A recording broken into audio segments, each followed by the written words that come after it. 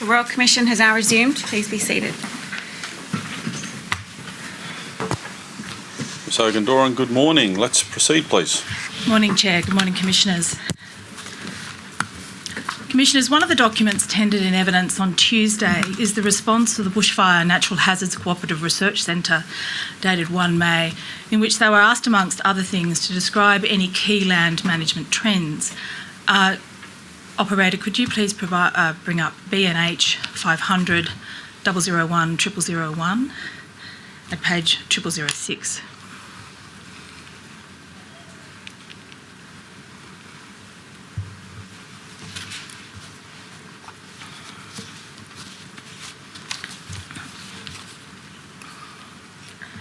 You don't have it?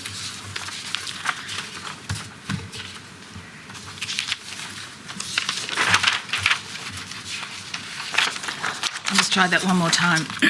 BNH 500 001 0001. Commissioners, that was behind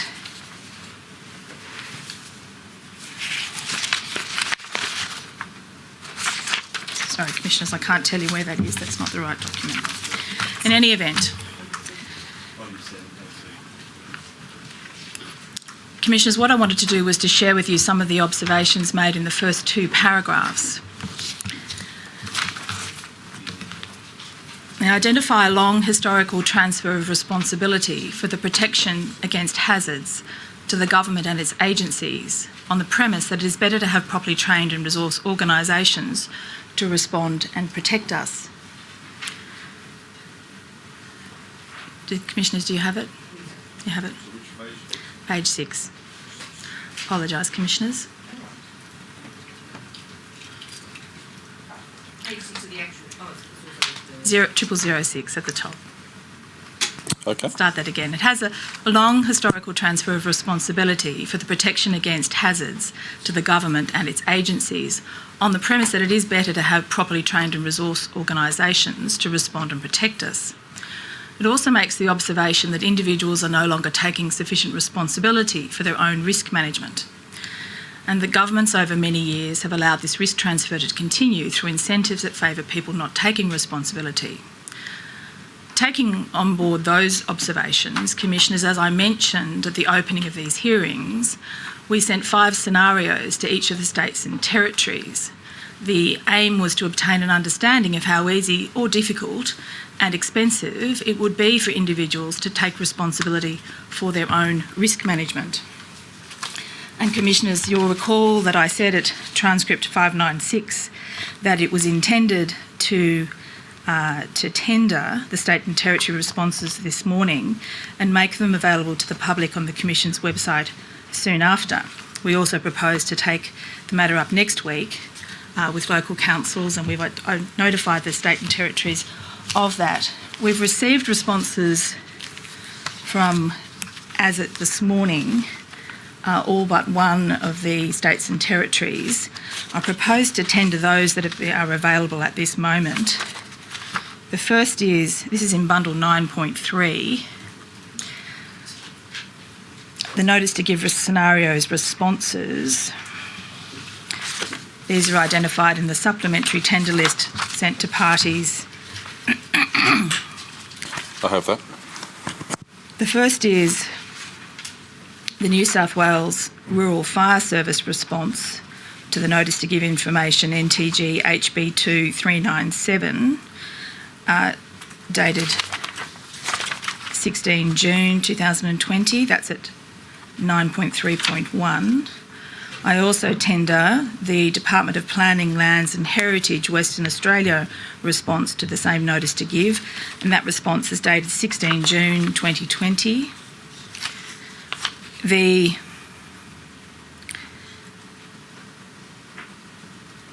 Department of Premier and Cabinet Queensland, that's behind 9.3.3. I have a date here for that, Commissioners, but it mustn't be right because it's a date before the scenarios were sent. It's CLQ 001 001 0047 for certainty amongst parties. Okay, I have that. You don't have that? No, we have do? that. Thank you, Commissioner. The South Australian Country Fire Service response That is in 5 parts, all dated 17 June 2020. That's behind 9.3.4 through to 9.3.8.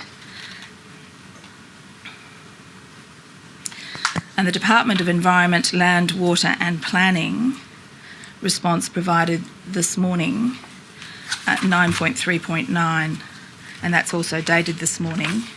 I understand that there has been or is about to be a response transmitted to the Commission from the Northern Territory, and that will be provided to you, Commissioners, in the course of this morning.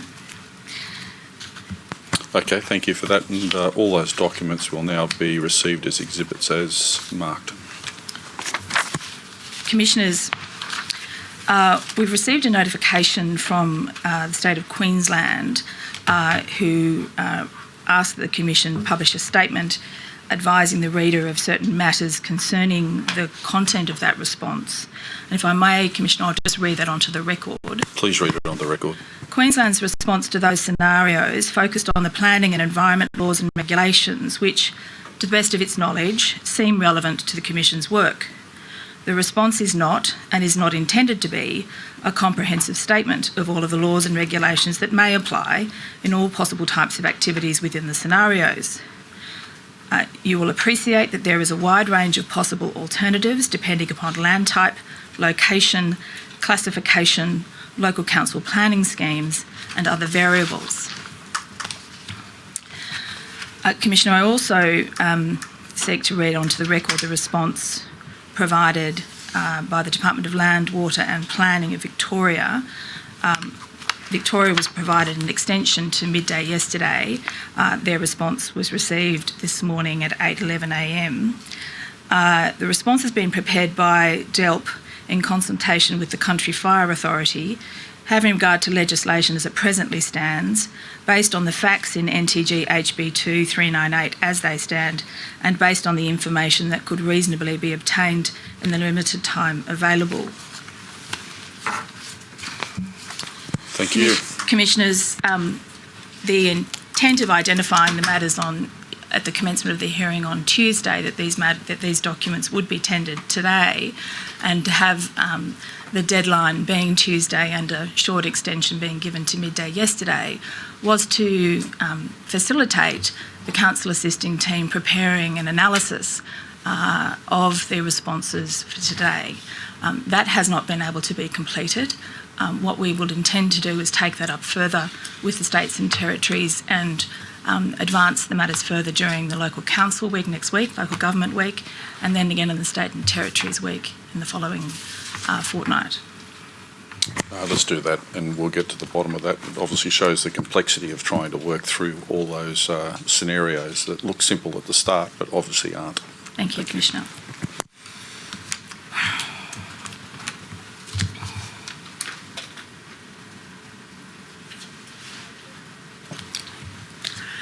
I'm also asked to clarify that when I referred to DELP, that it is the State of Victoria that has responded. I think I made that clear, but I think, as I understand it, the Department has responded on the behalf of the State of Victoria. Okay, If there's any thank you. uncertainty about that, but just in case, been asked to clarify that.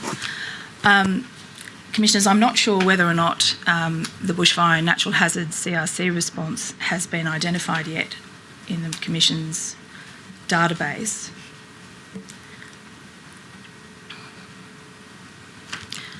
In any event, Commissioner, what I will do is I'll take you over to page 12. It's just coming up now. I think we've got it. All right.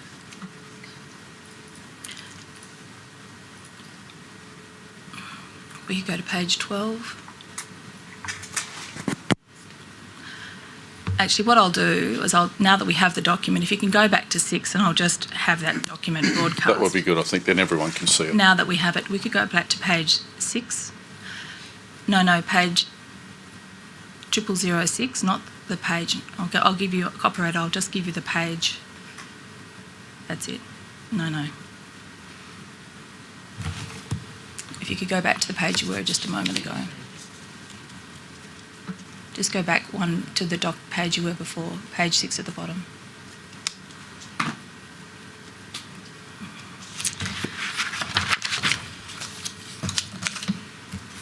No.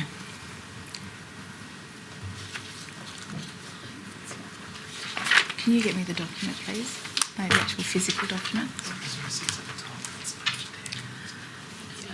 Operator, you're on 0010. If you could go back to 006 and let's see what that is. No, the numbering's not right. All right. Commissioners, I don't think I'm not doing this. It's the wrong document. It's the wrong document. All right.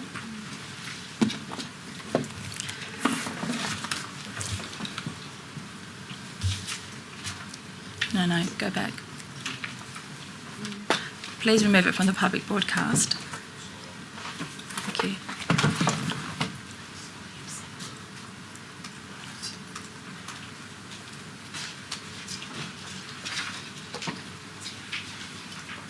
Well, Commissioners, if I may say, we've done pretty well to get this far No, you're doing well. in the hearings. Yeah. And we might all be assisted if I wore my reading glasses.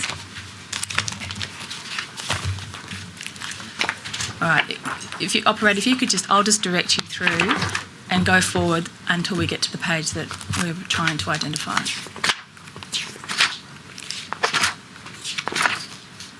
Just stop there, thank you. If you would focus on the first two paragraphs under the question. All right. No, that's the question. Can I have the two paragraphs under the question? Thank you, operator. All right then. In the second sentence, you can see, Commissioners, that there has been a long historical transfer of responsibility for the protection against hazards to the government and its agencies on the premise that it is better to have properly trained and resourced organisations to respond and protect us. However, as pointed out by the 2009 Victorian Bushfires Royal Commission, that transfer of responsibility has probably gone too far. The observation is made that the individuals are no longer taking sufficient responsibility for their own risk management. And it is then said it is analogous to the community not installing locks on houses because we have a police force to address the risk of burglary. The propositions are continued that governments over many years have allowed this risk transfer to continue through incentives that favour people not taking responsibility.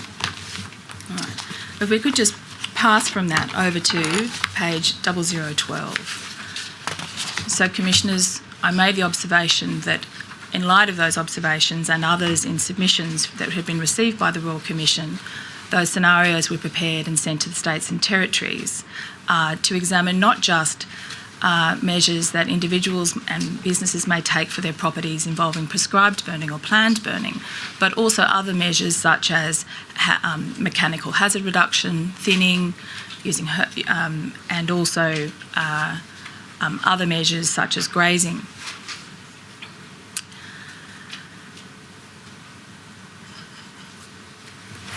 Yeah, we do have a configuration issue here that we will need to address. If we could go over to, for some reason the page numbering is just not right. If we could go to page 11 at the bottom.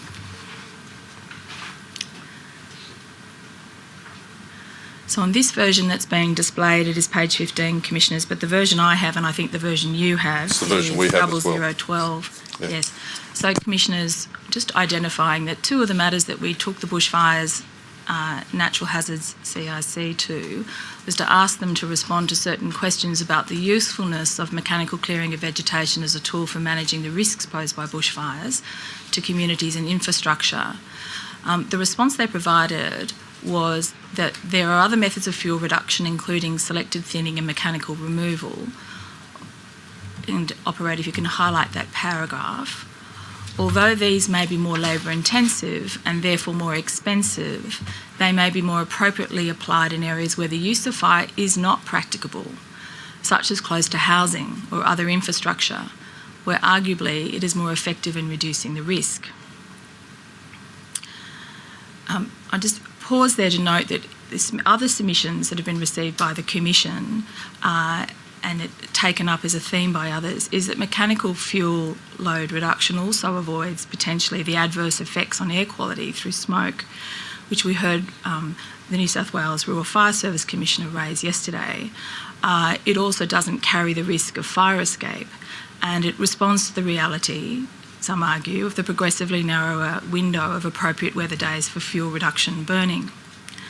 The second matter that we asked the BNHCRC to address is, if you could go to the next question, operator, concerned the question of grazing by livestock, and you'll see the response there. So, operator, if you could identify C on the response. Again, we asked the Research Centre to address this question in relation to grazing by livestock and its usefulness as a tool and its appropriateness of the regulatory systems that govern it, and the economic, social and environmental costs associated with using grazing as a hazard reduction tool and the most cost-effective way of using grazing. As you can see, Commissioners, the response is quite short. Identifies that a project was done after the 2003 fires in the alpine areas of New South Wales and Victoria that attempted to examine the role that grazing played in the reduction of fire, makes an observation that it was very political, and addresses the issue about the high country, refers us to that, doesn't assist us fully in relation to the other matters that we have raised, and we may seek to pursue that, Commissioners, with other responders, if that's... That would be good to do, if we could, please. Thank you. Right. In any event, one of the things we do propose to do is to consider the issue of responsibility and the strategic decision-making around risk, with a focus this morning of the perspective of Australia's primary industries. First, we will hear, that can be taken down from, about agricultural and pastoral activities, with particular insights this morning from the Victorian Farmers Federation and the Northern Territory Cattlemen's Association. And just on that matter, Commissioners, I've just been informed that we have received the response from the Northern Territory. So those will be included in your materials this morning. The second panel we will hear from involves forestry and plantations, with particular insights from Western Australia and also Victoria. We also acknowledge that many other submissions have been received from those representing land, agriculture and forestry interests across Australia. Commissioners, if it pleases, I propose now to call the first panel. Please do. I call David Yahinki, Lisa Gervasoni and Ashley Manakaros. Good morning to you all. Thank you for joining us this morning. We appreciate it. Good morning.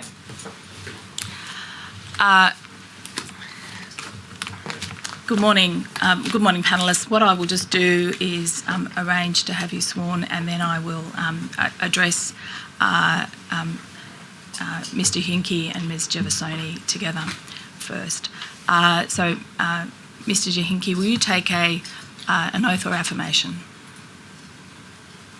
Please. Sorry, could you repeat that? We didn't catch that. An oath, please. Thank you. Mr. Yahinki, do you swear by Almighty God that the evidence you shall give will be the truth, the whole truth, and nothing but the truth? I do. Thank you. And Ms. Gervasoni, I do. will you take an oath or affirmation? Oh, sorry, an oath. Thank you.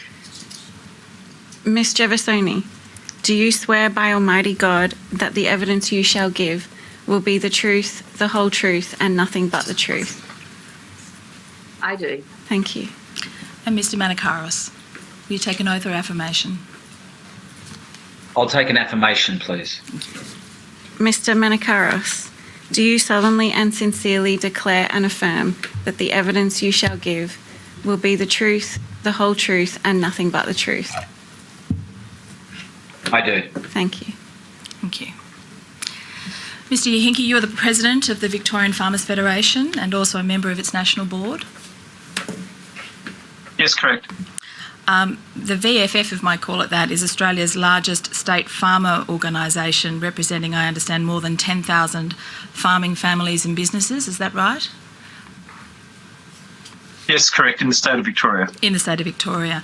Just if you are able to indicate, what about the national body representing... Well, the national body's made...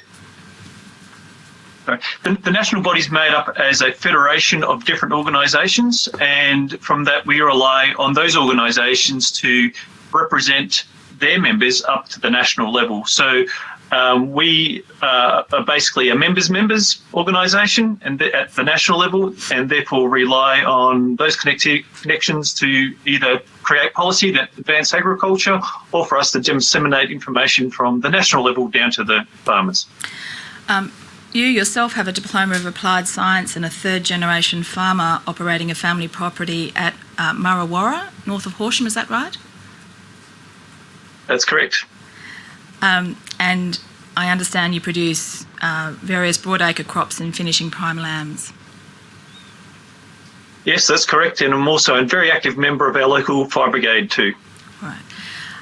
Ms Gervasoni, you're the Acting Policy Manager and Senior Stakeholder Advocacy and Policy with the Victorian Farmers Federation? No longer acting manager. Senior Stakeholder Policy and Advocacy Advisor. All right. But you have a background in various planning roles in Victorian rural and regional councils? I do. And a Bachelor of Applied Science in Planning and a Master of Environmental Studies? Correct. And I understand the two of you prepared, or you and your members prepared a submission to the Royal Commission, which is before the Commissioners today. Yes. So the first thing I want to raise with you, Mr Hinkie and Mr Gervasoni, is you wrote in your submission about the concept of farmers being a good neighbour, and you may have heard that the Royal Commission issued 5 scenarios to each of the states and territories, and in each scenario a different landowner wanted to take steps to mitigate the risk to their property by undertaking hazard reduction measures. Scenario 2 involved a farmer in a rural area wanting to undertake hazard reduction burns on their property, mechanical clearing of a portion of the forested bushland on their property, and to graze their livestock in the bordering national park.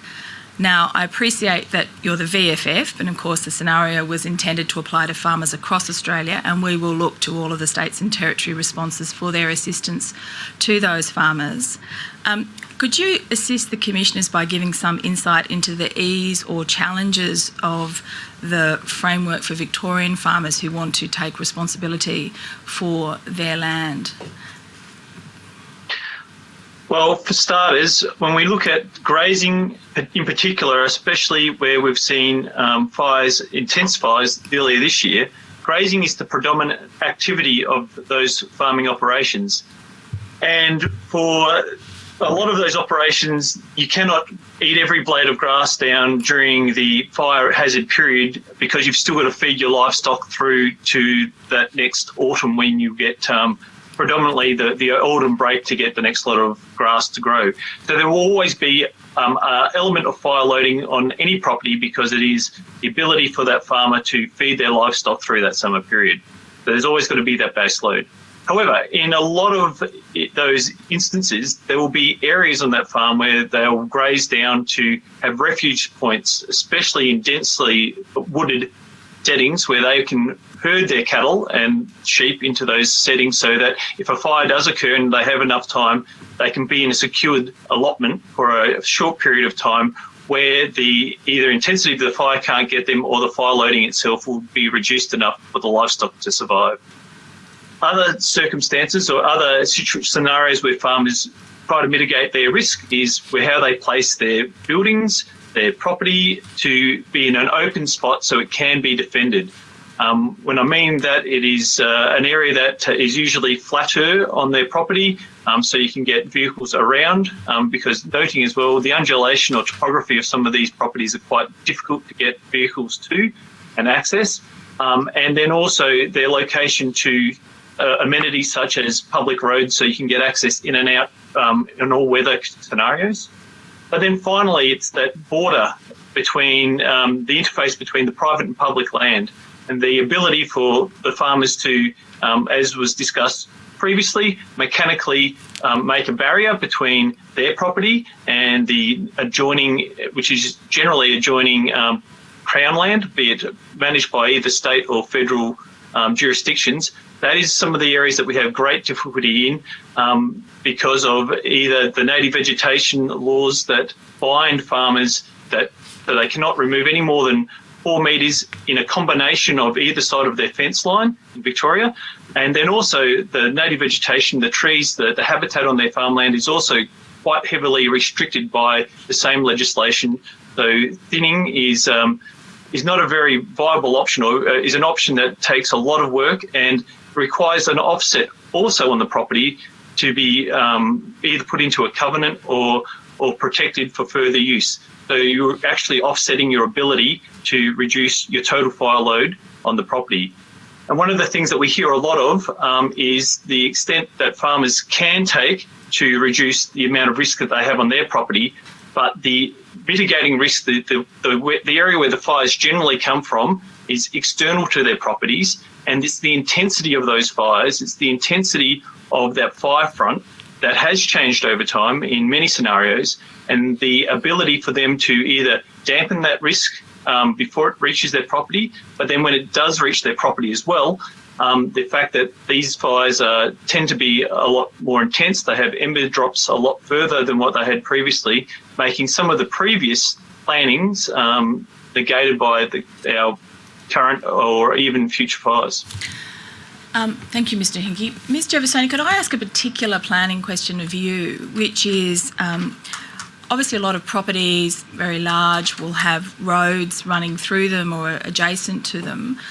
In terms of hazard reduction activities dealing with roadside fuel reduction interests, what kind of issues face farmers or Victorian farmers in terms of managing those issues? Thank you, Council, for that question.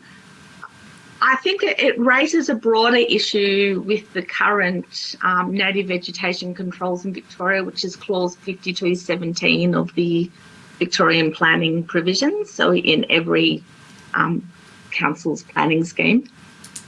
There are a range of exemptions that do apply in different circumstances. Mr. Hinkie has mentioned potentially the fence line clearing. There are similar provisions for roads, but across the board, a lot of those exemptions, especially for hazard reduction, specifically tend to apply to the Crown or an agency, so they're not cross-tenure in nature. So it makes it a lot more difficult for a farmer to actually manage that risk on their own property, and even potentially that risk on the border to a road or to a Crown reserve. So it's one of the things that I think ends up being very frustrating for our members and quite often very costly to be involved in with the amount of ecological evidence that is required. Just speaking about cost, is there a clear understanding of the cost effectiveness of different or various measures? To be honest, I am not aware of that information, but it would be something that I would expect the department would be able to provide. Are you aware of there being any research that looks at the cost effectiveness of different hazard reduction measures other than prescribed burning, so mechanical clearing, grazing, things of those natures, of a more recent nature in Australia that's been available to your members? Look, I suppose I will flip that question a little bit. We do provide information to our members, especially at, in the lead up to fire seasons. We provide links on our website to CFA and Agriculture Victoria documents, for example, on the types of things that and practices that you can do on your farm to try and minimise the risk, I suppose, within your farm and within your good farm practice. And we do, encourage good farm practice. But it would be very difficult to establish the effectiveness of that, because it really would require a knowledge of, in my opinion, a knowledge of where that property and those controls are related in the broader landscape and the type of fire event that is one. In our first set of hearings, I might put this to both of you, but perhaps Mr. Hinkie might respond first. The Commission heard some evidence of the impact and damage of natural disasters on crops and livestock, and farming infrastructure, and of course the livelihoods of those working in and supporting the agricultural industry. How is risk of that kind of damage factored into the hazard risk reduction framework? But I suppose For you individual speak to property Victoria. owners? Yes. Generally, most property owners will have a fire plan on their property that revolves around, first of all, having their first response. That's their ability to respond to an incident. So generally, farmers will have a fire trailer, especially in fire-prone areas, and sometimes even purchasing older fire equipment off of the Country Fire Authority to use for their own personal use. And to an extent too, where those individual fire groups collectively raise money to buy a second unit or even third units in those scenarios for public use as well. But then when you take it to the farmer level, things such as protecting the asset and the property, which isn't just the house, it is the outbuildings, it is the things that generate the income for farming, there is a concerted effort, and as noted earlier, to take the guidelines and advice from different agencies to reduce the amount of burden or fuel loading around things like sheds, to do your slashing, to make sure there is cultivation around protection of your fodder, for example, as well.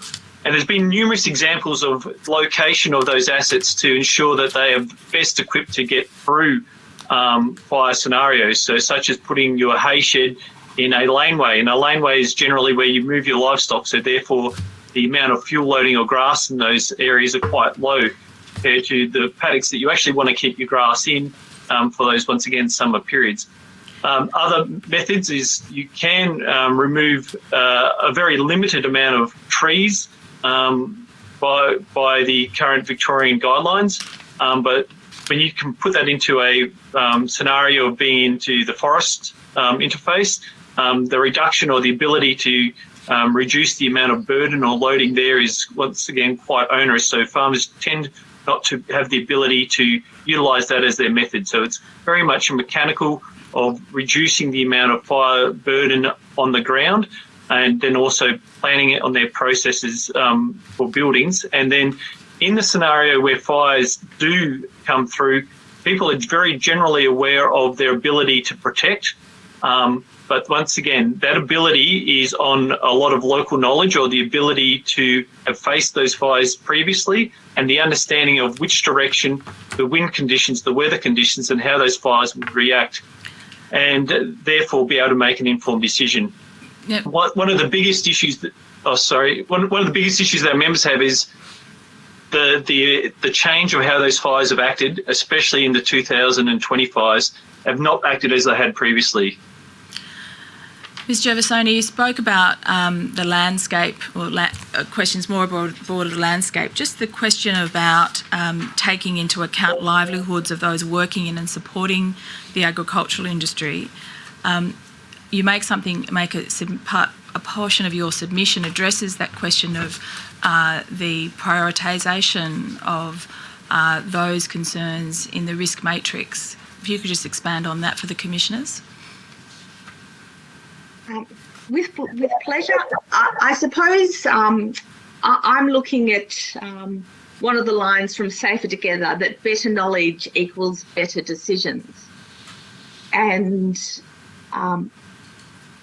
it's the knowledge of property, and quite often it seems that the perception of property is quite often linked to a dwelling rather than linked to all of the aspects of property in the Victorian system, which includes the environment, which includes infrastructure, but also includes economic production, including farming. So it's a matter of how do we actually make sure that all of those aspects of property and, also life, because rural lives tend to be less urban based. You're not necessarily always in the dwelling. So it's how do we actually make sure that those potential consequences are being considered, and that there is the knowledge on the actual types of production systems and types of assets and property in areas, and that's fed through all stages of preparation, response and recovery. Commissioner, is there anything you wanted to raise with either of Mr Hinkie or Ms Gervasoni? Commissioner Bennett's got a question. Mr. Hinkie, you referred to the changes now with that you've noticed in the last year in particular, and I think you said it's a trend that you've noticed on what the Victorian farmers might have traditionally done, the impact, or the effectiveness of what Victorian farmers might have traditionally done with relation to hazard reduction and fighting fires. I'd be interested in knowing what sort of information do you access to make those decisions or the farmers making those decisions? I mean, do you go to the Bureau of Meteorology website, the fire app? I mean, what sort of decision, where do you get your information from? Unfortunately, it's a lot of experience in the sense that we're talking about generational farms here, in especially when we're thinking about those alpine settings. On flat land, it's a little bit different because you have got a lot more technology and the ability to access a bit more of a linear understanding of how the fires will react. But when you're in an alpine setting, it does come down to a lot of what we consider local knowledge, and then also combining that with the weather forecasting. One of the issues that we have, though, is and this year was no different, in those extreme fire examples, your telecommunications is one of the first things to go just slightly after your electricity, and your ability then to be self-reliant in those scenarios requires you have your generator and UHF to talk to your neighbouring farmers. And I guess one of the classic examples was this year, fires moving at high speed at night time, where traditionally they might be a cooler fire. You have your ability to get on top or have a containment line controlled. This year, with the movement that had occurred in Victoria, those traditional movements of fire, the traditional way that would have moved up a valley or over a ridge, seemed to be a lot more intense. And I guess one of the clear examples of what we saw was around the Buchan and Galantepe areas, of which I was able to tour, and the extent where there had been either backburning or mosaic management of the landscape did slow down the fires, but where management had changed and not necessarily kept up with that fuel loading, there was a significantly hotter burn and almost to an incineration level of those other areas. Okay, thank you. Since we lost Northern Territory, I'll ask a question. No, I think he might have just been...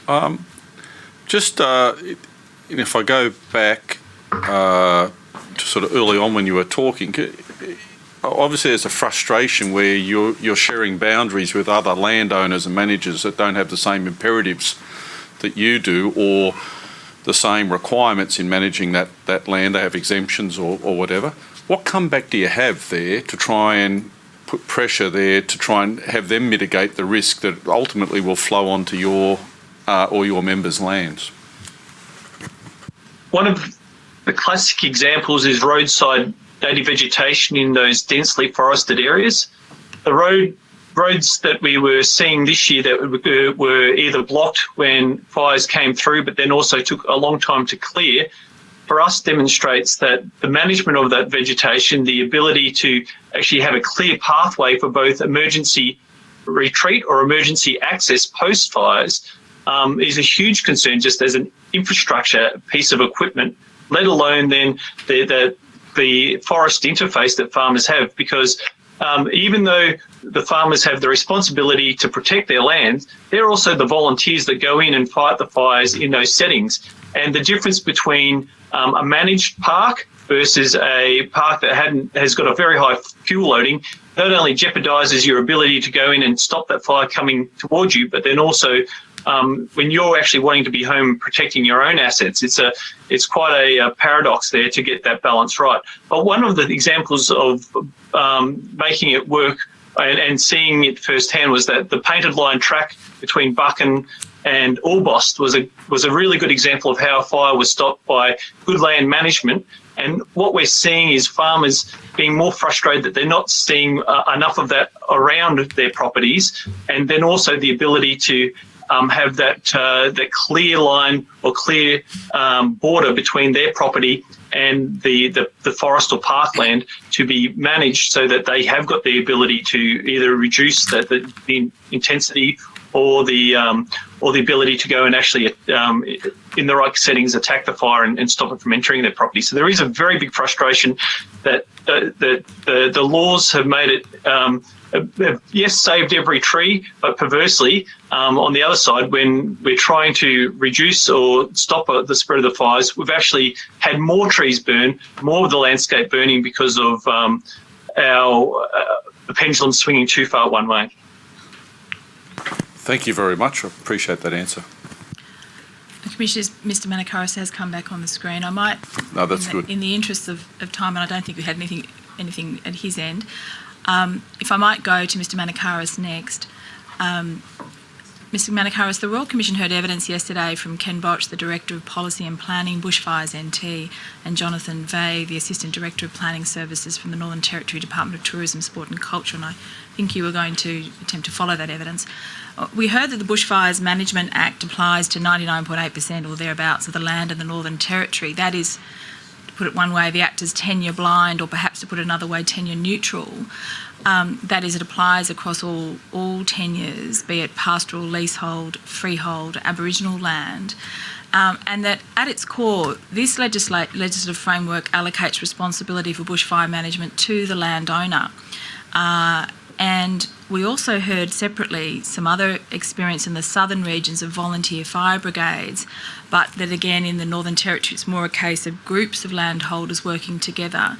Could you just describe to the commissioners what that means in the context of the rangelands and the pastoral industry in the Northern Territory, speaking as you do as CEO of the Northern Territory Cattlemen's Association? Yes, certainly. So because of the issue of distance and the Northern Territory Pastoral Estate takes in approximately 700,000 square kilometres out of the Northern Territory's total land mass, which is 1.5 million square kilometres. The ability to actually draw on the resources of an organised bushfires NT or a coordinated firefighting service is very difficult. Therefore, you find a large volunteer network throughout regional Northern Territory, and you also find that the pastoralists out on the land work together in order to combat fires that start and generate through the wildfire uncontrolled burns. Could you give some sense to the commissioners of your members? You give an indication of the size of the land holdings in the Northern Territory, but give some sense to the commissioners of your members and the economic value of those land holdings and their product, just to give some context to all of that work. Certainly, the average cattle station in the Northern Territory is roughly 2,700 square kilometres, and the average herd size is roughly 10,000 head of cattle. We are responsible for 40% of Australia's live export to other parts of the world. We are considered a $1.2 billion industry annually, and we employ roughly 10,000 people directly and indirectly. The membership of the Northern Territory Cattlemen's Association manages approximately 90% of the Northern Territory's herd, which is around 2.2 million head of cattle. Are those economic interests that you've just described explicitly taken into account in the risk assessment and the hazard risk reduction strategy by government in the Northern Territory, or is it just implicit by the allocation of that responsibility to the landholder? It's become more and more implicit on the landholder. In fact, it is widely regarded that the landholder will be responsible for combating bushfires with some limited assistance. And that assistance is reducing year on year due to operational pressures put on budgets. So they take on responsibility, or my members take on responsibility for both the proactive environmental land management, which is attached to many of the controlled burns with which the Northern Territory operates under, and is a fundamental part of our environmental land management in regards to pasture. And then from a risk point of view, it depends on where that risk is assessed. Increasingly, what we find, though, Council, is that we are more at the other end of the risk in the context that we are put at risk by neighbours, whether they primarily be land trust land or whether they be national parks, who are not as proactive in their environmental land management as our own members of the Northern Territory Cattlemen Association are.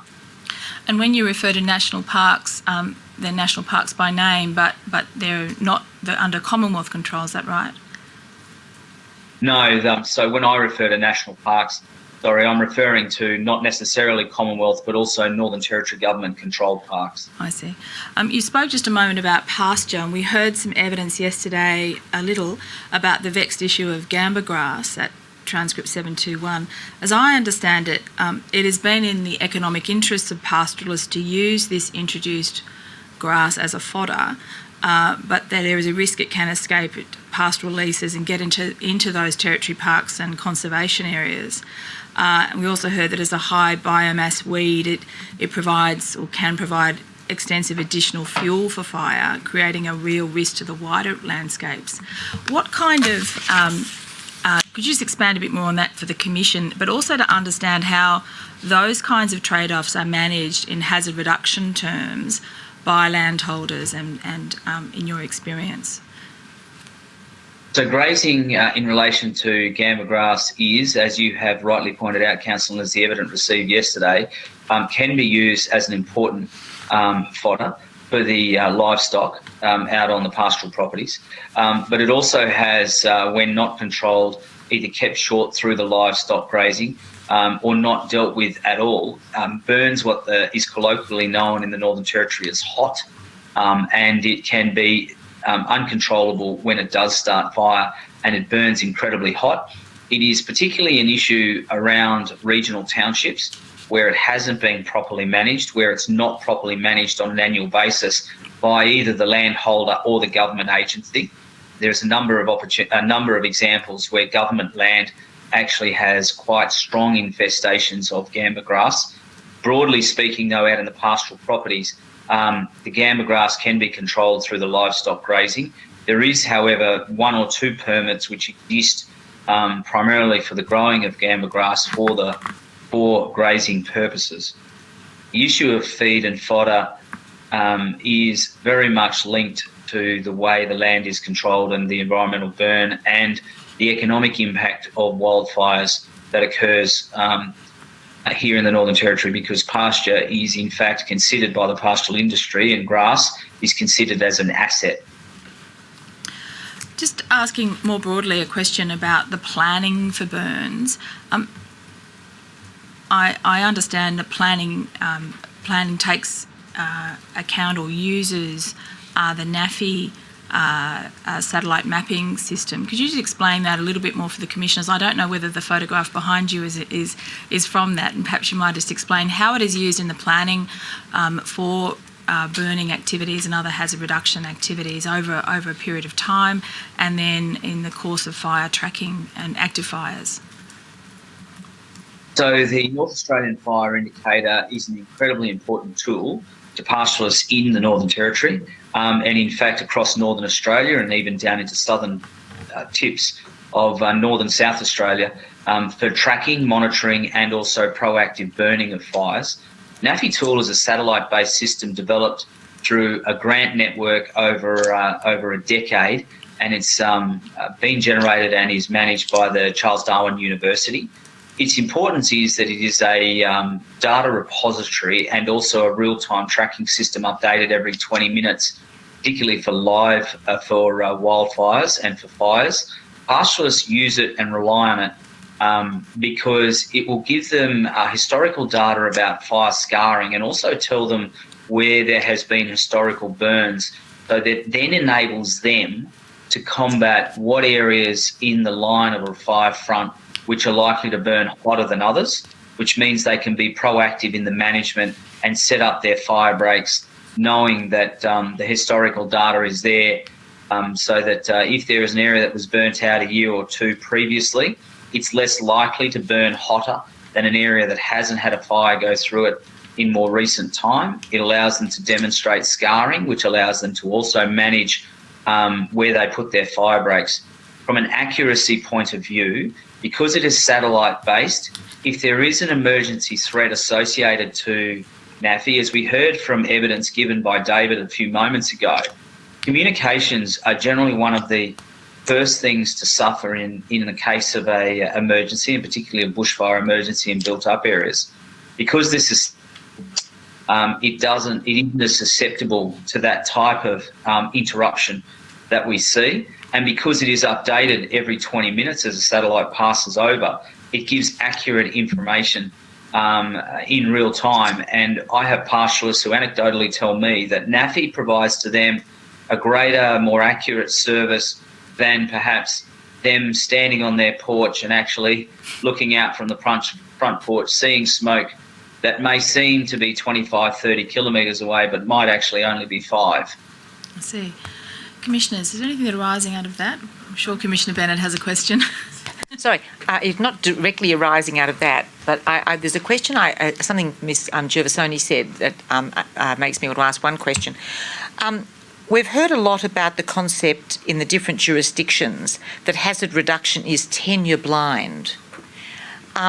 And yet, Ms. Gervasoni, you said that you saw some differences perhaps in when farmers are looking to engage in hazard reduction, that they have difficulties in negotiating some of the rules and regulations that are in place. And I think you said that don't seem to apply necessarily, in your view, to other lands under different management. Could you just expand upon that just a little bit? Because if it's tenure blind, then the same ability to reduce hazard should apply across the board. So I just wondered if you could just explain what you were saying before. Thank you.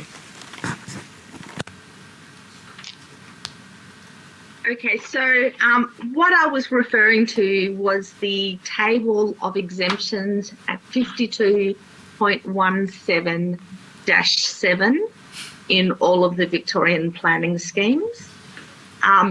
So obviously if there was a planned burn that was across tenures, that might be subject to one of these approvals, but as an actual individual landholder, if you were going to do some form of, whether it be burning or mechanical means of removing either native grasslands or vegetation, and our native vegetation includes lopping of trees as well.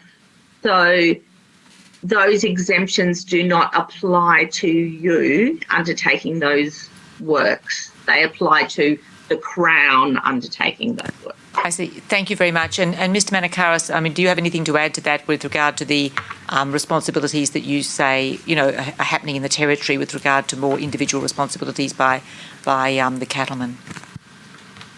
Look, the only thing that I would add is that I would probably identify it more as a priority, whereas there is heavy emphasis placed on the pastoral landholder to ensure that they have fire breaks in place, to ensure that they're doing controlled burns. I'm not sure that the government and its agencies have that same emphasis placed on them in regards to ensuring that there are fire breaks put in place and that they are in fact control burning what they need to control burn. I would also say to you that in recent times, in terms of approvals, we're seeing a lot more prescribed timings that are not suitable based around weather conditions. So, for example, since the bushfires that have occurred down south, there has been an adoption of policy here in the Northern Territory where they have done more proactive burning, which is a positive thing, but they aren't taking into account the weather conditions at the time that they are doing them. So, for example, I've had pastoralists tell me that the bushfires NT have turned up to complete a prescribed burn because they said on this day we will be doing prescribed burns. However, there isn't a breath of wind around, which means that effectively they are starting a fire and then they are not benefiting from the environmental conditions to be able to force that fire along a particular line or ridge to be able to control it. So effectively they're doing it because they've been told they have to, but they're not maximising the benefit of that fire by taking into account the weather conditions. Thank you very much for those responses. Just one last question. What sort of draws some of the questions the commissioners have asked and some of the matters that have come out this morning? What sort of data or information would assist landholders understand hazards that can be reduced? For example, would National Fuel Information Service of some kind serve a practical purpose for your average farmer or pastoralist? Perhaps Mr. Manakaris, If I may- with you. Yeah, if I may go first, can I just say to you that I think nationally we actually possess now the tool through the North Australian Fire Indicator is the type of tool that the whole of Australia could actually benefit from. It has accumulated a level of data underneath, but it's the functionality of the tool developed over a 10-year period. It is relatively inexpensive. It has been inexpensive to develop. It's cost less than $1 million a year to develop and operate. We think that it's the type of tool that should be extended to the entire nation. It would eliminate the individual state bodies' requirements for their own maps that are basically apps that are that are required to hang off a communications network, which we've already heard in evidence becomes susceptible in times of danger. And I think that this NAFI, the North Australian Fire Indicator, is the type of application that should be adopted nationally, that everyone could actually benefit from, because it gives the type of real-time data and also historical data that allows them to track fires, manage fires, and be proactively responsible for proactive burning. Right. That would probably be the biggest takeout from me. Thanks, Mr. Manakaris. Mr. Hinkey, just to you briefly, because I am running a little over time. I would suggest that anything that we could utilise that gives good information on a timely basis, real time to any landholder, is absolutely critical so that they can make good decisions. As I said, the rule of thumbs no longer really apply. But once again, it's all about then ensuring that they can get access to that information, and in terrain that's not really conducive to the current mobile networks, which is what we heavily rely on, that would be something that have to marry in with whatever system is to be put in place. But we would see great benefit in something like what Ashley's been speaking about. Commissioners, I am running a little behind time. We thank them for... Yes, you are. Yes, I am. Commissioners, might... But it's been, I will say, it's been beneficial. It's been a really good session. So, might the witnesses be excused? May I say we have their submissions, and the commissioners, we've all received them. Thank you. yeah, we do appreciate your time this morning. It has been very insightful, and we've valued your opinions and your views. So thank you very much. You can be excused. Thank you. Thank you. Thank you. I don't have the list. Commissioners, the next panel is another panel of three. If I might call Ms. Ruth Ryan, Hancock Victorian Plantations, Mr. Brad Barr, Forest Industries Federation Western Australia Incorporated, and Ross Hampton, the Australian Forestry Products Association representative.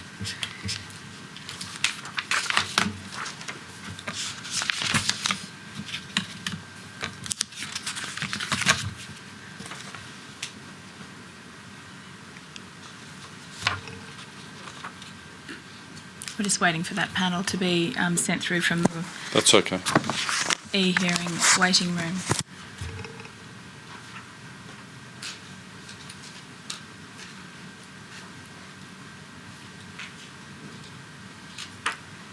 I can see them.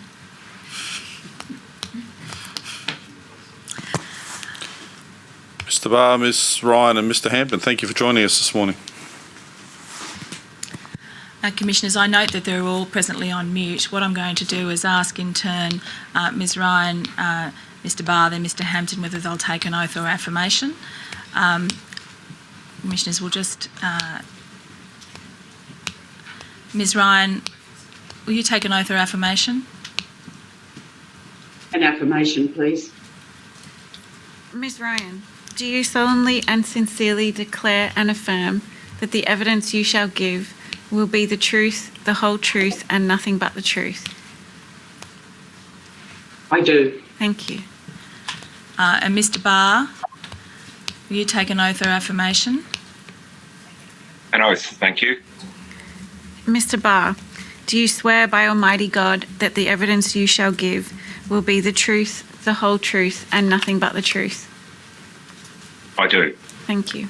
And Mr Hampton, will you take an oath or affirmation? The oath, thank you. Mr Hampton, do you swear by Almighty God that the evidence you shall give will be the truth, the whole truth, and nothing but the truth? I do. Thank you. Ms Ryan, I'll just start with you, if I may. Welcome back. You previously assisted the Commission during our first hearing blocks in the context of the Commission's consideration of aerial firefighting. You're the corporate fire manager with Hancock Victorian Plantations. During your evidence in the first hearing block, the Commission received some indication of the economic value of the Hancock Victorian plantations. As I understand it, when you estimated the value of the potential risk of $1.5 billion, you were speaking of the processed value of the plantation stock to the market. Is that right, or was it that encompassing a broader number? And Commissioners, there we go.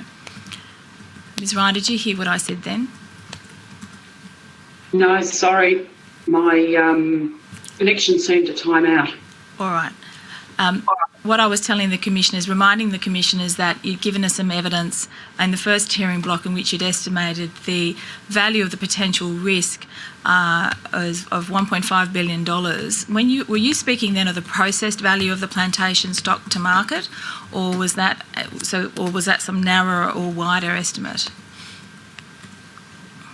No, that was the value of the plantations themselves, and so the processed value would be many, many billions more. Right. I also wanted to draw out a sense from you of the value of the plantations to the broader economic activity in the region and the livelihoods supported. Could you just sketch that context to the Commissioners? Yes, plantations support very much a huge number of jobs, many thousands of jobs in regional Australia. There are some local government areas, such as the Tumut-Tumbarumba area, where plantations support up to 18% of all jobs within that local government area. Really quite a significant support. To your understanding, how is the risk to that broader economic livelihood, the livelihoods of those other people other than just, you, Hancock Victorian Plantations, how is that taken into account on the first part by HVP as the landholder, and on the second account, the risk mitigation frameworks in Victoria and New South Wales?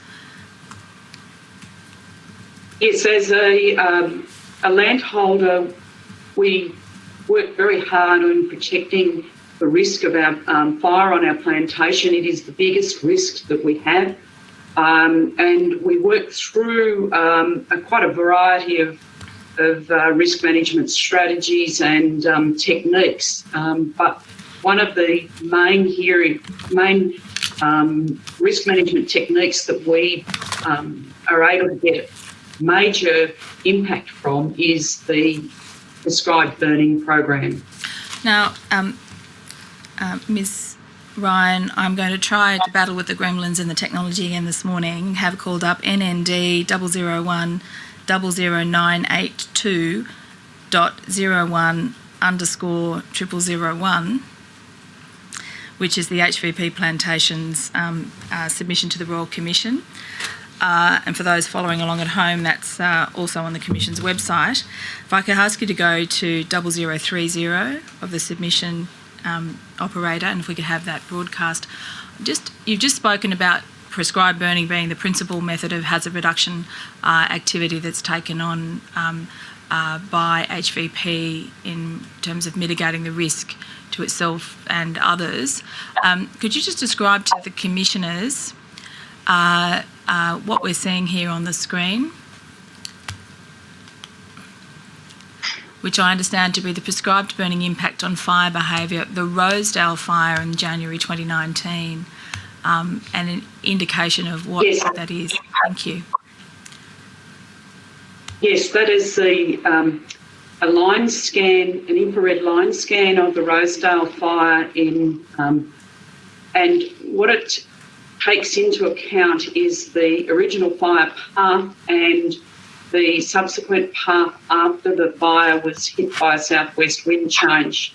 Now, to understand this, it is an infrared scan, so those parts that are bright red are intensely flaming, intensely burning areas. The original fire started around about 1 o'clock and it headed down in a southeasterly direction. Took about 6 hours to travel in that length of that orange arrow on the slide there. And you can see there's an area around that that's sort of a greyish looking cigar shape. That's the original path of the fire. That's around about 1,200 hectares. When the southwest wind change hit that fire, it blew out all of the northeast side of the fire virtually. And what you're seeing there is only 2 hours after that wind change, that fire increased to over nearly 6,000 hectares.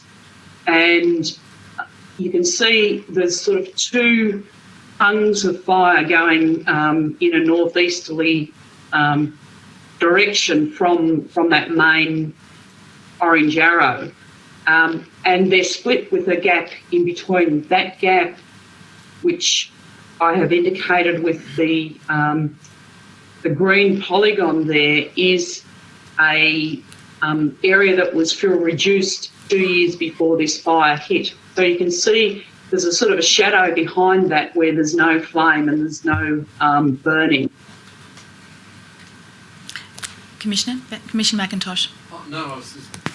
Sorry, I was just going to say it's a really interesting example in that it shows the fire still flanked it, but it leaves a strip unburnt behind the area that was prescribed burn, which obviously protects your assets and probably also slowed the fire, my guess.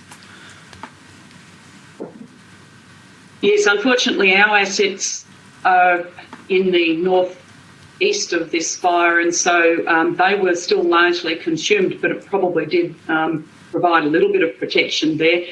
There was a farm just to the northeast of that prescribed burn, and that remained unburnt, and the house there was completely intact after this fire. Just speaking of that sort of the consequences of the prescribed burning and both seeing what as the way you've just described it, do you have a program of evaluation of the success of the work that is done of prescribed burning and then through a fire season and reviewing to get some measure of the effectiveness of the hazard reduction measures that are undertaken? Yes, we use Phoenix Rapid Fire as our main modelling tool to evaluate the effectiveness of prescribed burning. So what we do is we do multiple scenario modelling with Phoenix. For instance, in our Gippsland modelling, we've modelled over 150,000 fires with 6 different start times, 9 different weather streams, nearly 1,000 different ignitions points, and 3 different strategies. Part of those strategies is one is essentially looking at what would happen if there was no fuel management at all, and another one is what happens with a bit of suppression in there, and then the third one is we time in the next or put in the next 3 years worth of fuel management burning planned in the region and see what effects that has on our plantation risk. Thank you, Ms Ryan. I might have that brought down from the broadcast. And I'm going to turn to you, Mr Hampton, if I may. The Commission has received some evidence and submissions that, and as we've just heard, that bushfires can cause significant damage to just plantations, but forestry and wood processing activities. I just wanted to capture some of the losses that are from the recent 2019-2020 bushfire season, which you address in the Australian Forest Products Association submission. One of them is the Eden wood chip mill. If you could just speak to that to give the Commissioners some sense of the impact of the fires, and then I want to raise some other broader issues with you. Thanks, Council. It really was a devastating black summer for for forest industries in Australia, both the plantation industries, which we've been hearing about from Ruth, which lost somewhere towards 100,000 hectares right across Australia over that full season, but also in the native forest estate, of which, of course, forest industries, as you know from our submission, and you all know very well anyway, takes place only in the multiple use forestry part. Nevertheless, in that part, about almost a million hectares was in some way affected. And Council, it's a little complicated as we move forward into the months after the fires, because in terms of its impact, because the plantation trees, the pine trees that Ruth looks after, tend to have to be used pretty much immediately. They've only got some months of life in them. They have to be got down and got into the mills, otherwise the timber is no good. Whereas the native forest estate bounces back. Some of our trees in Australia are pretty good at resisting fire and bouncing back. So we think it's uncertain to us at this stage how much of those areas which were previously designated as forest industry areas, multiple use areas, will be able to be used by our sawmills. But certainly the impacts are going to be very large and very long term and cost us quite a lot of jobs and really set us back in terms of our forest industries for quite a few years. I want to take you to a separate part of your submission, which deals in part with some historic work that was commissioned by AFPA, a scoping study from Deloitte Access Economics, which sought a cost-benefit analysis of bushfire mitigation. And just for the record, Commissioners, that's RCN.900.014.0001. One of the things that was observed in that Deloitte Access Economics report was the paucity of research and data analysis about the relative costs and benefits of alternative approaches to bushfire management, and also looked at an alternative policy approach based in the US of combining prescribed burning and mechanical removal of hazards. And it proposed a number of case studies. Are you able to bring the Commissioners up to date on what is happening? And I will go to Mr Barr ultimately in relation to work in Western Australia. But where are we up to with understanding that kind of analysis? Thanks, Council. And I think the best way to dive into that as a topic is to really answer Commissioner Bennett's query about tenure neutrality existing across Australia and saying, yes, it does, but values neutrality doesn't exist. So what we've been trying to identify and suggest policy answers for is the fact that depending on the land manager in charge of the different landscape, they have a different values matrix in which they deploy tenure neutral hazard reduction. And a really simple way to look at it is the fact that you might be wanting to do a prescribed burn on the edge of a big city and you just can't do the burn because there's never a day when the smoke's not going to blow across the suburbs and you're going to get everyone ringing the radio station complaining about your National Park Service. So our suggestion is, and we did the Deloitte's work, or asked Deloitte to do this work to sort of prove up some of the cost-benefit case, is that in Australia we need to look to some of these other places which also have big bushfire problems and see what they're doing to supplement burning off. And we were talking a lot in Australia about Indigenous cultural burning practices, and that's a fantastic thing that's happened. But of course, that's also limited by our communities. We can't just go around burning off all year. What we can do all year is what they're doing in the US. Across the US, 23 sites are now implementing what they call a collaborative forest landscape restoration program, which has multiple benefits in mind: environmental, community, bushfire mitigation. But the big difference in the US as opposed to Australia is that they're allowed to use, and in fact they're encouraged to use, the biomass, the different sorts of material that they remove from the bush mechanically in order to make that area safer. They're using it across differently across different landscapes. But that's the big thing that's missing from Australia. And our work, we think the policy work we've done proves that there's an enormous cost benefit to it. If you start to take into account reducing the bushfire risk to our communities, then the costs of actually using the machines, which do cost more than using matches, it's a given, but that pays for itself in over and over. Let's ask it just a last question. The Deloitte study speaks of having a number of case studies or trials. Are you aware of, or could you inform the Commissioners about any existing trials in relation to hazard reduction by means of mechanical and other means beyond prescribed burning? Yes, I'm sorry. You did ask that. I'm sorry. I got a bit carried away on the bigger picture. Yes. So in Australia, we were through that advocacy work we did, the federal government some time ago, three or so years ago, agreed that, and it also was a policy from the Forest Industry Advisory Council, the government's own advisory group also said that they should look into this mechanical removal of fuel as well as matches, and they decided to trial several sites around the country. And I know you commend to Brad on the WA site, but our understanding is that that work's ongoing. There's been some first cuts, as it were, of the approach, but the results yet aren't in on that. All right. I might just take this moment to go to Mr. Barr. Mr. Barr, in Western Australia, as I understand it, there have been mechanical fuel reduction trials, which were initially one of the recommendations from the 2016 Waroona Fire Inquiry. And Commissioners, the copy of that report is in your bundle, RCN 900 014 0120. Are you able to assist the Commissioners with an understanding about the current status of the trials? I understand that they're based in the Northern Jarrah Forest and focus on techniques that seek to remove the mid-storey fuel ladders, if you might describe it in that way. Yes, thank you, Council. I'd be happy to do that. The trial itself is located about 5 kilometres east of the reasonably large town of Collie in the state's southwest.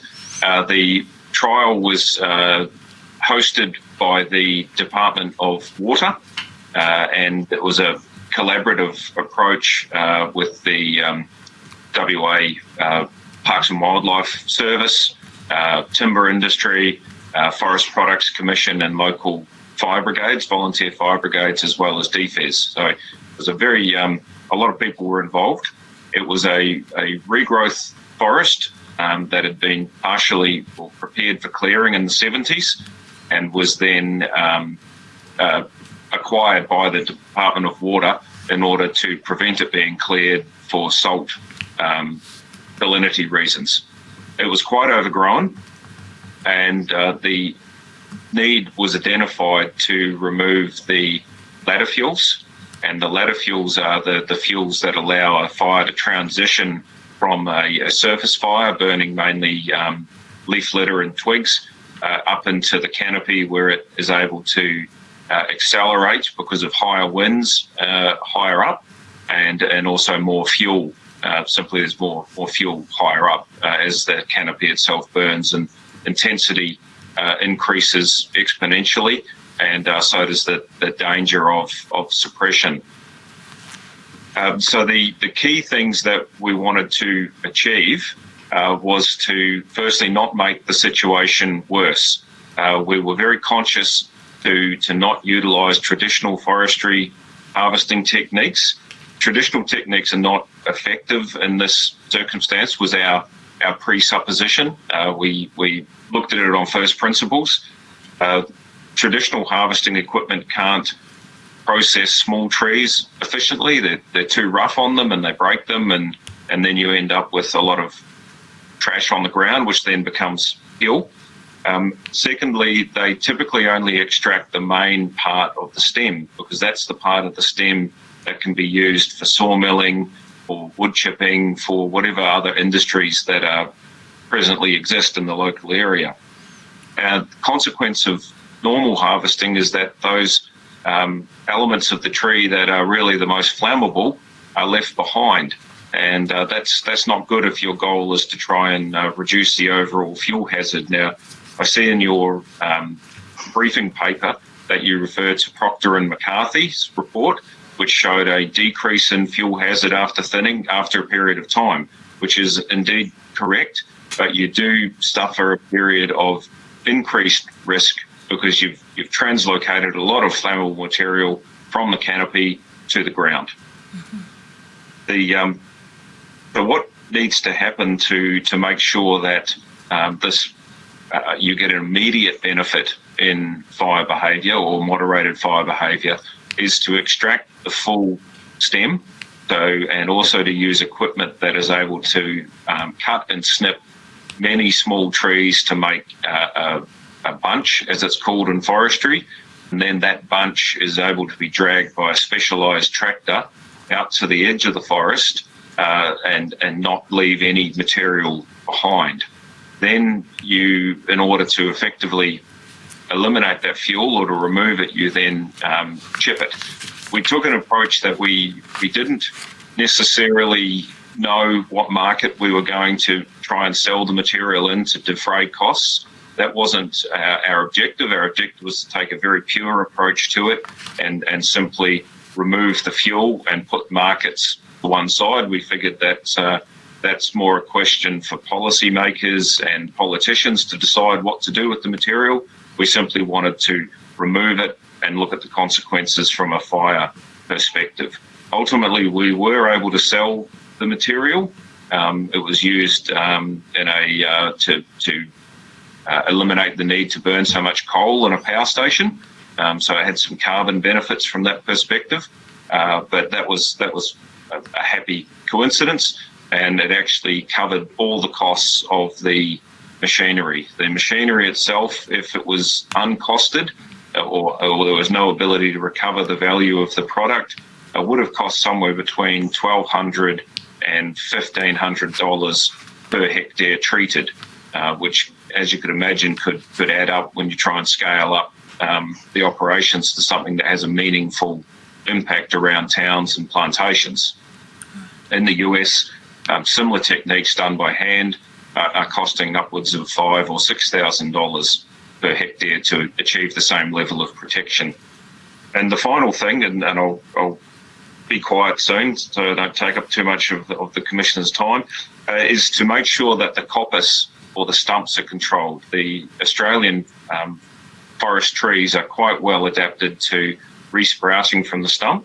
That's usually a survival advantage for these trees after bushfire, but in this case we wanted to suppress that regrowth so that we didn't rapidly go back to a high fuel state with those coppicing stumps forming ladder fuels within 5 to 10 years. We wanted to try and have a mitigating effect on fire behaviour for at least 15 to 20 years. Thanks very much, Mr. Barr. Just 2 or 3 things I need to quickly cover with you, but I'll just ask the panel to consider it. If we could go to the Forest Industries Federation WA submission, which is NND 001-01206.01 _ and I want to go to underscores 0004.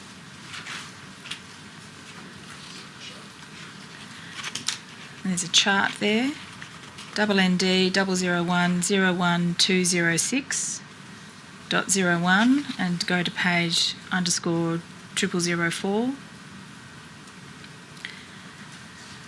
What you're about to see is figure 1, which is land tenure categories of native forest in Australia.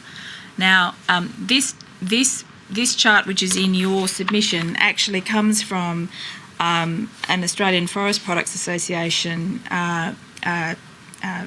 document using fire and machines to better fireproof our country towns, which is a February 2020 proposal, which is annexed to the submission of AFPA. And Mr. Hampton, your response. Couple of things I wanted to clarify with you. This is in the context of you, Mr. Barr, making a recommendation of adoption of a landscape scale, tenure blind, whole of government, multi-agency approach to wildfire mitigation, response, suppression and recovery. This here is land tenure categories of native forest in Australia. I'll just have you confirm, Mr. Hampton, when we spoke of this, you indicated that excludes plantations. Yeah, that's right. Ruth and the others who look after plantations have another 2 million hectares on top of this 132 million hectares drawn from the State of the Forest report done by the Department of Ag. And that was the second point I wanted to confirm with you. That comes from the 2018 State of the Forest report, tenure information, which we heard on the first hearing day, Commissioners. I take it, though, that the annotations that are included under each of those headings is the annotations that have been put in by AFPA. Largely drawn from the State of the Forests report. Yeah, you'll find in the Department of Agriculture similar descriptors. The macro point, of course, is the area that that we're involved in is that 7%. And I guess when we're talking about the mechanical fuel reduction, for example, or using machines, that's something we're able to do within our forestry area, which is in the multi-use public forests. What a lot of Australians don't realise is that, as you can see from the pie graph, that's only a small segment of that whole state. That's right. All right. Commissioners, I'm mindful of the time. There were two other matters I wanted to take Mr Barr to, but I'll just flag them. The first is the Jalma plan, which is RCN 900 014 0066. I'll just note that for the record, Mr Barr, but as I understand it, that plan is a framework that's been developed for the West Australian forestry industry that recognises the trials, but also recognises the contributions and insights of Indigenous land managers and fire practitioners in WA. Is that right? Yes, that is correct. Right. And the second matter, just to raise with you, the Western Australian Plantation Managers Fire Agreement, a memorandum of understanding, which is RCN 900 014 0437. Is that an example of landholders being plantation owners and managers agreeing to coordinate their hazard reduction activities with the broader government agencies in WA? That's partially correct. Primarily, that agreement is about response capability and ensuring that the industry fire response assets are equipped to the same standard and have the same level of training as the state government agencies, and also giving a legal framework by which industry response resources can move beyond their own property boundaries, where to do so would allow them to reduce community risk overall in the event of a bushfire. Thanks, Mr Barr. Ms Ryan, are you aware of similar agreements in Victoria and in the other states and territories where Hancock Plantations has its activities? Yes.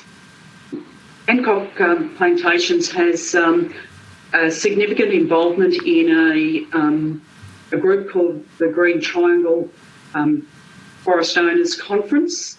This has been going since the late 1970s. It is about cooperatively responding and working in fire management in the border region between South Australia and Victoria in around the Mount Gambier region. All right. Thanks, Ms Ryan. Commissioners, are there any questions from you? No questions from us. And Mr Barr, you didn't waste our time. Thank you very much. Appreciate you going through all that information. Very valuable. Ms Ryan, thank you very much for your second attendance. You're a repeat offender. We appreciate you making the time available. Mr Hampton, thank you very much.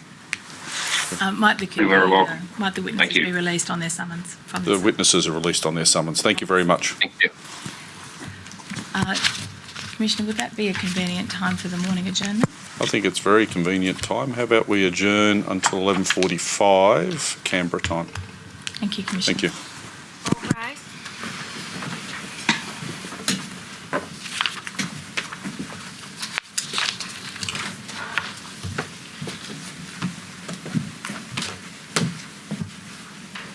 The Royal Commission has adjourned until 11:45 a.m.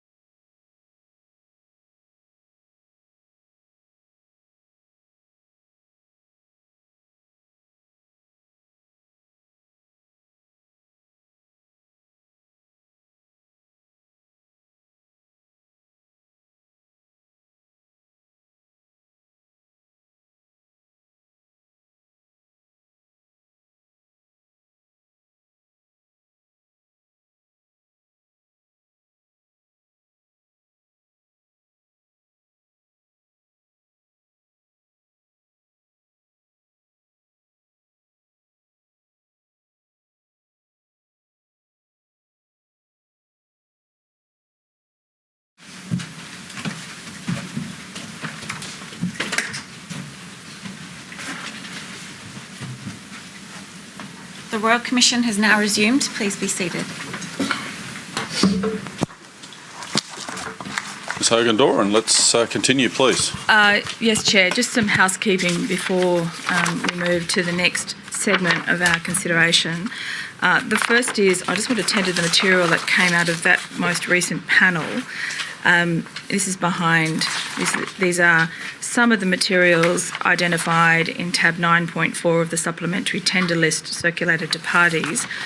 I'm tendering 9.4.1, which is the Deloitte scoping study that was referred to in the evidence of Mr Hampton, which is RCN 900 014 0001, and also the document at 9.4.2, which is the Forest Products Commission's DALMA plan for the West Australian forestry industry, a framework for action 2019 to 2030.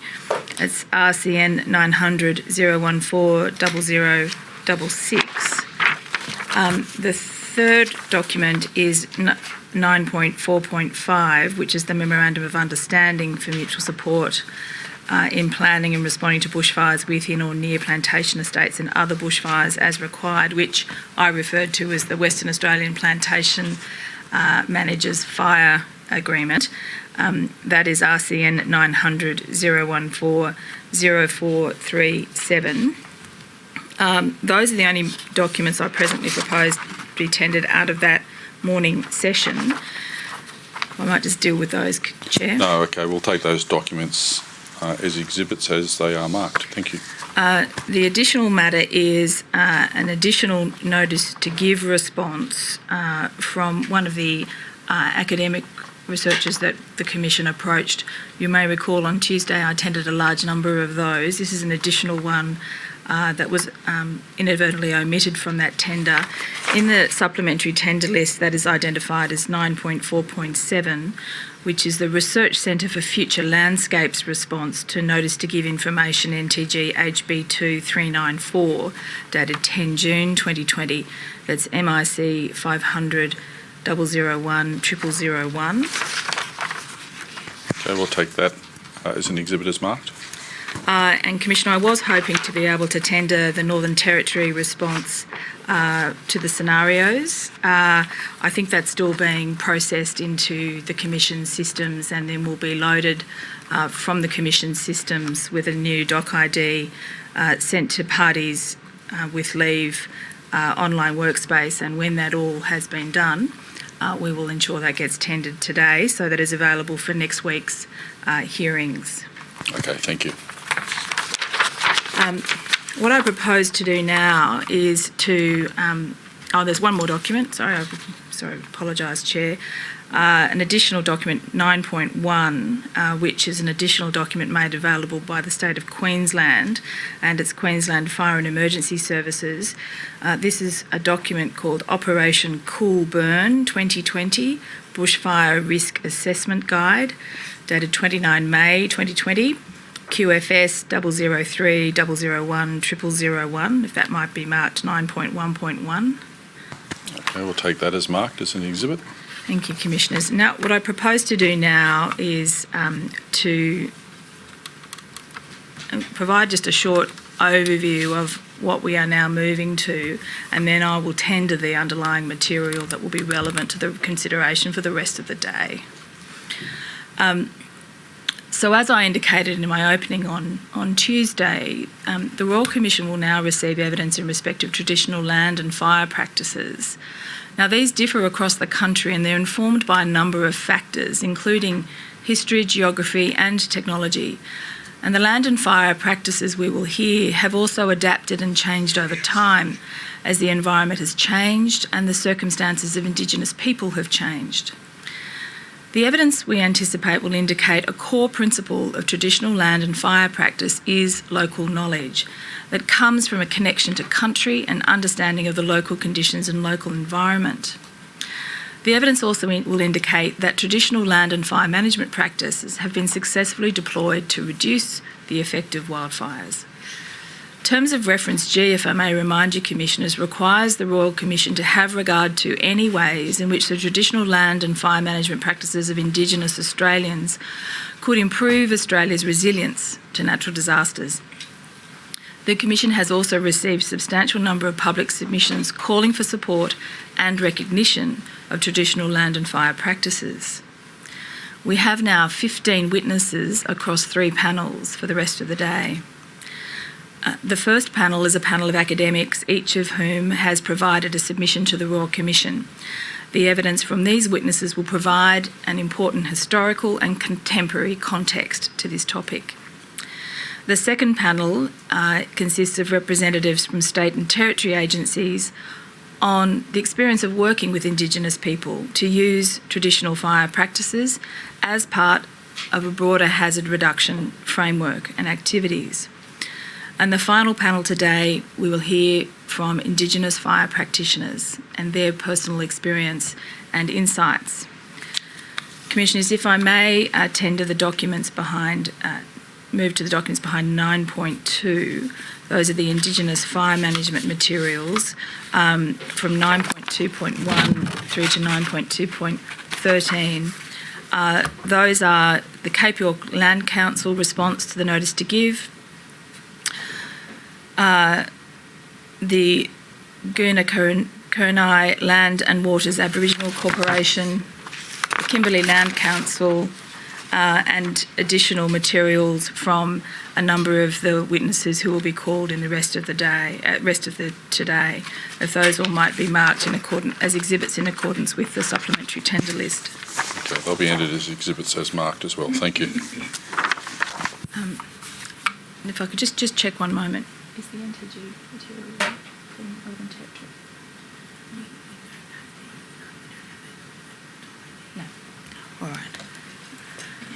If I have an opportunity, I'll come back later today in relation to any supplementary material that emerges. Okay, thank you. Thank you, Commissioner. Thank you. I call Ms. Vanessa Kavanagh, Dr.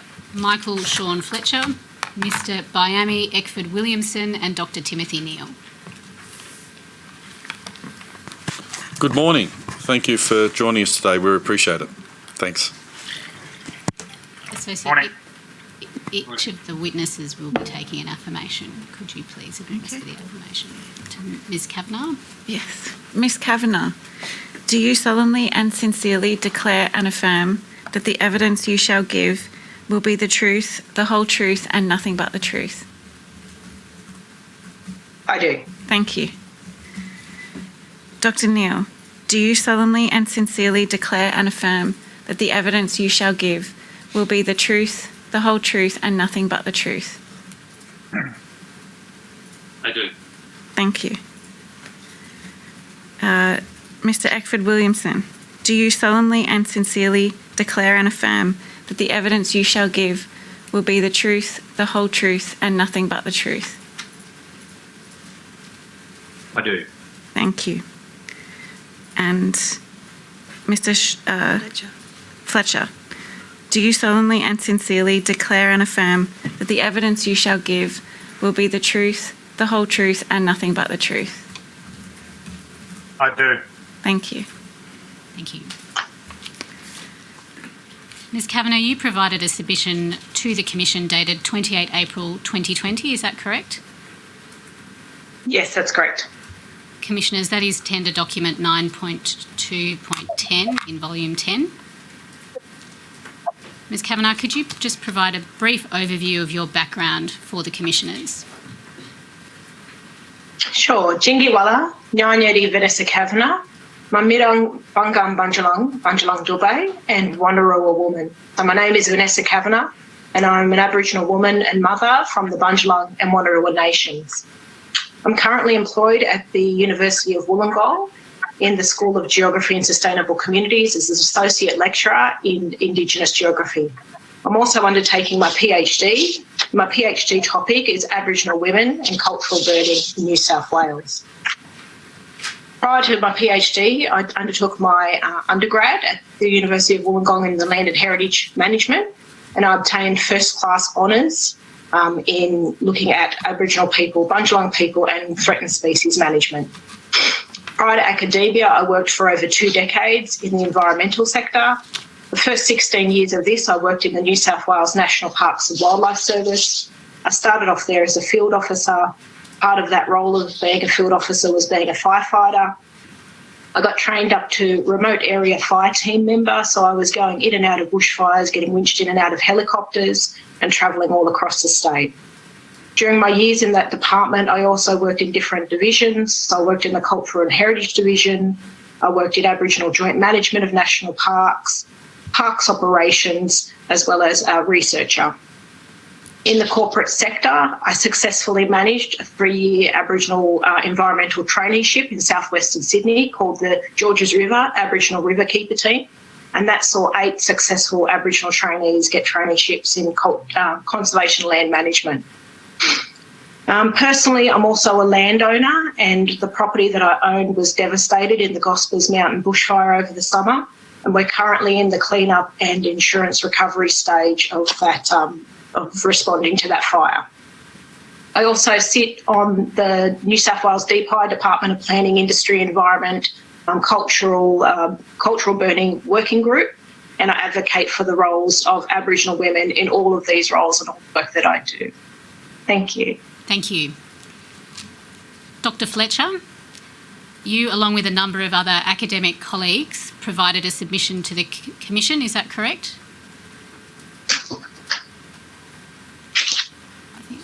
Dr. Fletcher is currently muted. It is, yes, that's correct. Apologies.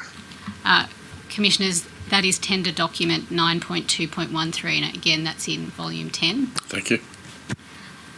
Dr. Fletcher, could you please provide the Commissioners with an overview of your background? Yep, hello, I'm Associate Professor Michael Sean Fletcher. I'm a descendant of the Wiradjuri. I work in the School of Geography at the University of Melbourne. I'm also Assistant Dean Indigenous in the Faculty of Science at the University of Melbourne and a member of the Australian Research Council College of Experts. I've been a paleoecologist for nearly 20 years, 12 years post my PhD, and have worked across the Southern Hemisphere, having been employed at the University of Melbourne, the Australian National University and the University of Chile. Dr. Fletcher, if I could, I apologise for interrupting. I was wondering if you could please explain what a paleoecologist is. Yep, that's my next paragraph. Oh, I'm sorry. Thank you. Go ahead. My academic work focuses on analysing fossil and subfossil plant remains stored in soil and sediments, their source, their taxonomy, their ecology, biochemistry, and the biogeochemistry and the geochemistry of their associated sediments to understand the causes and consequences of past environmental change, such as changes in climate, and changes in human land use. My expertise falls within 3 areas: climate, paleoclimate, past climate, ecology, paleoecology, past ecology, and human environment interactions through time. I've published more than 50 peer-reviewed papers in all 3 of these themes, independently and cross-cutting across the themes in leading international journals. Relevant to the Royal Commission, I have a particular focus and a strong track record on understanding the impact on vegetation and fire of the initial arrival of humans into Australia, how humans have impacted Australian landscapes through the massive shifts in climate that occurred since they arrived more than 65,000 years ago, and the impact of the British invasion on vegetation and fire and landscapes in Australia. In Australia, my specific study areas are located in Tasmania, Victoria, southern New South Wales, and the top end. I also have an intimate knowledge of work in my fields of research from right across the Australian landmass and its islands and across the Southern Hemisphere and further afield. Thank you. Dr. Neal, if I could now go to you. You also co-authored a submission to the Commission dated 10 June 2020, is that correct? Yes, that's correct. And Commissioners, this is tender document 9.2.7, and again it's in volume 10. Dr. Neal, if you could please provide an overview of your background for the Commissioners. Kia ora koutou, I'm Dr. Timothy Neal. I'm a Pākehā or non-Indigenous social science researcher, originally from Aotearoa, New Zealand. I currently hold the position of DECRA Senior Research Fellow at the Alfred Deakin Institute for Citizenship and Globalisation at Deakin University in Naarm or Melbourne. I have a Bachelor of Arts with First Class Honours and a Masters of Arts the University of Auckland, and also a PhD in Cultural Studies and Anthropology from the University of Melbourne, completed in 2014. My current research projects use anthropological and geographical methods to examine bushfire risk management in general, mostly in Australia, and specifically the experiences and perspectives of both Indigenous and non-Indigenous peoples engaged in collaborative bushfire management initiatives in Southern Australia. This research is supported by the Bushfire and Natural Hazards Cooperative Research Centre and the Australian Research Council. Thank you. And Mr. Williamson, you co-authored a submission provided to the Commission dated 28 April 2020? Yes, that's correct. I think if we can increase the volume, please. All right. No, keep going. Sorry, Mr. Williamson, if you're able to speak up a little bit, we're having a little bit of difficulty hearing you. Thank you. Yes, that is correct. That's me. Thank you. Commissioners, this is Tender Document 9.2.8 and again in Tender Bundle Volume 10. 10, we've got that, thank you. And Mr. Williamson, if you could provide an overview of your background for the Commissioners. Yes, Yama, my name is Byami Williamson. I'm a Uwalio man from northwest New South Wales through my father. My mother comes from Cloncurry in northwest Queensland and her mother comes from Normanton in the Gulf of Carpentaria. My formal Western education includes a bachelor's degree with honours from the Australian National University, where I majored in environmental studies and political science. I have a Masters of Arts in Indigenous Governance from the University of Victoria in British Columbia, Canada, and a continuing education certificate also in Indigenous Governance from the Native Nations Institute at the University of Arizona in the United States. I've worked with Aboriginal Ranger groups in both the Northern Territory and the ACT. I've also worked with the Yinnesata'ing First Nation in British Columbia on cultural land management programs. I'm an architect of the Cultural Fire Management Program in the ACT and a member of the ACT Bushfire Council. I'm a PhD candidate and research associate at the Centre for Aboriginal Economic Policy Research at the Australian National University, and I'm active in research investigating, firstly, Indigenous land management programs and in particular cultural burning in southeastern Australia, and secondly, investigating the unique impacts of bushfires and other disasters on Indigenous peoples. Thank you. Now, Mr. Williamson, I think I'll start with you. Could you please now provide the Commissioners with a summary of the key points you'd like to draw out from your submissions?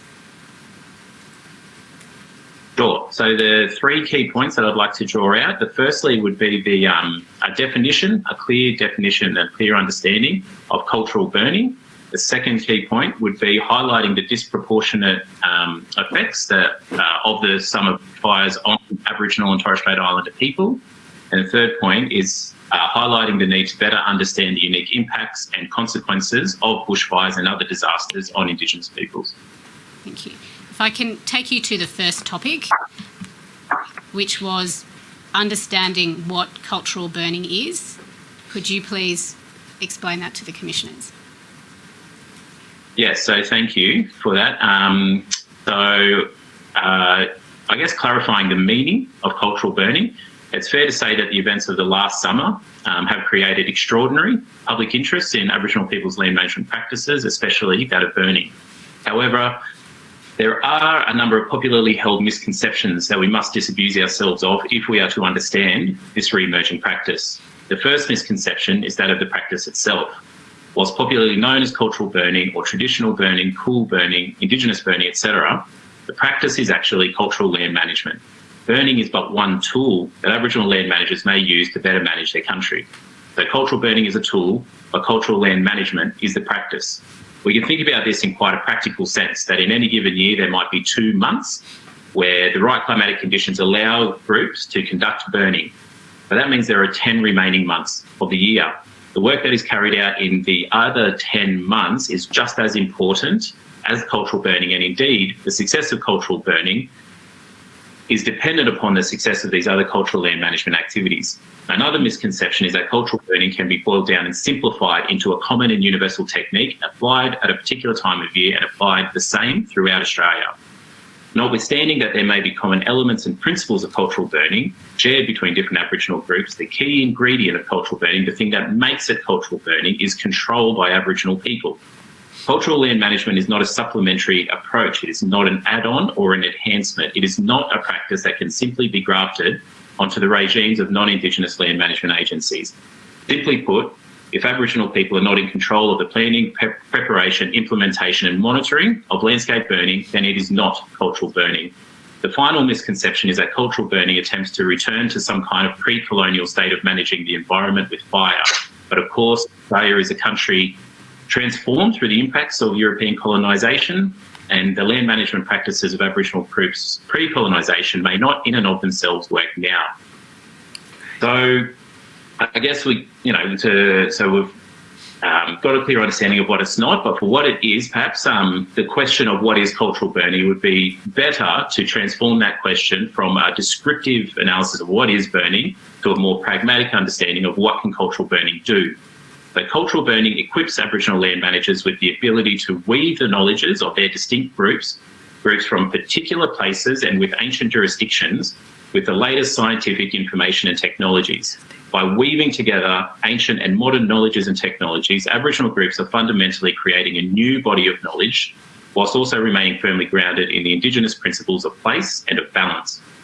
Cultural burning through the purposeful introduction of fire into the landscape by Aboriginal people has the potential to achieve positive ecological outcomes, from the germination of native seeds that require fire, the clearing of nesting sites for native animals, the elimination of noxious weeds, and yes, of course, reducing fuel loads.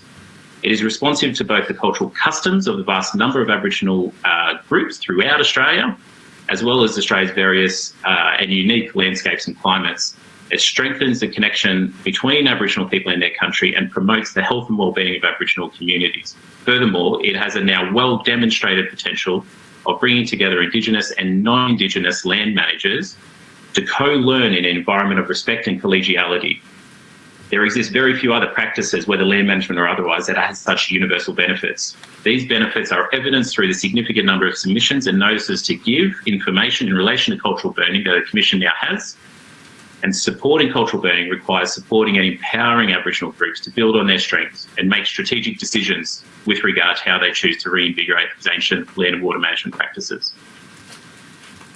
So one of the other points that you identified that you'd like to draw out from your submissions was in relation to the impact that the 2019 and 2020 bushfires had on the Indigenous communities in the areas that were impacted by the bushfires. Yes, that's correct. And the work that you sorry, Mr. Williamson, and in terms of the work that you've been undertaking and the research and the statistics that you put together. Sure. So thank you. The work, it's highlighted in our submission, and I refer the commissioners to our submission, that we highlight the disproportionate impacts that the fires have had on Indigenous peoples. That analysis was based on a working paper that we conducted with the same co-authors of the submission. At the time of writing that paper, the fire season actually had not finished yet, so the results were incomplete. And we acknowledge that in our paper. But if it pleases the Commission, I can provide an update on the results that are directly relevant for the submission. Please. So in our research, thank you. In our research, we focus particularly on New South Wales, Victoria, the ACT and the Jervis Bay Territory as lands that were, perhaps hardest hit by the Black Summer bushfires. But the fires that impacted these jurisdictions directly affected 96,000 Indigenous peoples. This represents 29% of the combined Indigenous population of these states and territories, or 12% of the entire Indigenous population of Australia. In New South Wales, Victoria, the ACT and the Jervis Bay Territory, Indigenous peoples comprise 2.3% of the total population, yet for the areas that were directly affected by the fires, the Indigenous population doubles to 4.6%, meaning that Indigenous peoples in these four jurisdictions were twice as likely to be impacted as non-Indigenous people. Of importance also, that 9% or 35,000 children in fire-affected areas are Indigenous. And among this group, 12,000 are preschool aged or younger, that is 0 to 4 years. It is clear that Indigenous peoples have been disproportionately impacted by the Black Summer bushfires, and I believe it's very important to engage with those statistics. And in terms of engaging with those statistics, what do you mean by engaging with those statistics?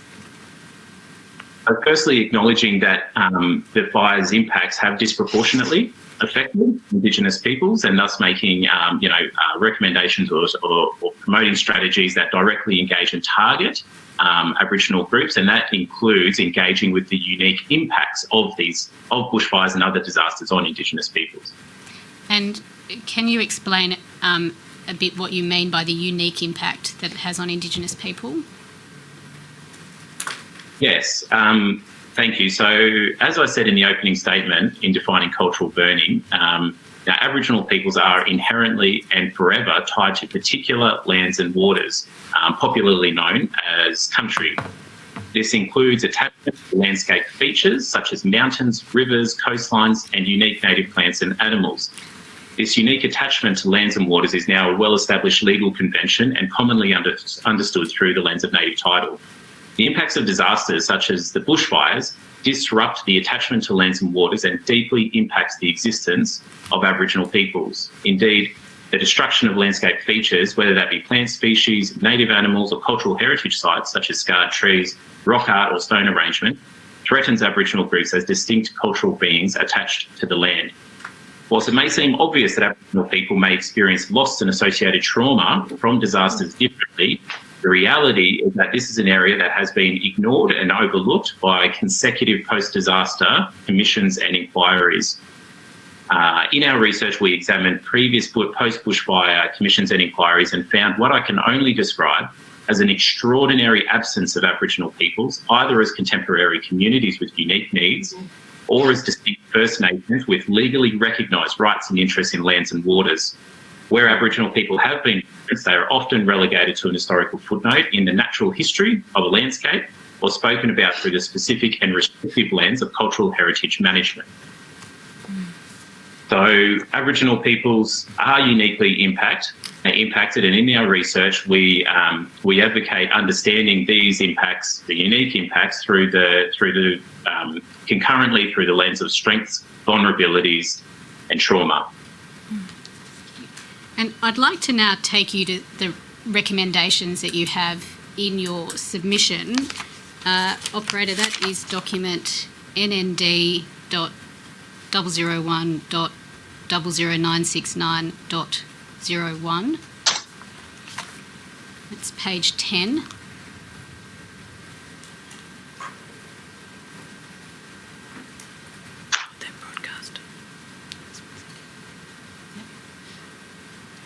And Operator, if you could just highlight the recommendations at the bottom.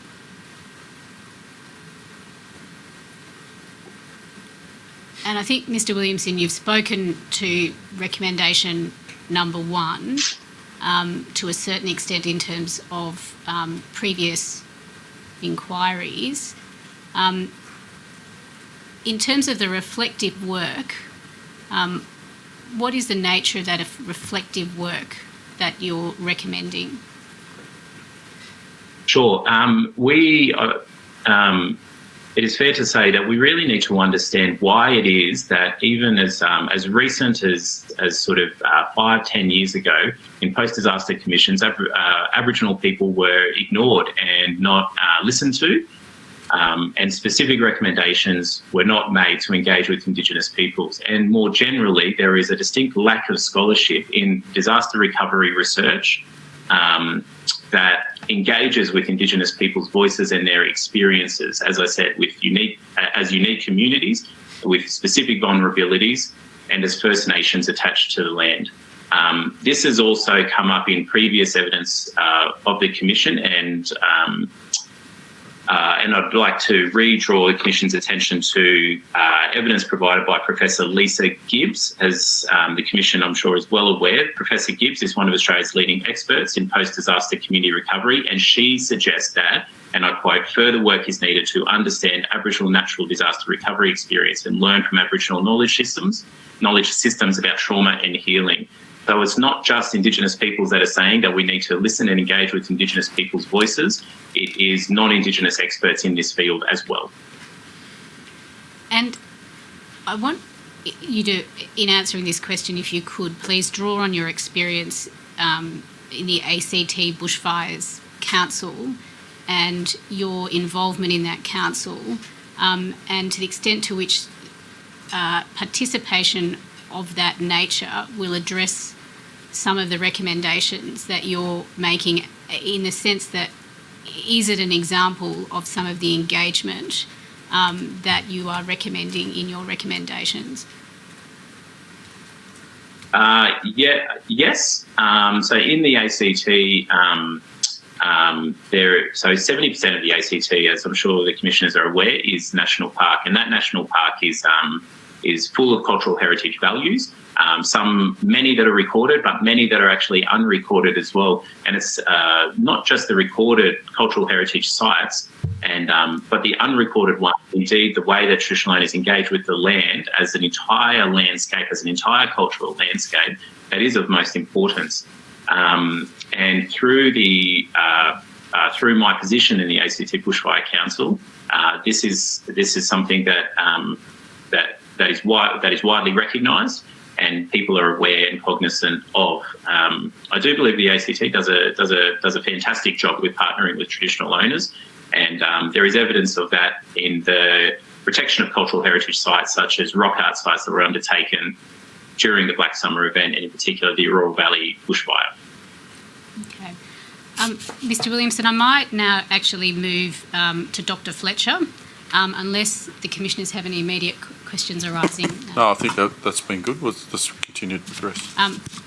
Dr. Fletcher, if I could ask you now to provide the commissioners with a summary of the key points you'd like to draw from your submission. Yeah, sure. So my submission was made on behalf of, I think, nearly 20 academics from a broad range of disciplines. So I'll speak specifically to my strength, and I can elaborate if the commissioners wish on other points. So Bayami has really eloquently detailed what cultural burning is and what it is not. So my research has given me a clear picture of what the Australian landscape is like under Indigenous management prior to the British invasion, under the management by Indigenous people using, among many tools, cultural burning. I.e. the landscape that Australia inherited, that modern Australia inherited, despite diversity of fire regimes in its landscape. The first point I'd like to make is that in the geological record, the record that I work in, the space that I work in, with the evidence we have to hand today, there is no analogue, there is no comparable fire that we've discovered or unearthed that stretches from Queensland to Victoria present in the geological record. Okay, that's with the evidence at hand, and there's a lot of data that backs that up. Okay, so in that sense, these fires are unprecedented in the geological record. And personal work that I've done from Tasmania shows that in the past 200 years, fire in the landscape than there has been in the last 12,000 years. Okay, the first point I'd like to make. Dr. Fletcher. My scientific work, along with...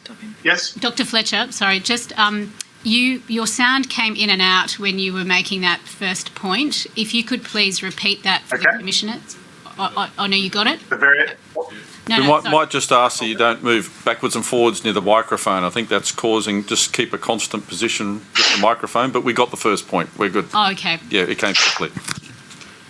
No worries, I'll be less animated. You're not animated, please. You're passionate, and that's there's a difference. So thank you. We appreciate that. No worries.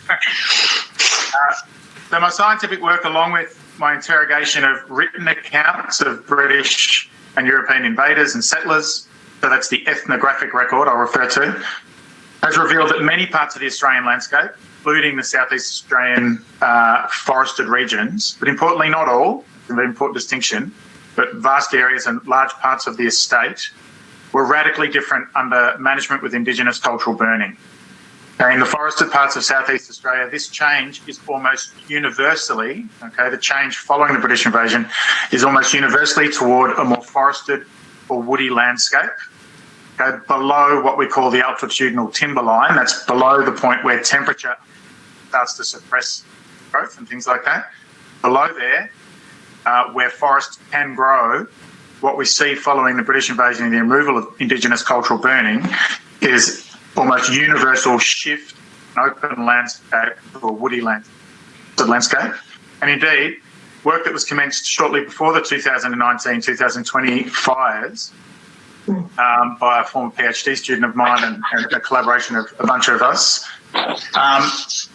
and completed recently and about to be submitted to the journal Science, a leading journal in our field, synthesised 160 such records that I work with, and demonstrably showed that across the forested estate, there has been a universal shift from an open to a woody or forested landscape following the British invasion. And this is a really quantum leap forward in our understanding of the impact of the British invasion and the removal of cultural burning from the landscape.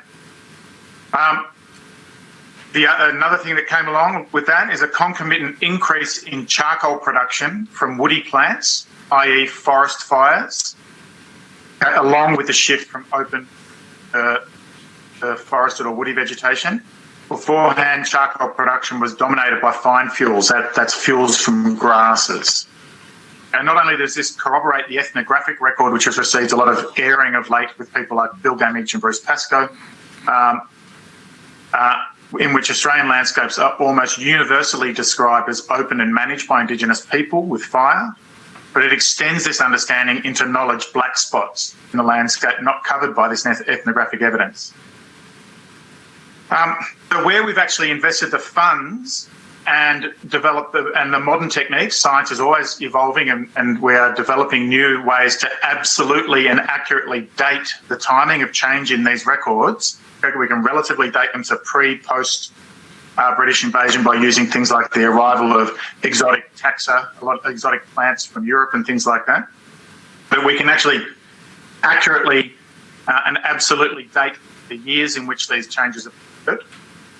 These changes in the sites we've done this for occur following after the series of massacres of Indigenous people across Southeast Australia between around 1790 and to 1850, i.e. the massive disruption to Indigenous land management. And critically, these changes in vegetation towards more woody vegetation and increase in forest fires commenced before the effects of anthropogenic climate change in the early 1900s. So, Dr. Fletcher, between the late 1800s. Yep. Dr. Fletcher, if I can just ask a question. So, in terms of understanding the change in what was burning, is that as a result of the geological record showing that it is, and I think you mentioned this before, it was woody charcoal that's associated with woody material versus charcoal associated with fine fuels, and fine fuels would be associated with more open landscapes burning, whereas woody fuel sources would be associated with more wooded, more densely forested areas. Is that yeah, and you generally, well, we can now, in the last few years, we've developed a way, and we're seeking funds to do this, where we can actually gauge the temperature of fires. To get wood to burn, you need a hotter fire than you do a grass to burn. So it tells us a little bit about what's burning and the type of burning that's going on. Okay, thank you. I'm sorry I interrupted you. No, that's fine. So these changes in the sites that we've accurately dated commenced before the effects of climate change. I can't stress this enough. And there's no doubt, absolutely no doubt, that anthropogenic climate change exacerbates the fire potential, and that this is a significant contributor to recent bushfires. The fires don't start without fuel, and simple fire science, and you've had some really excellent fire scientists on here, will tell you that fire requires fuels, ignition, and the fuels to be dry enough. Okay, so we are currently, under the landscape now, there is more fuels, there is demonstrably more fuels in the modern forested region in large parts of it. As I said, not every single part of it. There are some forests that are tuned into catastrophic wildfires, such as mountain ash and things like that. But large parts of the modern forested estate are carrying much higher fuel loads today than they were under Indigenous cultural burning. So this reveals the potential landscape, the potential fuel loads that this landscape can carry if you return Aboriginal culture management, Indigenous land management to the landscape. So then a couple of other points. Moreover, we're in the midst of an extinction crisis. We have the fastest rate of animal extinctions on Earth that began, papers that speak to this in very esteemed journals, that began following British invasion. The biodiversity we are losing is the direct product of Indigenous land management. Okay, and even in areas where it can be argued that a non-Indigenous fire regime was dominant, i.e. natural, for want of a better word, dominated prior to British invasion, the lower landscape fuels across the landscape directly impact how often those kinds of areas burn. And we've seen with the alpine ash forests that require catastrophic fires, they're receiving catastrophic fires at a faster rate than they have in the past, in part because there's more fuel across the whole landscape and fires can generally move into them more often than if there was lower fuels across the landscape outside of those areas. And then finally, I'd like to reiterate that the cultural burning is not solely about fuel load reduction. Okay? There is some aspects of cultural burning in which assets are protected, such as ecosystems and like that, where there is active raft of other things. It's a product of expression of Indigenous culture and knowledge. And it's a well-proven fact that the process of being able to freely express your culture, and importantly being respected for your culture, has a quantifiable positive impacts on health, well-being and livelihood of people. Indigenous people are among the most disadvantaged and disaffected in Australia. Part of this is because of the suppression and oppression of our culture throughout history. Cultural burning represents a key way then in which we can mitigate against catastrophic bushfire and help address the inequity Indigenous people face in our country, and meeting the aims of both resilient landscapes and resilient communities.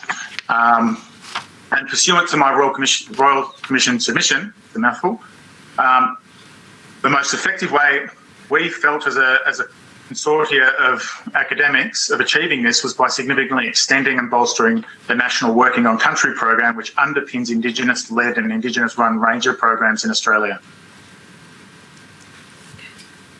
Thank you, Dr. Fletcher. I don't have any additional questions for you at the moment, so I'm going to move to Ms. Kavanagh. Ms. Kavanagh, you're muted. Perfect. Yep. Is that better? Thank you. Ms. Kavanagh, could you please explain why is local Aboriginal knowledge and connection to country important? Local knowledge and connection to country is important for a multitude of reasons. Aboriginal people have been, as the two speakers before me have identified, have been on country, maintaining those same connections to the same place for millennia.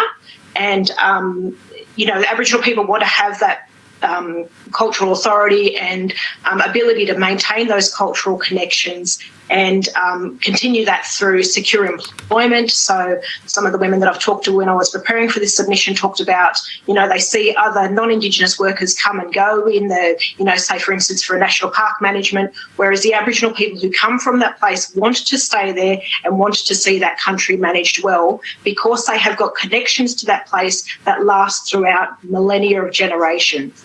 It's not just a place that they liked to go and visit, that is their home. And so, Ms. Kavanagh, you mentioned that you had spoken to other Indigenous women. Can you please explain the consultation that you did before coming to give evidence before the Royal Commission today? Absolutely. Would you like me to read my opening statement? Yes, please. Sure. So in preparation for today, I spoke to many Aboriginal women from across the country. When I got the invitation to join this hearing, my first reaction was to share this opportunity with others. So I put a call out to other women so that their voices could be heard here today. This sharing is something that I have been taught through my cultural upbringing. If I'm the only Aboriginal woman speaking today, I need to be conscious of not just speaking about for myself, but speaking in a way that's a collective and inclusive process.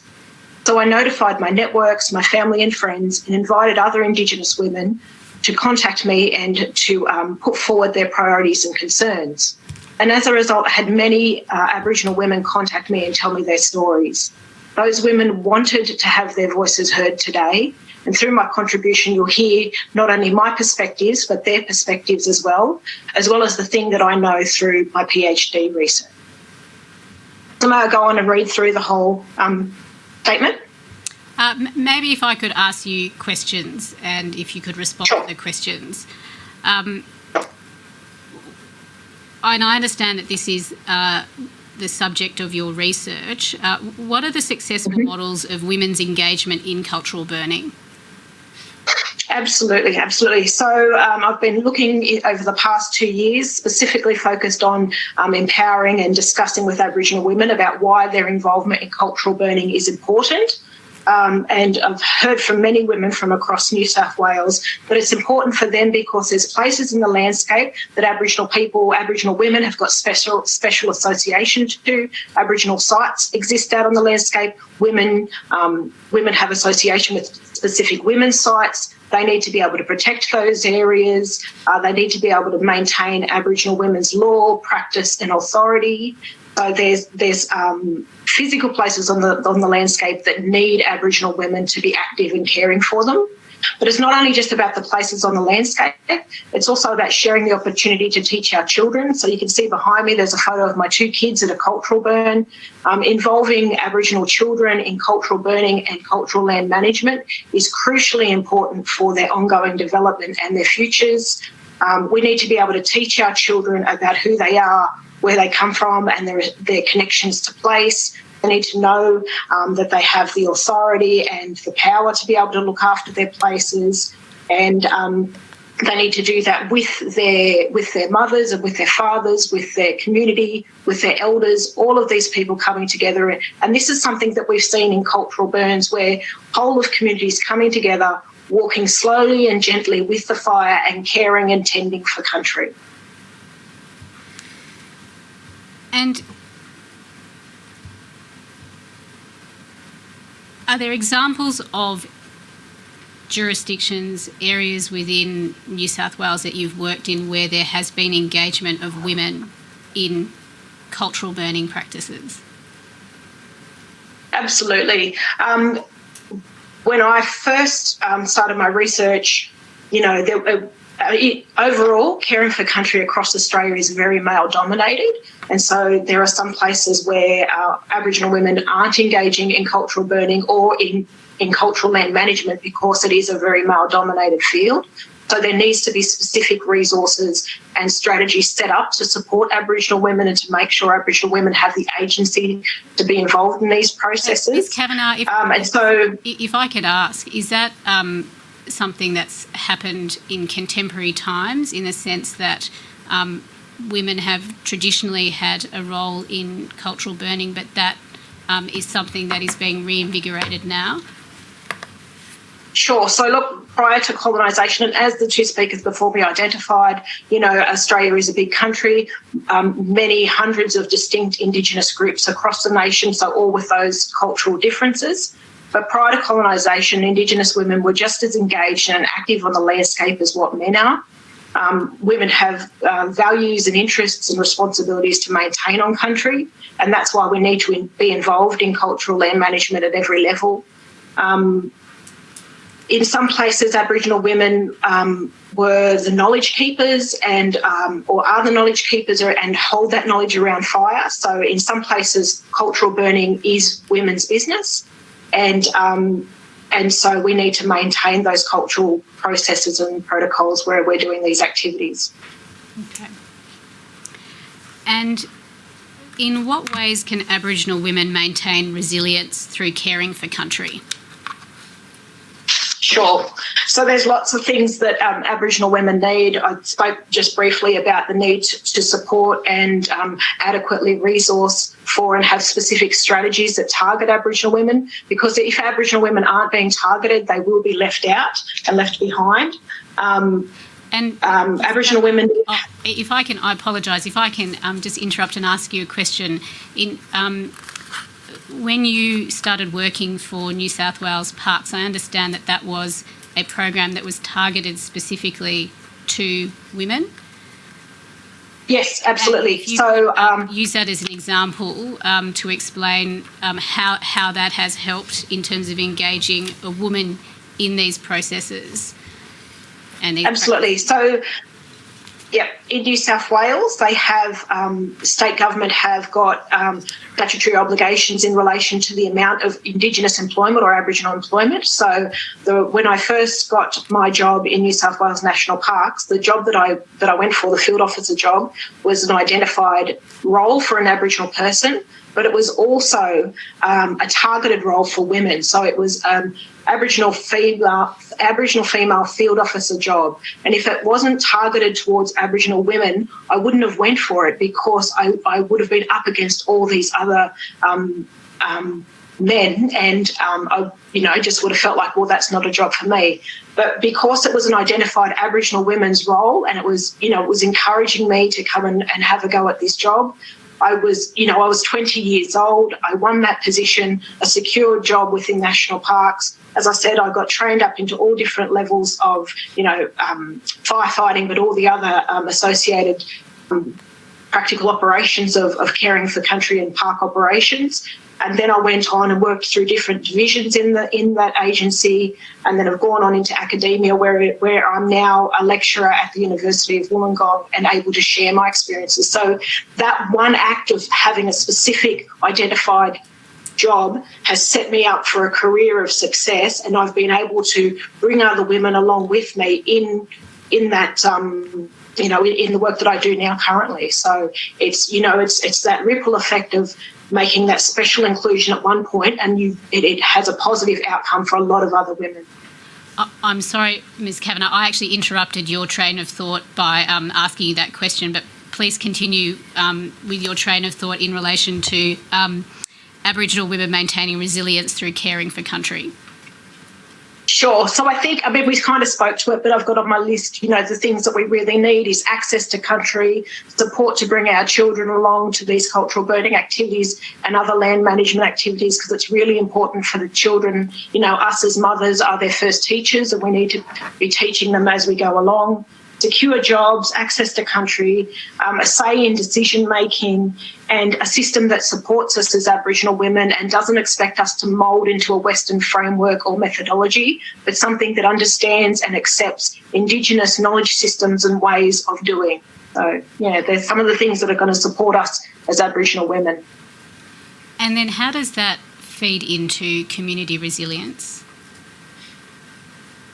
Sorry, you just broke up. I apologize. How does that feed into community resilience and resilience for land and country? Yeah, so look, I think it's that whole thing of local people being able to care for their local country and having that continuation of culture and feeling strength and pride in ourselves. Cultural burning is not just about an environmental or biophysical exercise. Cultural burning and other land management is, it's science, it's education, it's health and well-being, it's technology, as well as that cultural strength. So all of those things, it's in place learning about our history, who we are as a people, where we're going to in the future, and all of those things are building up the strength and identities of Aboriginal people now and the Aboriginal generations that are to come. And so if you've got Aboriginal women in those roles and in those places, you're bringing through the next generation strong in terms of that. So, and Indigenous knowledges are already embedded into the Australian school curriculum. And so we see that cultural land management is a way that commitment can be enacted and actualised. So, it's not just, it's very important for Aboriginal people and coming Aboriginal generations, but it's also something that can be shared with the wider community so that people are learning about how to live in this country sustainably, or live on this planet sustainably, really. Thank you. And Dr. Neil, I might now move to you, unless the commissioners have any specific questions now. No, that was excellent. Thanks. Dr. Neil, if you could please just provide the commissioners with a summary of the key points you would like to draw from your submissions. Certainly. Thank you for inviting me. And it's worth pointing out at the beginning that the submission that I'll be speaking to is the one that I led with several colleagues, but I was also a co-author on the submission led by Dr. Fletcher. So for the past several years, I and several colleagues have been engaged in research documenting and analysing the challenges and opportunities for greater engagement between land and fire management agencies and Indigenous peoples in Southern Australia. And this research owes a huge debt of gratitude to the traditional owners who have informed it. In short, this research focuses on the intercultural interface between Indigenous peoples seeking to engage in cultural burning and the non-Indigenous government agencies and landholders who typically actually control access to country. So legally, Indigenous peoples have a human right to observe and take part in cultural practice, including cultural burning, as well as specific protections under native title and land rights laws, but they often do not actually possess the resources, certifications and land required to realise these rights. So I wanted to just briefly touch on kind of 3 key points about this interface, which are in my submission. But before I do so, I just want to stress that, as my co-panelists have also stressed, there are multiple ecological, social and economic benefits for cultural land management, and fuel load reduction is only one. And also that some Indigenous groups, we should realise, may not wish to engage with government agencies. And so it should not be presumed that the kinds of collaborations that I'm talking about are the only pathway for scaling up cultural burning at any level. It's one pathway, it's arguably the primary pathway today. So if we want to support that pathway and thereby enhance the resilience of both Indigenous and non-Indigenous communities to natural disasters, there's a need to understand what happens when these parties meet. So to make these 3 key points about this interface. First, Southern Australia has many differences to the continent's north and centre, where cultural burning is being applied independently over large areas today. These include social and legal differences, particularly in terms of tenure and environmental regulation. These differences mean that Indigenous peoples in Southern Australia must typically work closely with non-Indigenous actors and institutions to actually apply cultural burning, often engaging in training, planning and operational processes not of their design or choosing. This is something. Second, for a variety of reasons, many land and fire agencies currently lack policies around cultural burning or partnership with Aboriginal groups. While there are national statements affirming support for cultural land management in a general sense, there exists a policy gap across most states and territories today, and beyond that, implementation and funding gaps where there are policies or management plans. As a result, where agencies do currently collaborate in cultural burning, they typically do so without ongoing budgets or appropriate performance indicators, as I stressed in the submission. And where they do occur is typically where land rights laws oblige those agencies to actually work with specific groups, where there are personal relationships between agency staff and traditional owners, and or where non-Indigenous agency staff feel a kind of moral obligation to go above and beyond their prescribed role. Third, as such, given all this, there is presently a reliance on interpersonal relationships to build cultural burning collaborations, often at a local level, and limited, albeit growing, institutional support. So it's important to understand that even where there are successful collaborations, where those exist, their associated benefits often remain subject to persistent institutional obstacles and structural inequalities. So given all this, as my submission highlights, and I'd be happy to go into more depth, there are a variety of ways partnerships at this interface can support the devolution of power and control to Indigenous peoples and support the expansion of cultural land and fire practice and its associated benefits. These include transparent and appropriate reporting, funding for Indigenous-led research, national coordination, and the adoption of what I'm calling partnership approaches, including funding for Indigenous-led cultural burning initiatives and enterprises. When you just identified national coordination, are you able to elaborate on what you mean by national coordination and how national coordination may facilitate the partnerships and the engagement that you've just described? Certainly. So at present, as the Commission will be well aware, there are a number of national coordinating bodies in Australia in relation to land and fire management. Probably one of the most well-known is AFAC, which I won't say the acronym because I often forget what the full title is, but I'm sure you've encountered We know what it is. Yes, good. Bodies like AFAC that coordinate policymakers and practitioners across Australia in order for them to co-learn, network and formulate policy together. There is no equivalent at this point in relationship to land and fire management and cultural burning. So what exists are grassroots initiatives. I believe you're talking to Fire Sticks Alliance later today, which is an immensely successful and important grassroots initiative. But such initiatives, I think, need to be paralleled with bodies that that coordinate land and fire management agencies across Australia, so that they can, between them, have some sense of what one another is doing to put into action this this pledge to support cultural land management. So currently, there are a number of national statements, as I signalled, that land and fire agencies say they support cultural fire, they support cultural burning, but there is a gap where it's very difficult to say what they're practically doing, what activities, how much money are they putting into it, those kinds of things. And so a national coordinating system of policymakers and practitioners would, I think, go some way to supporting growth in that. You have identified one particular concept, which is a national framework allowing local experiences to connect with a national platform of resources. And part of what you identified was the role of accountability, nationally reporting and national standards. Are you able to just elaborate a little bit on that? And if it's and use some examples where that may have worked in the past with a particular program or may not have worked in the past with a particular program. Certainly. So,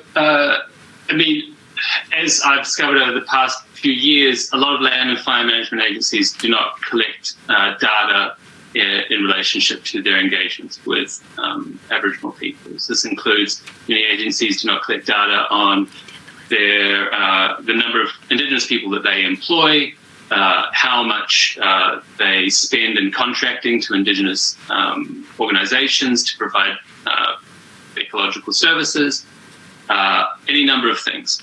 So what I would propose, and we've seen this, I guess, in a number of domains, but particularly, I guess you would say that health services is a good example of where national coordination provides data for then people to be able to have some sense of how is the sector performing. So in relationship to, if we were thinking about cultural land management, this might include something like the number of employees who are Indigenous identifying, the number of Indigenous specified positions that have been advertised, the number of Indigenous people who have gone through general firefighter training, the number of the amount that's being contracted to Indigenous people and Indigenous traditional owner groups, the amount that's been put into cultural heritage assessments, all of these kinds of things that would give overall some sense of how the sector is actually performing in relationship to these responsibilities. Okay. Thank you. And Ms. Kavanagh, in terms of the recommendations that Dr. Neil has just talked about, do you have any, I saw you nodding. Yes. Do you have anything further that you would like to add?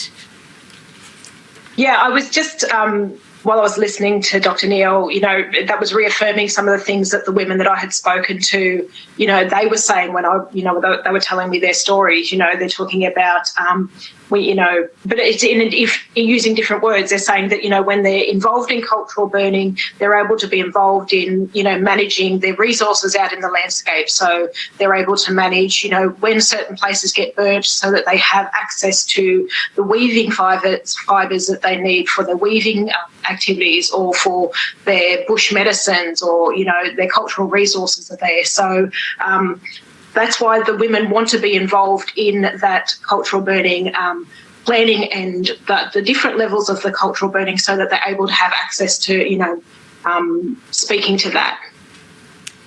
Dr. Neil, I will come back to you, but I might just go to Mr. Williamson first and see if he has any feedback or comments on the recommendations and the frameworks that Dr. Neil was proposing. Yeah, thank you. I fully support what Dr. Neil has said and his recommendation, especially of a nationally coordinating body. But I would just highlight the real need where we've seen positive and successful Aboriginal range groups and Aboriginal cultural land management programs is where they have been, one, supported generally by government officials, and that could be at a state, territory or Commonwealth government. Dr. Neil referenced the National Working on Country program and those kinds of things. Those bodies within government have been so pivotal to supporting Aboriginal groups develop their own governance capacities, develop their administrative capacity to undertake cultural land management activities. However, that support by those strategic groups within government that should not detract from the direct funding that needs to go straight to Aboriginal communities, straight to Aboriginal groups, that funds them directly to develop these programs in ways that are culturally appropriate, that are based in the local the knowledge of the local landscape and of the local people, that are responsive to the cultural considerations and legal considerations of different Aboriginal groups. That support the gendered inclusion of both men and women in particular. So all of this stuff can be supported by one, having these groups based within government whose distinct jobs that it is to support Aboriginal groups, and then providing direct funding to Aboriginal groups on the ground to do work their own way. Yeah. And Dr. Fletcher, I saw you nodding as well when Mr. Williamson was providing his evidence. Is there anything else that you would like to add to anything that the panel members have said? No, I mean, they're the experts in this. I just vehemently agree that when it's when all those things are put in practice, it's a much more powerful outcome. Nodding in agreement. Dr. Neil, sorry, we now have time. We can come back to you. You had your hand up before when Ms. Kavanagh was speaking. Yes, I want to vigorously agree with Ms. Kavanagh and Mr. Williamson. I think it's crucial to understand two particular points they both just made. One is in relationship to the kinds of things I was talking about this interface between agencies and Indigenous groups is only one component. And if we are to make progress, if we are to change the way things have been, then Indigenous people need to have greater financial independence when they engage at that interface. And the kinds of things that the panel has been talking about are crucial to that, so that Indigenous people are not having to rely on being provided the resources and access to land from agencies that control those resources. Mm. The second thing, as Ms. Kavanagh pointed to, is cultural fire. We need to keep insisting on this. Cultural fire, cultural land management is not just about burning, and so any performance indicators should not just be simply about the number of burns that have been planned and the number of burns that have been executed. That's one potential performance measure, but it may not be appropriate in some places where people are not at this point. That's not a marker of success. A marker of success might be instead having a greater understanding of what the fire story of a place is, which may take time. We need to understand that burning is not always a sign of success. It may be, and people need to be able to negotiate that. Relevant to that, one further possible marker of success might, for example, be the revision of regulations around who is allowed to attend burn. So those would be that might be another marker of success, that that fire and land agencies have reviewed their protocols and therefore making it more equitable, providing more access for Aboriginal people to cultural. Mr. Williamson, you had your hand up earlier when Dr. Neil was speaking. Yeah, thank you. Just one additional point, well, two additional points very quickly to further build on this, because obviously there is a great deal of consensus between the four of us speakers, but I feel it is worth also including that some of the key challenges for Aboriginal land management groups around Australia is short-term funding. It is not possible for groups to develop, to recruit, train and retain staff, to maintain that corporate memory, to build relationships with non-Indigenous land management agencies over time if their funding is not secure. We cannot continue to fund ranger groups or other land management, Indigenous land management groups on this 1 or 2 or 3 year cycles. They need to be permanently committed funding. Only through that permanent funding, that security, can Indigenous land management groups establish the relationships that have already been demonstrated in this Royal Commission as being so key in these times of crisis. So they need that permanent funding kind of as a standard for them to build the relationships around. And the second matter that I think is really important, a significant challenge that needs to be addressed, is the education of non-Indigenous land managers and non-Indigenous land management agencies. We cannot just focus on Aboriginal people, on Aboriginal land management groups. We can support them. We can give them all the resources in the world. But the fact is, especially at the local and regional level, where there are non-Indigenous land managers who refuse to engage, who do not want to listen to Aboriginal groups and do not want to engage with Aboriginal groups, they will not be successful or as successful as they can be. There needs to be a comprehensive program of education for non-Indigenous land managers, and that needs to be a priority as well as increasing and making permanent the resourcing for Aboriginal land management groups. Commissioners, I don't have any further questions. No, noting that we've got another 2 sessions this afternoon, this is a great basis for us to be able to move into those sessions. So I'd just like to thank the 4 witnesses today. I appreciate you taking the time for your various perspectives, and I know a lot of research and a lot of effort's gone into that. And Ms. Kavanagh, a lot of phone calls around to your network, and appreciate the mentorship that you're obviously showing that network as well. So from the Commission, thank you very much for spending the time with us. Would the witnesses please Thank you. from their summons? The witnesses may be excused. Thank you very much. Thank you.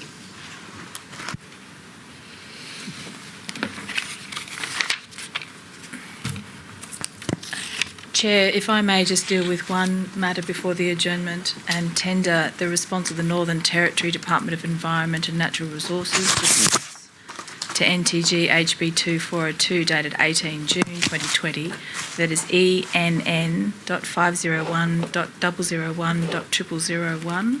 That's the scenario response from the Northern Territory Government I mentioned earlier. Okay, we'll take that exhibit as marked as well. Thank you. That'll be 9.3.10. Thank you. That's all I have. That's it. So we will adjourn, shorter adjournment today, but we'll adjourn until 13:45 Canberra time. Thank you, Chair. Thank you.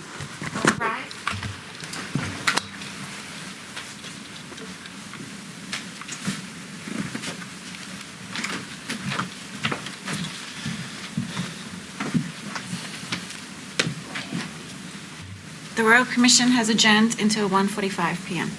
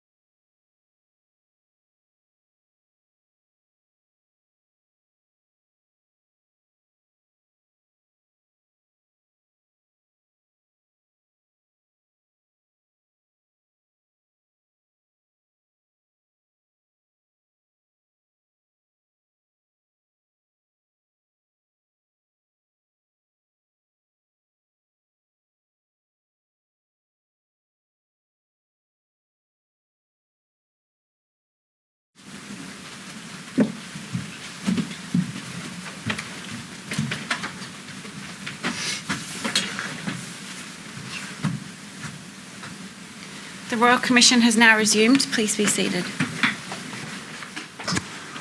Mr. Tokley. Good afternoon, Commissioners. Good afternoon, Chair. Let's proceed. Chair, Commissioners, this afternoon we start with a panel looking at Indigenous land and fire management practices from state and territory perspectives. We'll have 4 persons on this afternoon's panel. We have Ms. Naomi Stevens, who has given evidence yesterday, Mr. Lee Harris, who has also given evidence yesterday, but we had 2 new persons, Mr. Scott Falconer and Mr. Glenn Jury, and they need to take the oath or affirmation. So I'll call Scott Falconer first of all. Okay, welcome to the panel. Thank you. Mr. Falconer, good afternoon. Good afternoon. Mr. Falconer, you're the Deputy Chief Fire Officer, Victorian Department of Environment, Land, Water and Planning? That's correct, thank you. And Mr. Falconer, would you take the oath or the affirmation? The affirmation, please. Thank you. Mr. Falconer, do you solemnly and sincerely declare and affirm that the evidence you shall give will be the truth, the whole truth, and nothing but the truth? I do. Thank you. Thank you. And next I call Mr. Glenn Jury, who's the Parks and Wildlife Commission of the Northern Territory. And Mr. Jury, will you take the oath or affirmation? Affirmation, please. Mr. Jury, do you solemnly and sincerely declare and affirm that the evidence you shall give will be the truth, the whole truth, and nothing but the truth? I do. Thank you. Thank you. Panellists, this afternoon I'll be asking each of you 3 questions. I'll be starting with New South Wales first of all, and then moving to the Northern Territory, then Victoria and Queensland. I anticipate that your evidence may be around about 10 to 15 minutes each before I move on to the next person. So if I could please start with New South Wales and Naomi Stevens. Naomi, could you please outline the ways in which the State of New South Wales incorporates, supports or recognises Aboriginal fire management practices? Certainly. So in New South Wales, particularly in National Parks and Wildlife Service, we tend to use the term Aboriginal cultural fire management, and it's a holistic term that refers to all aspects of working with Aboriginal people in fire management on national parks, from that sort of partnering in discussions around talking about management of parks.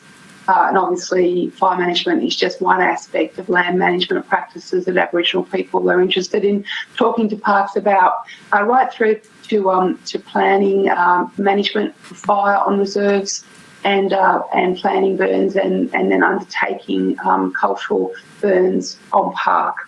Our focus is working with Aboriginal people in their role as custodians of their land.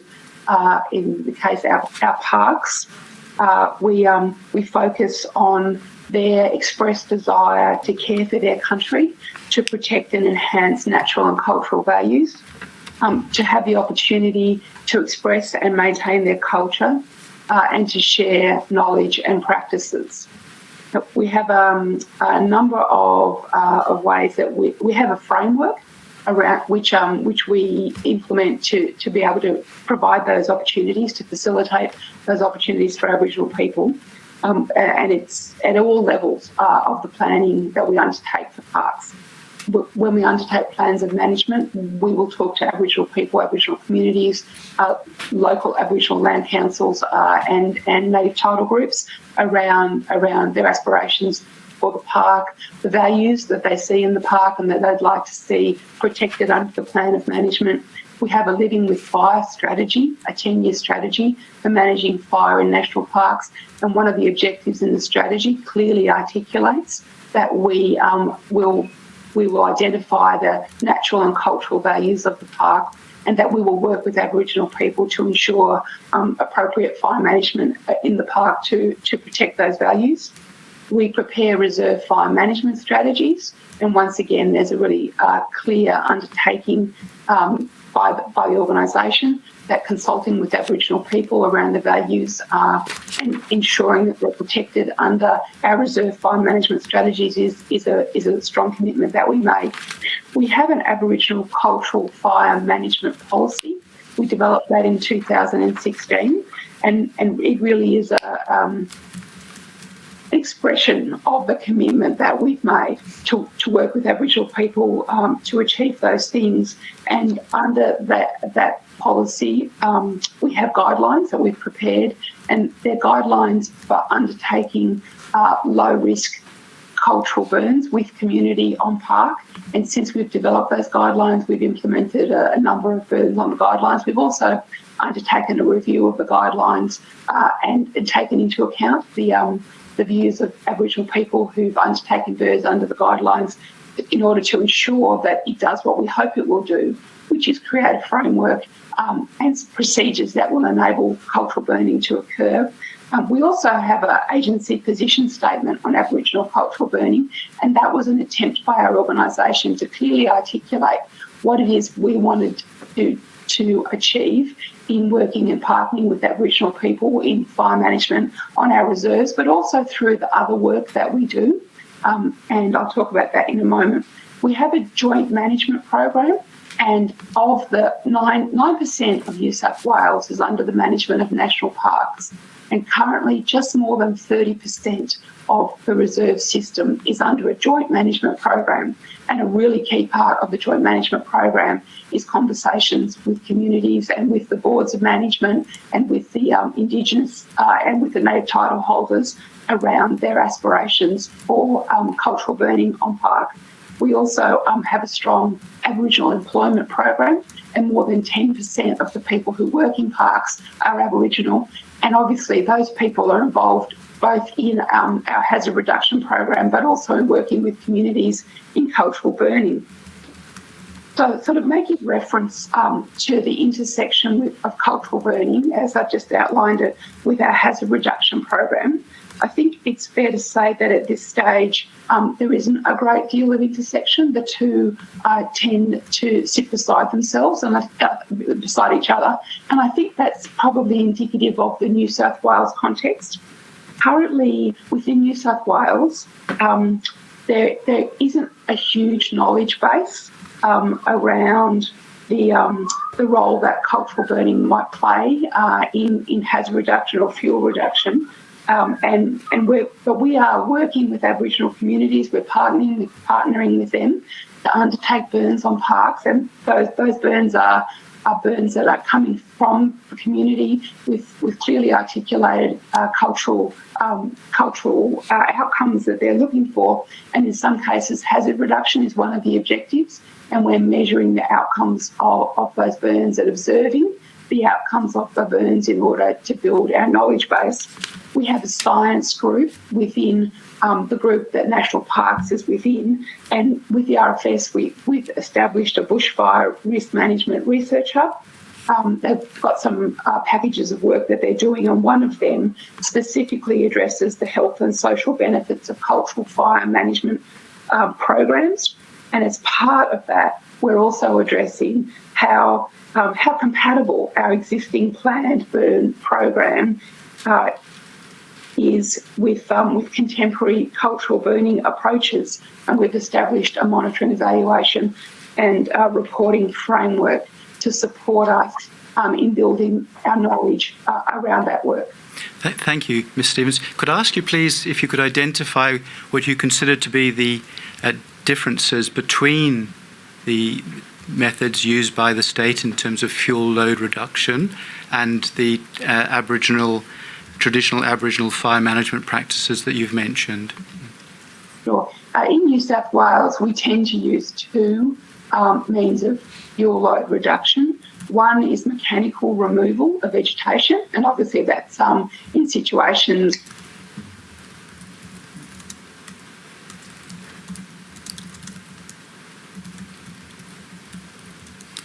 Unfortunately, we seem to have lost New South Wales altogether. Let's move on, and Yes. we'll come back to her. We'll let her know that where she's been cut off, and we'll come back and continue with her evidence. Thank you very much, Chair. Gentlemen, we appear to have lost New South Wales, so I would now proceed to the Northern Territory. Mr. Jury, can you hear me? Mr. Jury, you'll need to unmute yourself, or have you? Thank you. No, can you hear me? I can hear you well, thank you. Mr. Jury, could you please outline the ways in which the Northern Territory incorporates, supports or recognises Aboriginal fire management practices? Sure thing. I think at the outset, what I can say is in the NT context, Indigenous fire management practices are strongly interconnected with the work that Parks and Wildlife does and the methods that it employs. The Parks and Wildlife Division of the Department of Tourism, Sport and Culture manages 87 parks and reserves. 35 of those are managed under formal joint management arrangements in partnership with Indigenous traditional owners. Most of these parks are owned by traditional owners and they're leased back to the Northern Territory Government. In addition, the Territory Parks and Wildlife Conservation Act gives specific mention to recognising, valuing and incorporating Aboriginal culture, knowledge and decision-making processes, and utilising the combined land management skills and expertise of both joint management partners. Key to these joint management arrangements is the development of joint management plans, and a key component of those are the fire management plans. These plans not only provide for management actions for specific fire management activities, they also recognise that fire is an important cultural value. Through their membership in the joint management boards and committees, traditional owners are involved in and approve these annual actual action plans, the fire plans, and traditional owners are often involved in the burning themselves, where there's an interest and a capacity to do that. So I said that there are 35 joint management parks in the NT. The other 52, while they're not jointly managed, the majority, there is recognition of native title over those lands. And while the process is not quite as formal as it is for the joint managed parks, there is also processes for participation of Indigenous people and incorporation of their practices and on those parks in fire management. In addition, on many of our parks, we have established relationships with neighbouring Indigenous ranger groups. Department rangers carry out fire, weed and cultural management activities with some of these ranger groups, and often elders are also involved in those. Two probably outstanding examples I could give you would be where we've entered into agreements with traditional owners on two of our national parks, being Nitmiluk and Jubra National Park. Entered into agreements in partnership with the ranger groups that neighbour those parks to carry out the carbon abatement projects on those parks.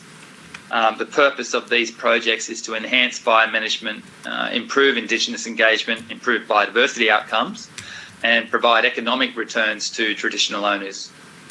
The traditional owners in these areas are involved in the planning, burning and reporting on improved fire management to secure carbon credits. Can I ask you please, Mr. Jury, is the burning that takes place complementary with traditional Aboriginal burning practices, or is it different from when you're seeking to do fuel load reduction exercises? Look, broadly speaking, it's very, very similar. And that's just the nature of the environment up here that lends itself to that. Fire mitigation practices align to what is generally understood by Indigenous fire management practices, in that rangers undertake the burning from the air or by vehicle, in the early dry season to put strategic breaks and simulate patchwork burning in an effort to reduce loads and avoid more severe late dry season fires. I hope that answers your question. It does, thank you. Now, the area of land that you're responsible for, is that a significant part of the territory or a No, it's quite a small part of the territory. It's about 3% of the land mass of the territory. And to your knowledge, are the Indigenous fire management practices carried out elsewhere in the territory?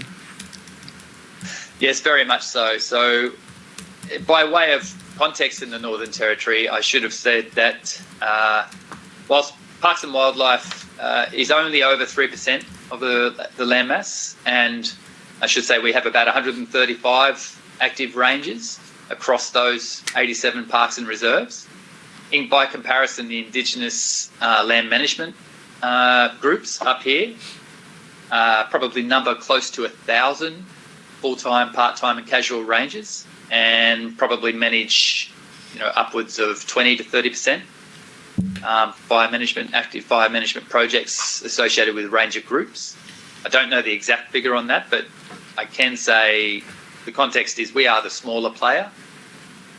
And it's probably important to point out too that the development of those Indigenous ranger groups and their fire management activities over the last probably 2 decades, the growth of that industry has definitely influenced how we go about our business. And they're very much in the NT considered leaders in the field. Thank you.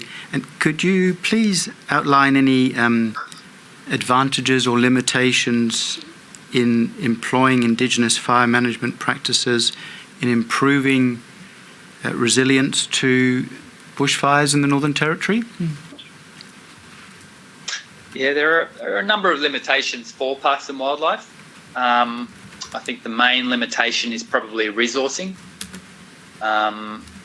Resources are finite and probably insufficient in many instances for us to do exactly how our brothers in the Indigenous and fire land management sector do it. So there is the resources. The other thing I think I could mention are the grassy weed infestations. These can hinder efforts to implement Indigenous fire management practices as well. We've heard something about changing. Sorry, I beg your pardon, I interrupted you, but we've heard something about gamba grass. Yeah, I was just getting to that. Thank you. Everyone does. Sorry. Yeah, so these grasses, gamba grass in the top end and buffel grass to a lesser extent, but serious for Central Australia. These grasses are changing fire behaviour, fire frequency, placing limitations on when and how burns can occur. It does seriously affect the way we can go about things.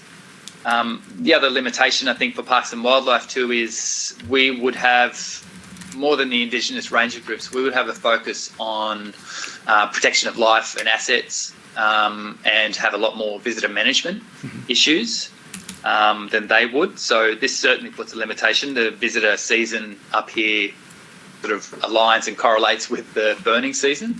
So that's another issue that sort of thwarts us from fully implementing the early dry season burns we'd like to.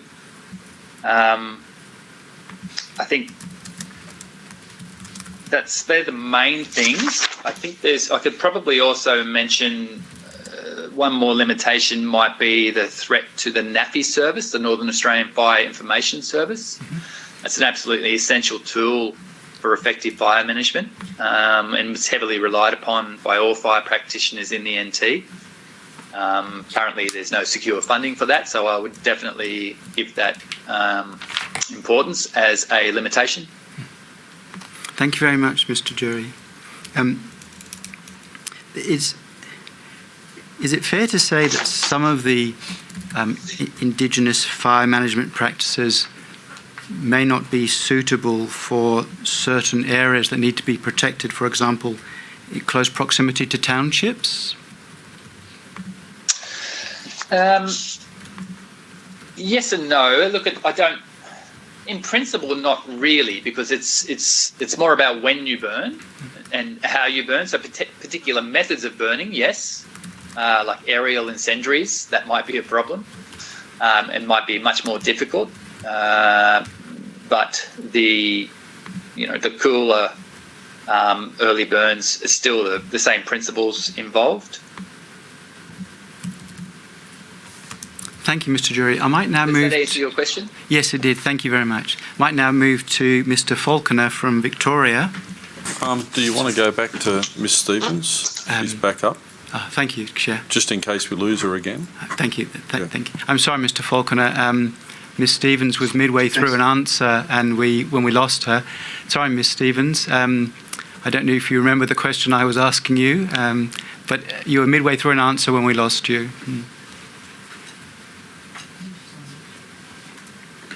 Ms. Stevens, I think we'll have to unmute you for the moment.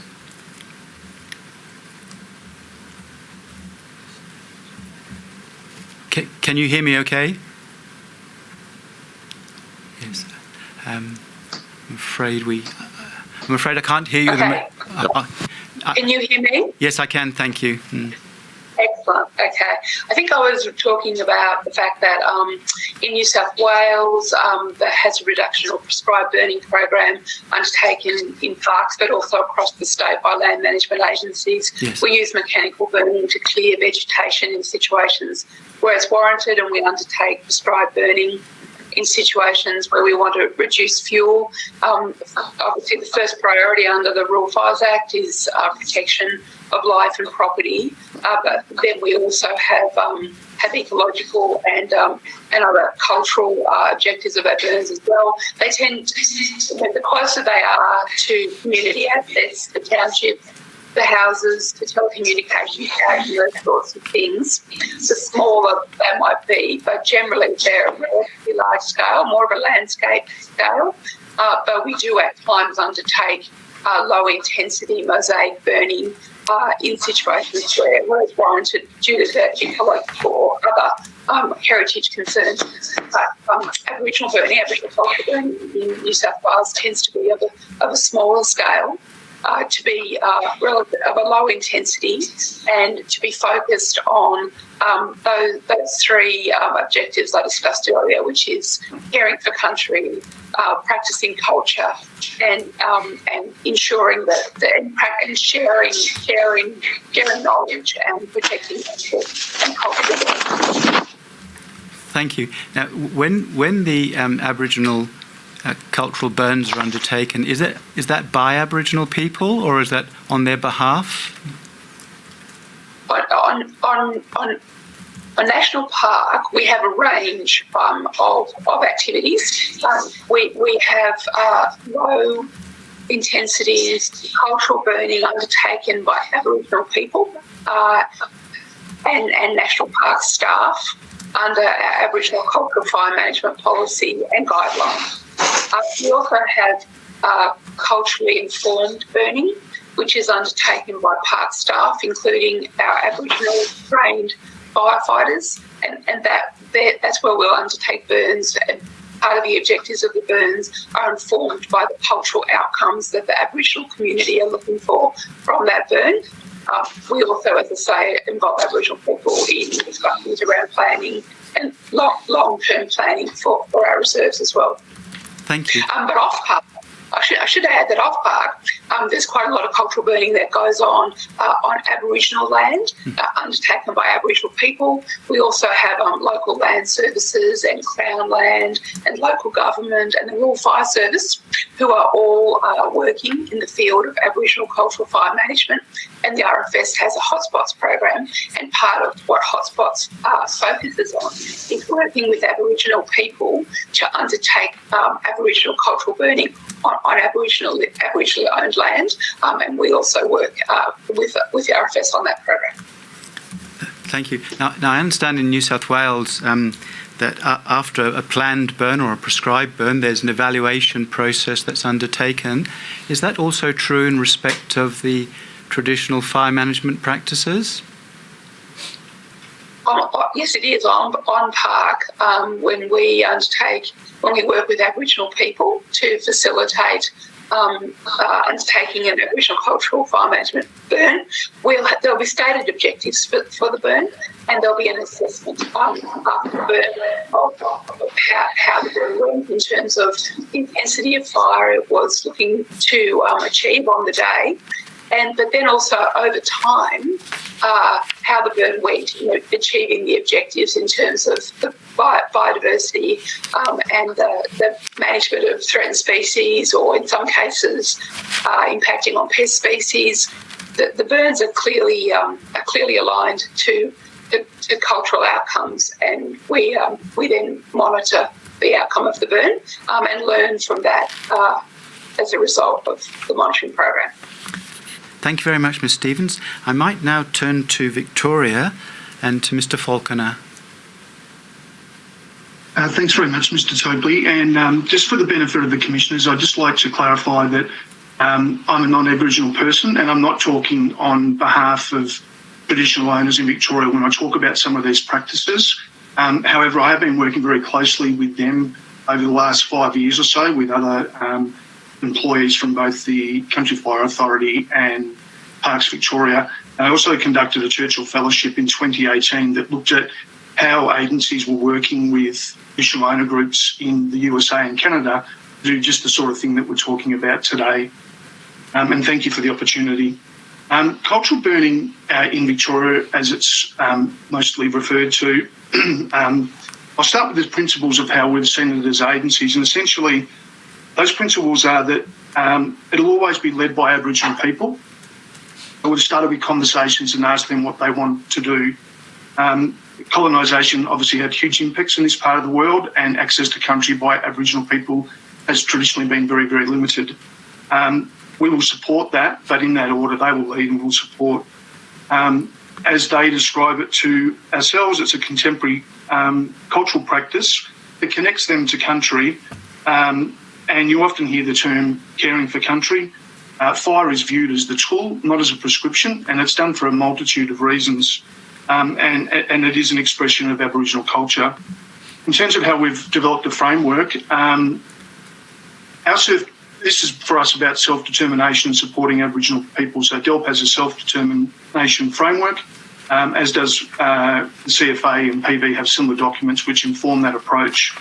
And another important principle is recognising the legal rights to connection to country for Aboriginal people. At the moment, that's done largely through recognition settlement agreement in Victoria with 3 key groups, but we're also engaging with groups that don't have access to country because they're coming to us saying they want to nominate and participate in cultural burning, and we're in the process of systematising that to do that across the state. We also, that being FFM-Vic, Parks Victoria and the CFA, supported the development of the Victorian Traditional Owner Cultural Fire Strategy, and that's an incredibly important document that outlines traditional owners' aspirations in this space, and we're working through that document in an ongoing fashion to support them. We recently developed a cultural burning knowledge hub. It only went live a few weeks ago, and it's a repository of information from here and around the world that will help inform and educate the public and others that want to know more and participate in this activity. In terms of really practical measures, a couple of years ago we employed the first Aboriginal burn planner, and that's led to great success in terms of localised engagement with traditional owners so that they can participate in the process. We recently appointed a cultural heritage and cultural burning statewide coordinator, and an additional position is being created to work in our head office to look over all agencies how we can systematise burning into our current processes and systems, and in a way re-regulate to make it much easier Aboriginal people who connect back on country to manage it using fire as the tool.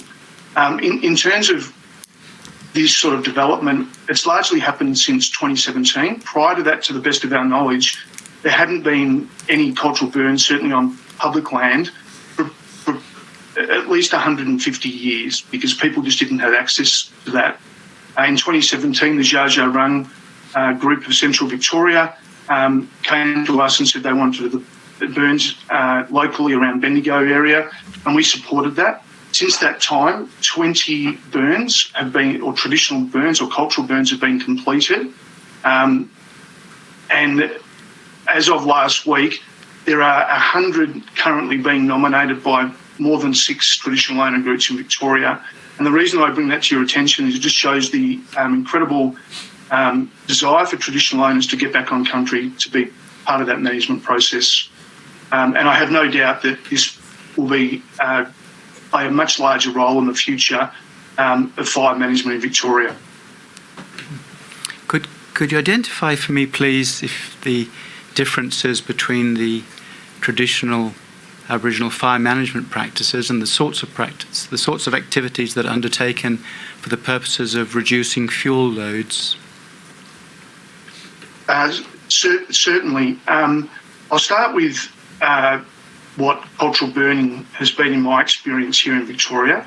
And as I alluded to before, the approach has really been sort of predicated on self-determination. So it's viewed as a very holistic management tool under the guise of healthy country, healthy people, including looking at the social, economic and environmental opportunities for traditional owners through that as well.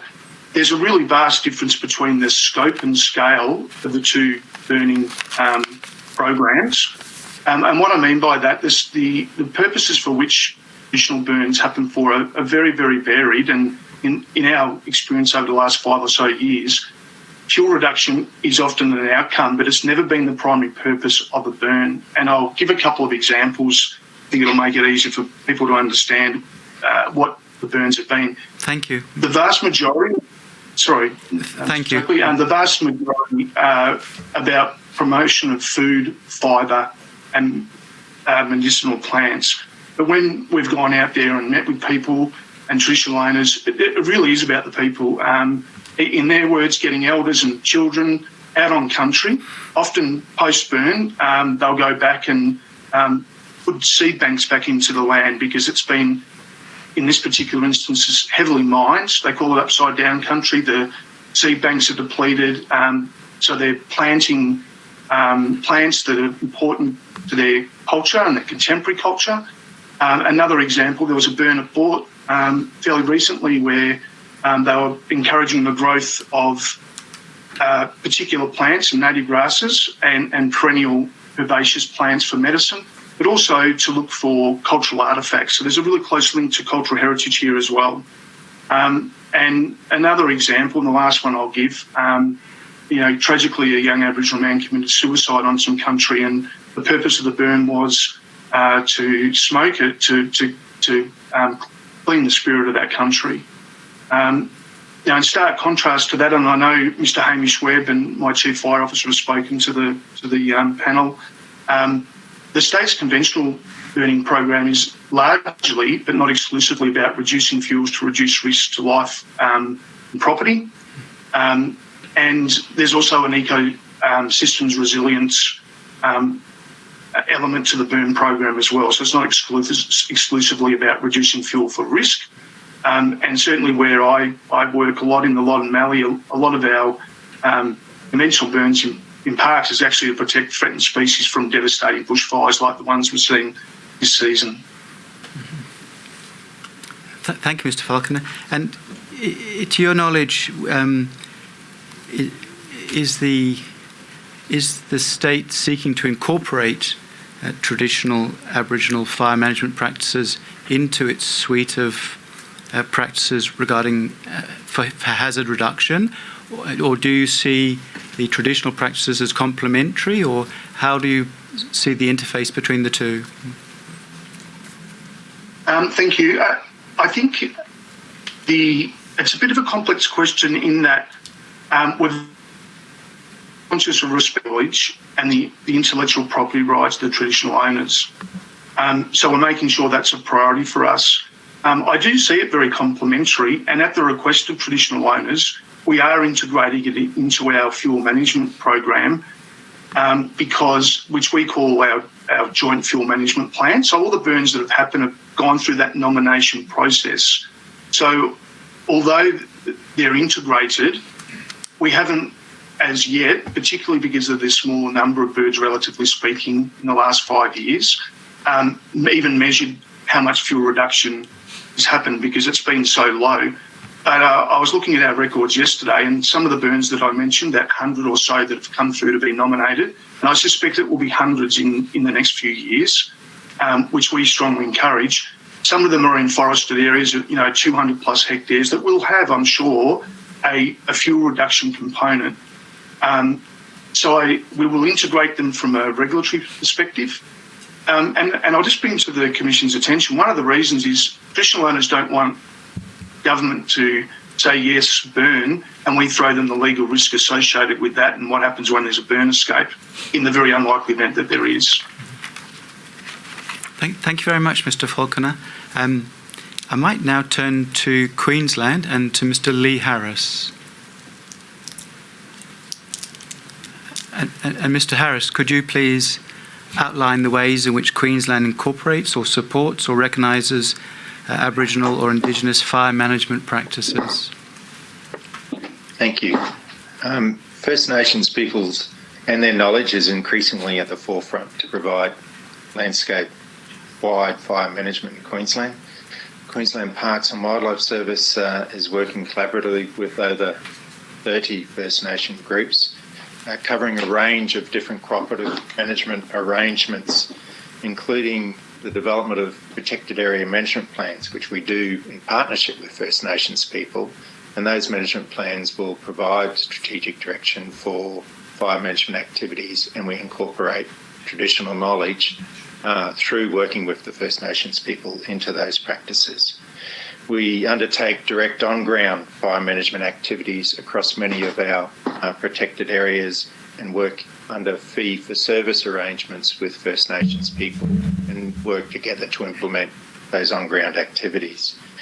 We also manage the Land and Sea Ranger program, which I can go into greater detail, and then also we have former legislative joint management arrangements in place with First Nations people on Cape York Peninsula and with the Quandamooka people in southeast Queensland, and I'll go into greater detail about that. From a broader QPWS fire management perspective, and particularly with our conservation burning practices, our burning practices are very, very similar to traditional burning in as much as we have similar objectives and timing and methods. Our bioregional planned burn guidelines, which provide the ecological basis for our burning activities in our estate, have been developed both with scientific and traditional knowledge in the development of those guidelines. Looking at joint management arrangements on Cape York Peninsula, 28 national parks are managed under joint management arrangements covering over 2 million hectares. Under those arrangements, First Nations people are the freehold landowners under the Aboriginal Land Act, and the state are joint managers under the Nature Conservation Act. Indigenous management agreements provide the framework for joint management and decision making in those areas. And with regard to fire management, we conduct joint fire management workshops annually where traditional knowledge and scientific knowledge is shared, and previous programs are reviewed and forward fire management programs are planned and implemented. Those planned burn programs are implemented using both traditional burning practices and also aerial and incendiary burning programs. With the Quandamooka people at Manduraba, North Stradbroke Island, and Mulgumpen, Moreton Island in southeast Queensland, there are similar joint management arrangements in place. Quandamooka people have developed JALO, which incorporates traditional knowledge for their fire management on their country. And JALO has been used to underpin the development of the Manduraba fire management strategy and the Manduraba Township fire management strategy, which is a multi-tenured approach working with other state government agencies and local government. And the Quandamooka Ulawarabi Aboriginal Corporation, or QAIAC, have been awarded the contract to implement those fire management strategies as well. Considering the Land and Sea Ranger program, the department manages the Land and Sea Ranger program and provides funding to assist First Nations groups to employ Indigenous land and sea ranger teams. There are over 100 rangers across 24 regional and remote communities across Queensland, and they deliver on-country land management activities, including fire management, across tenures. In 2018 and 19, Land and Sea Rangers reported fire management practices across 710,000 hectares, including hazard reduction burns, fire breaks, and traditional burning practices. Lee, could I just stop you there for a second? You talked about the fire management practices, but you also mentioned the word traditional management practices, I think. Is there a distinction? I'm sorry. Is there a distinction between those two? When I was at fire management practices, I was talking broadly about how they're applied for across QPWS. The traditional burning practices, I'm speaking specifically about traditional owners' approaches to burning. And can the objectives sometimes align and sometimes be different? The objectives for our planned burning programs are very, very similar. That is, they're implemented to decrease risk of large destructive late wildfires, late season wildfires. They're implemented to protect the most important values, the natural and cultural values of the area. And generally it means we're doing early dry season burning to reduce fuel loads and creating patchwork or mosaics within the landscape. So, and maintaining and protecting habitat and fauna. And in that context, our burn practices are very, very similar. I think they differ, as been outlined before and by some of the other colleagues, is that they differ in particular where in areas of the bushland-urban interface where there might be a more intense hazard reduction activities required and a greater reliance on mechanical treatments. Thank you very much.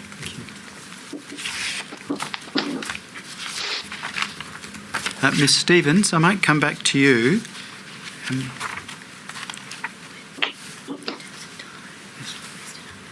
Thank you. Because you were cut off, there was a question I was going to ask you about some projects that are undertaken in New South Wales. I was wondering if you could just give me an example, one or two examples of the sorts of projects that are being undertaken in New South Wales with regard to Aboriginal or Indigenous fire management practices. Absolutely. I might touch briefly on three, but I promise I won't go into much detail. One I just started in 2016. It's the Yalamundi Cultural Burn Forum, and the most recent activity of that group was a 4-day forum which was managed by a number of government organisations, our local land services and the Royal Fire Service and Parks. It was with the Darug Aboriginal community, and they undertook a cultural burn under our cultural fire management policy and community guidelines. And it was very much around sharing knowledge, sharing practice, getting people out onto country and working together. It's a program that's been run in Western Sydney at the base of Blue Mountains, and there's been really strong reported good outcomes for community in terms of social benefits and community benefits in terms of engagement of Aboriginal people with their country and with the cultural burning program.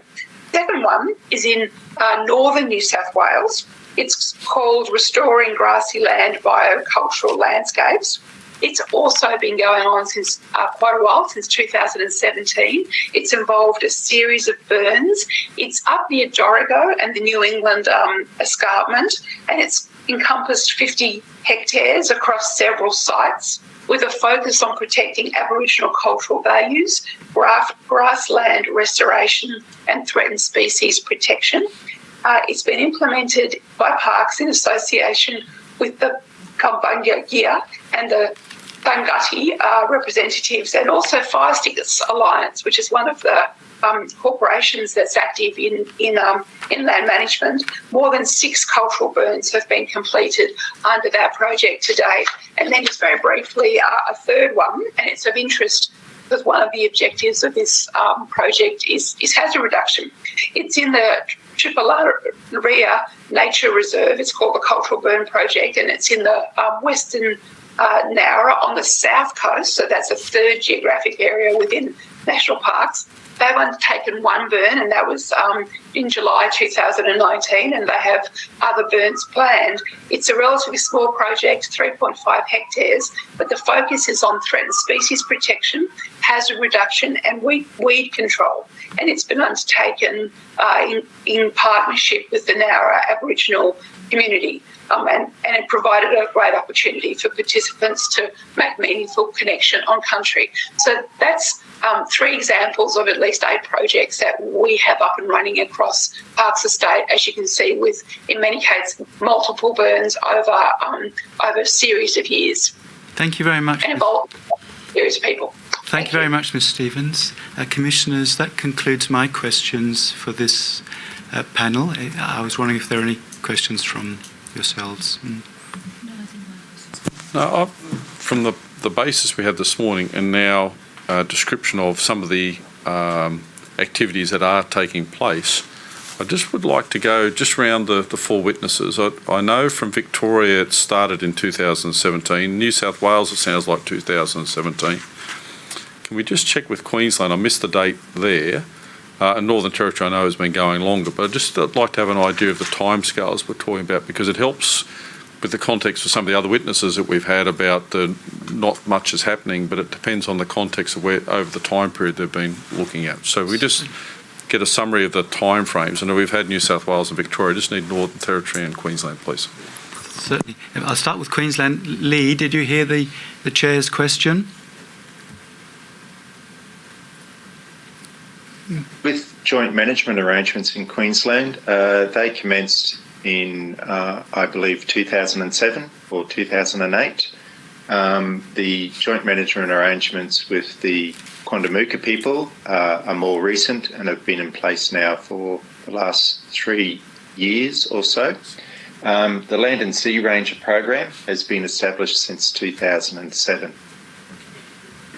Thank you very much, Mr Harris. And Mr Jury from the Northern Territory, if you could, if you're able to turn your mind to the question of when you started working in collaboration with Aboriginal people in the parks area regarding these burns. Yeah, look, I would say the beginning of joint management was 1981 in the Northern Territory. Prior to 2005 and the Framework for the Future Act, there were about 6 jointly managed parks, Nipmaluk and others. From 2005, another 27, I think it is 27 or so, jointly managed parks. So it has been going on interconnected with Aboriginal people that entire time, really, that parks have been established up here. Thank you very much, Mr. And just an additional question. Can you just confirm for me, when did the carbon management program start in the Northern Territory as well? That was another key date as well from memory. Yeah. So in terms of parks and wildlife, the project in partnership with the Jarwin people at Nipmaluk National Park commenced, I believe it was 2017. I think it was 2017, and Jabra is to commence this year.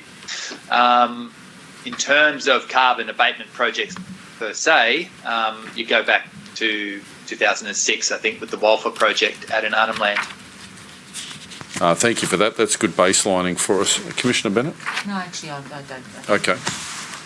Commissioner McIntosh? No, I again appreciate the panel of witnesses. You've added another part of the mosaic to fully understanding what's meant by Indigenous practices and Indigenous management. So thank you very much. We appreciate it. Thank you, Chair. If I don't think any of the witnesses are returning, so if they could all be released from the They could all be released. Thank you. Thank you very much, Chair. Thank you. And Chair, I think we built into to this afternoon's programme an afternoon tea session, but from a short session from... So I think we're due to recommence at 1500, aren't we? Yes. Is that right? Okay, well, let's take an adjournment to then, and then back in here at 1500 Canberra time. Thank you. Thank you very much. All rise.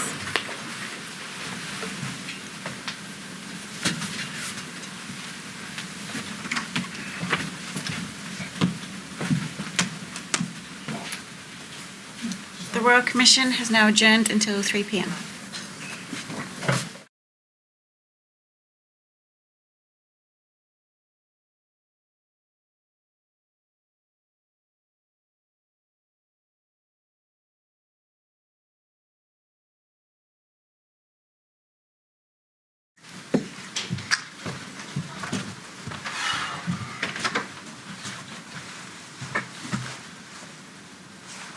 The Royal Commission has now resumed. Please be seated.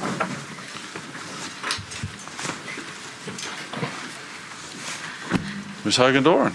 Yes, Ms Amber Kapathy is taking the final panel for today, Commissioners. Ms Amber Kapathy. Thank you. The final panel for today will be 7 witnesses who are land and fire practitioners. And the first witness is Victor Stephenson from Fire Sticks Alliance Indigenous Corporation.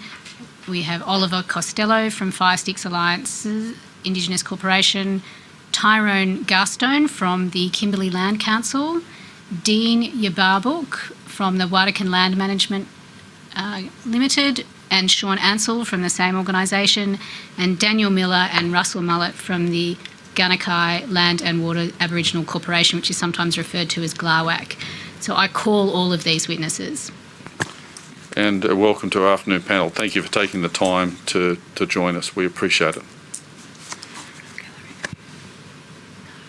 The Associate, if you could please administer the oaths and the affirmations, please.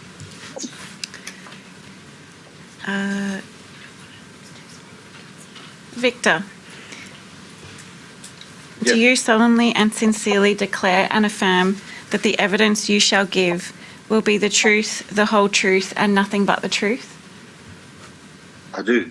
Thank you. Oliver, do you solemnly and sincerely declare and affirm that the evidence you shall give will be the truth, the whole truth, and nothing but the truth? I do. Thank you.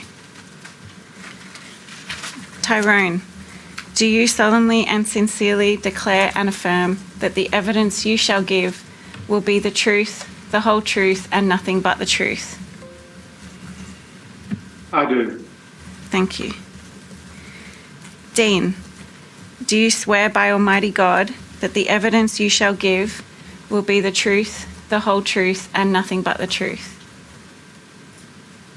I do. Thank you. Sean, do you solemnly and sincerely declare and affirm that the evidence you shall give will be the truth, the whole truth, and nothing but the truth? I do. Thank you. Daniel, do you solemnly and sincerely declare and affirm that the evidence you shall give will be the truth, the whole truth, and nothing but the truth? I do. Thank you. Russell, do you solemnly and sincerely declare and affirm that the evidence you shall give will be the truth, the whole truth, and nothing but the truth? I do. Thank you. Thank you. Thank you, everybody, for making the time to be here today and to provide evidence to the Commission. We appreciate that there are a lot of matters that are relevant to this topic, and the Commission has been greatly assisted by your submissions that you have already provided in writing. And this afternoon, we're just going to take the time to focus in on a few of the issues and only a few of the matters, but we've had regard to the written submissions that have already been provided by each of your organisations. And if I might start with you, Tyrone. And my first question is, if you could please describe the types of work Indigenous fire experts and practitioners carry out. And in answering the question, if you could please talk to the main drivers and also the intended outcomes for this work. Yeah, afternoon everyone, thanks for the opportunity. In regards to a lot of the work that's carried out, we manage a ranger network here in the Kimberleys, which employs between 70 to 100 full-time rangers. They're scattered across the landscape. The landscape here in the Kimberleys is over 450 square kilometres in size. So there's a range of different works that the actual rangers do. They actually go out on country. They do fire walks, so they're actually physically doing the burning on ground. We also operate with helicopters as well, so where we're shooting incendiaries, fire incendiaries out of the helicopters into the more remote areas. And a lot of suppression work that's done early as well. So that's trying to obviously reduce the fuel loads within the environment, trying to ensure that there's cooler burnings, less heat, so there's not so much higher intensities in the fires. In regards to the rationale as to why we burn, again, fire has probably been part of our tradition for centuries, and it's always seen as a part of life. Fire rekindles life, it rekindles birth, rekindles generation in the actual landscape. So that's the real driver that's been coming from TOs in the Kimberleys. More recently, there has been other opportunities that have risen through the projects as we become, I suppose, a bit more sophisticated in regards to some of the technology that we now use.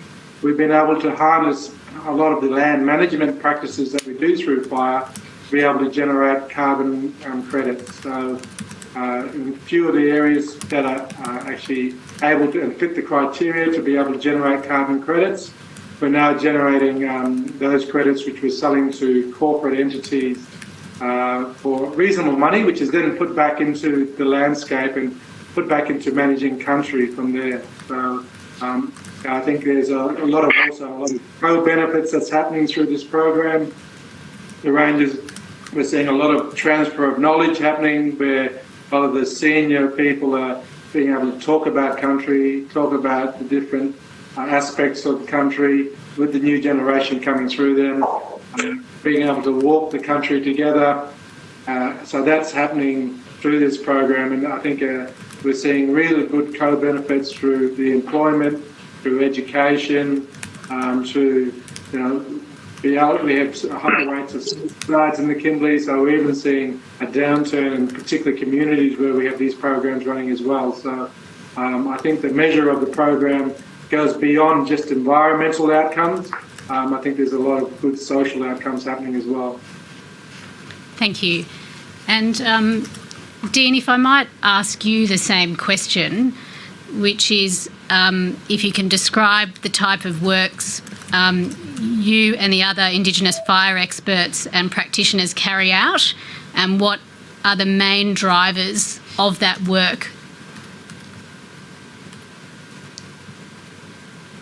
We have rangers on the ground, similarly what I was talking about.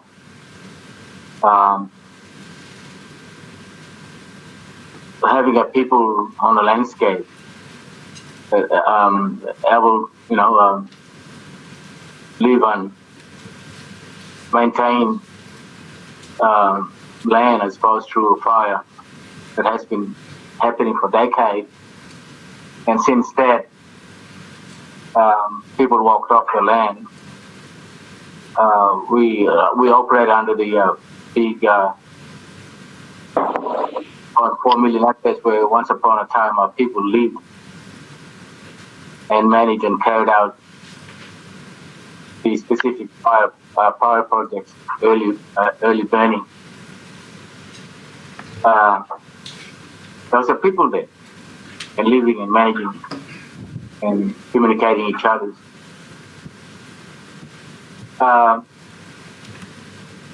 Now that we have a new generations coming up that we need to teach, we need to invigorate our traditional knowledge, to bring it back so that we'll continue practicing, I suppose. We employ about 150 yearly casual workers, full-time and part-time workers. So everyone's get to come in every early dry season and enjoy working in our landscape. An opportunity for a lot of the traditional owners that haven't been on the landscape on their country. Landowners also get a chance to come and work and see the country that he hasn't seen the country since his family has passed on. But it's got a good hand,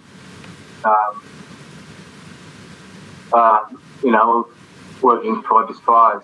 This is a new process now that we are going more deeper and deeper in combining with the Western kind of land management.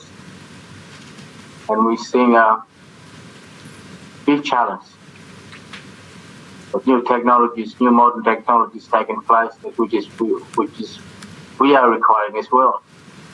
In the future, we want to see our children be able to be trained to use those technologies as apart from what we've got now, and are using this technology, this modern technique that we are working on. It changes our practices. Nowadays, it's more sufficient, more faster way of doing it. We're seeing it's now a challenge, and reflecting our mind back in decades from the beginning, is how people used to move around and setting fire in their own landscape, making sure that early dry season burning, it's protecting the wildfires during the late dry season would occur. But we've come a long way from traditional practices now using modern technologies. There's a two-way appreciation, we believe, using our traditional knowledges and combining with the Western scientific knowledge as well. And Dean, can I ask you, are you able to give an example of how you are combining the traditional knowledge with Western science and Western practices? Can I just get my CEO to give you a bit of background of what's happening? John? I think, sure. So I think day to day, every day when rangers are when they're using things such as helicopters or GPS to help guide their burning or help deliver it, right there is a combination of traditional knowledge and Western tools or new tools in that people are using everything at their disposal, combining that with their knowledge about how to burn country, where to burn it, when to burn it, and to bring those things together to enable people to address the challenges of colonisation. Thank you. And I might now ask the same question of Victor, because Firesticks the organisation is a little different in the sense that actually I'll let you explain Firesticks and then the type of work that you do and you carry out and what the main drivers and outcomes are. Yeah. Well, first of all, Firesticks is just a support mechanism for the communities. And that's something that was made up from the network of communities that have been involved in the workshops and connecting with each other and rebuilding knowledge and helping them to get fires on their country.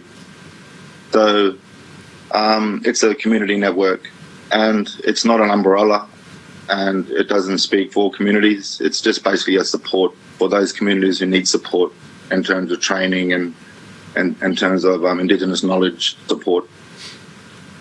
and support the, to talk to governments and help build partnerships for community as well, and along those lines. So it's a support mechanism. So it's not intended to do the burns, it's not intended to hold equipment, it's intended to beef up the capacity of the communities.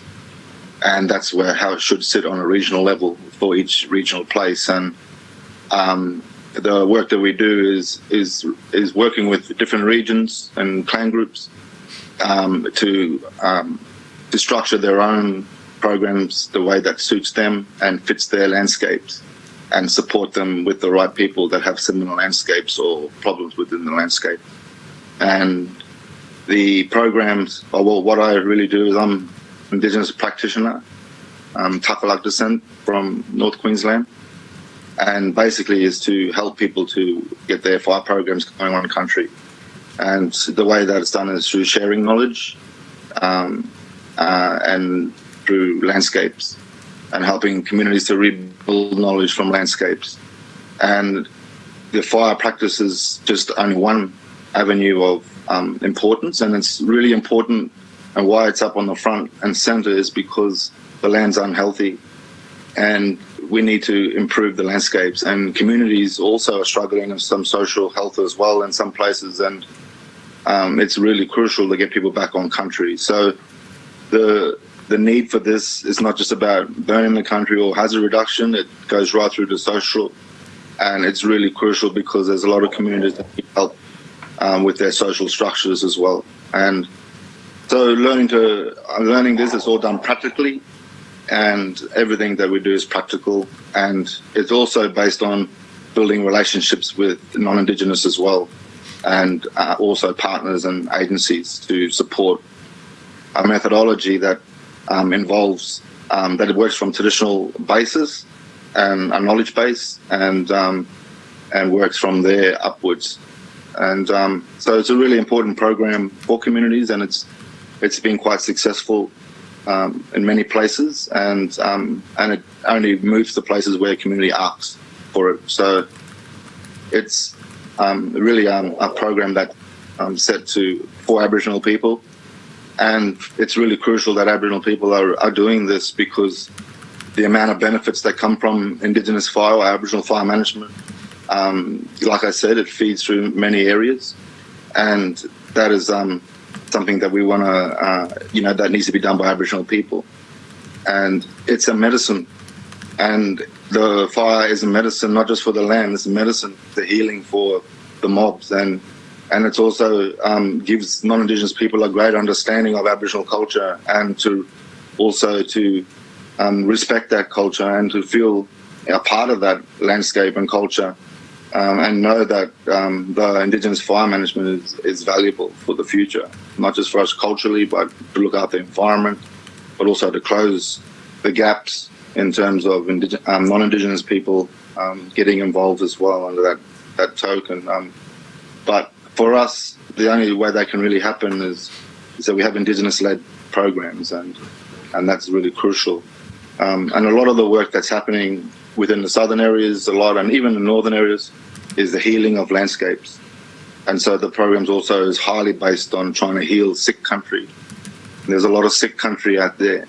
And just today I was out on sick country again, where the wildfires were just full of weeds everywhere since that fire, and there's not even a native plant in there for many hectares, and the community is sad.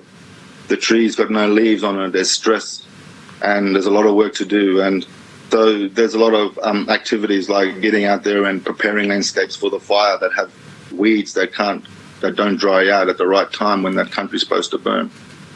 And then there's also applying that fire at the right times to bring back the native vegetation. The Indigenous fire knowledge is the baseline for healing, and that's based on the law of fire and the law of landscapes, and the law never changes. And that's why it's really important baseline to work with modern problems and challenges within our environment and our communities. Yes, and so I think from what you're said, an understanding of traditional fire management is very much about healthy country. And I might ask Oliver if you could talk me through some of the indicators you look for to tell if a country is healthy or not healthy, and what informs you about whether fire needs to be applied. Sure, thank you for the question and thank you for having me. I'd just like to start by acknowledging country and paying my respects to elders past, present and future. So I guess, it is about healthy country, and really what, like our Fire Sticks as well is around mentoring and supporting those cultural learning pathways. So it's really First Nations traditional owners that are the ones that are reading our country and looking at those indicators of health.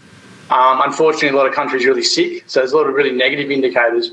And so indicators are really specific to the cultural values of people. So different plants, animals have different values to different people and different cultural groups. So for example, Burrabi, koala is a totem for many people, but for others it's a food source. So if we're looking at, say, Gumtree country, where there'd be koalas, and we're looking at healthy country indicators, one of them would be signs of koala. So if there's an absence of koala, like marks on trees and scats or even visual sightings, that's a negative indicator. And so looking at, the canopy, the health of the canopy, how strong is the canopy, the grass layers, herbs, shrub layers, medicines, fruits and berries, access to country, being able to sort of read the kinship between those species, and also the relationships between those species. And, in particular, I guess in these areas that have been heavily impacted by the, bushfire season, we've been looking at that and seeing, huge layers of shrub and regrowth. Some of those species belong there, but they're overly abundant and they're dominating. So they're taking away light from the grass, they're taking away water and nutrients, they're creating ladder fuels that, so when the wildfires have come through, they burn the canopy. So those sort of things, you've got to come in, and it's really important that that's done through cultural authority. Look at those indicators. What are those values that are important to me or my community? And so, Oliver, if I can, sorry, just interrupt you there, and can you explain what you mean by cultural authority? Yeah, so that's one of the key things about cultural burning, is that we're talking about people's connection to country and their authority to be able to implement fire. So, under, traditional law, certain individuals have rights and responsibilities. So, yes, and so it's really sorry, important if I can, in terms of the work that Fire Sticks does, how do you capture that cultural authority when you're doing work on country? We work with people that have that connection and that knowledge of that. So people understand, if they can talk about the special places, the cultural indicators, and if they have that knowledge, well, then they have those connections. And so you work under that authority around the knowledge that they have. And then that's a part of the Fire Sticks approaches around helping to build knowledge as well. So being able to, do community-led mentorship, which is how knowledge has been traditionally transferred in these landscapes for thousands of years through elders and community members sharing knowledge. We use that pathway to be able to identify particular values, and people can talk about their connection to those values, and that's where that cultural authority comes from, that country. Okay, thank you. And so, Daniel and Russell, I might put the same question to you in terms of understanding traditional fire management is about healthy country, and can you talk to me again about the what indicators you look for to tell whether the country is healthy or not, and how that informs your decisions about burning and fire? Thank you. And thanks for the opportunity to speak today. I guess I'll first start by saying I'd like to put my support behind all the principles that have already been mentioned by all the previous speakers. I think everything that they're relating is relevant to us too. So I think in terms of measuring the health of the country, and as Victor and Ollie and Tyrone and Dean were all saying, the community are an integral part of country. So and it's intimately related, the health of community and the health of country. So it's not a simple thing to measure, I don't think, but it's it's all encompassing, I suppose. And we like to try and take a landscape approach to managing country here in Gippsland, looking at looking at all those factors. So our community feeling connected to a piece of country, and do they feel empowered to make a decision or have some meaningful input into managing country, and in this instance, in a fire sense. And just to add, similar comments support the way that I guess the old people looked at country. One of the things about it is that we down the south here have been we've lost the inheritance to our landscape, to our country through colonisation, and we're being reintroduced back to that. And one of the first things teaching the young ones is, hey, what animals live there? We don't live amongst our totems anymore. We're pushed into towns and maybe onto places like trusts, and we're reconnecting. But one of the questions you ask is, what do we look for? We look for the totem animals. They live there 24/7. We don't. And so, in the past, that was an inherent right to manage the landscape on their behalf, and we took, but we didn't know to exploit in that landscape. And so, from a fire management point of view, reducing their risk in their country is a part of our obligation. Thank you. And so I might ask Tyrone whether you had anything to add in terms of the concept of healthy country and what you look for in the indicators and how that informs your decision about fire. Yeah, look, really fire burning is an innate feeling for a lot of the traditional owners here in the Kimberley. It's almost like a sixth sense. A lot of the senior people we take on country, they walk the country first and they talk to it just like it is a relative, calling out to it, looking for a certain species, looking for certain fauna to be growing, seeing which way the winds are flowing, and that enables them to be able to determine whether it's the right time to burn and whether the country is healthy enough to burn and can be able to assist. So all through this process, it is talked about saying that the emergence of both, traditional law and culture and heritage systems versus the new modern Western way of doing things. But a lot of the planning is ahead of time, adapting to how traditional people, Aboriginal and Torres Strait Islander people, sort of go on and map the country themselves and how they relate to it. So coming together now, we're using obviously helicopters, leaf blowers, drip torches, all this new other technology, but it's all founded on the principles of traditional knowledge. And I think going forward and what we've seen through the natural disasters that have happened over the East is to say that there really has to be an acknowledgement of this traditional knowledge and how that's brought to the forefront. And I take on board what Victor's saying. Each jurisdiction is different. What we do here in the Kimberley won't necessarily work down south, but there are certain principles that can be applied across all the different landscapes in Australia, and the acknowledgement of traditional knowledge, I think, should be the foundation going forward. And in terms of those principles, are you able to, at a high level, identify what those principles that do apply broadly? Look, really, it varies from, and this is the modern context that we come into, because landscapes mean different things.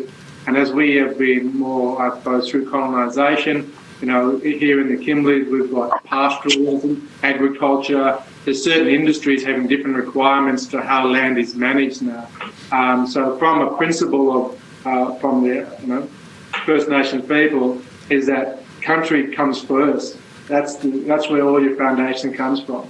So that, in essence, is the broad principle of how you do it. So how landscapes are managed across Australia over the last 100 years or so since we've had colonisation would have to be really turned on its head in some regard to be able to adopt some of the more traditional methodologies of how we manage landscapes. Can you elaborate a little bit on that in terms of what you mean by turn itself on its head? Well, a lot of the fires that we do here, we do more frequent burning. We do a lot more mosaic burning, trying to manage country in a way trying to stop introduced species coming into our regions, trying to manage that as best we can. But what has been touched on is to say that there's so many different foreign species now in certain parts of Australia, which is we don't know how they burn, we don't know how they interact with some of the landscape, how they interact with some of the waterways that we have as well. So through that process we have to it's a bit of a learning curve for us as well. Thank you. And Dean, was there anything that, in terms of the discussion around healthy country and indicators, is there anything else that you would like to add? I think that's pretty well stated. The visitors we have now. I think what's happened when we come across to see things are not there, well, that concerns us. Something's wrong. So we see it every day in our life. Hunters and gatherers go out and come back with stories. Stories of their success, or stories of camping something is not right. So information flows on every day, night and day, about hunting. Family come back with their stories. And that's where we pick up as the land managers. Then we act upon to it and start going and trying to monitor or trying to look for this certain thing or making inquiry about what's happening on our landscape. So it's a very broad thing when we're talking about healthy country. Healthy country for our plants and animals, healthy country for our humans, for our land, for our people remain and live and carry on. Same metaphor has been carried out from thousands of years until today, and we want to continue to express that for our younger generations coming on and their generation to go on. I might now take this opportunity to play a short clip that has been put together by the Kimberley Land Council that, if that could be broadcast as well. Thank you. Can you just stop it? It's not being broadcast. Pause. Okay, now it's being broadcast. Yep. Thanks. Thank you.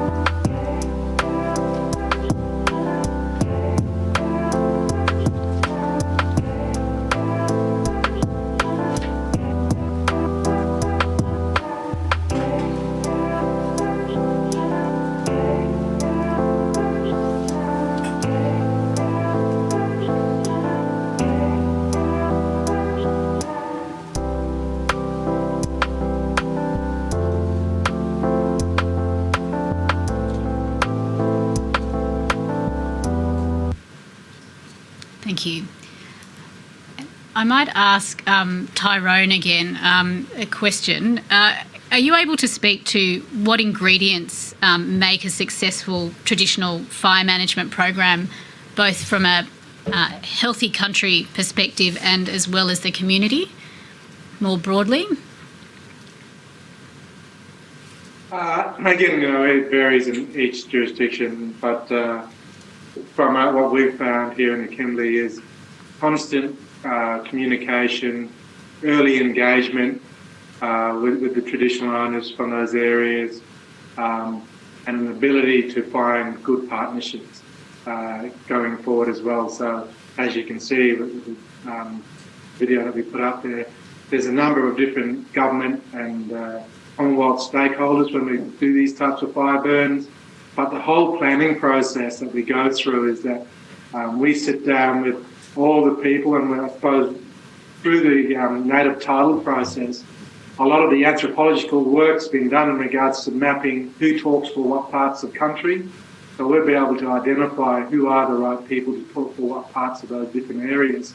And we sit down with them with maps, talking to a lot of the senior people, taking them out on country, and basically walking them, talking through to where the fire plans are going to be happening, where we're going to put all the different burn lines through as well. So, I mean, that hands-on engagement is a crucial part to the success of doing it. In regards to what does it look like in the community is, I think fire burning itself is one element of really what we've tried to promote here through the Ranger program. And I think the Ranger programs has to be quite clear to say that they're a standalone program, that these guys that are doing the work in these particular areas should be remunerated as full-time salaries. These aren't part-time CDP program type jobs that they do. And the work that they do aren't only beneficial towards the community and to the Kimberley region. Like we try and link this in to say that the benefit that they're doing is broader than that. It's actually got a national importance. Australia's signing up to the Kyoto protocols, trying to reach all these biodiversity outcomes. All our rangers across all of Australia are playing a lead role in Australia meeting those targets that we're signing ourselves up to do. And a lot of the country that we look after is either got some form of, First Nation ownership of it, and whether that's native title or whether that's land rights. So, in regards to what it looks like on the community aspect, is these guys here, you can walk into any of these communities and see the guys who do the Ranger program, and they're a beacon, they're a shining light. And most of the communities rely on them, they're seen as role models. So I don't think you could really put a measure just around the project of fire burning itself. It goes far beyond that. There's so many other co-benefits that we see in these communities that they operate. Commissioner Bennett?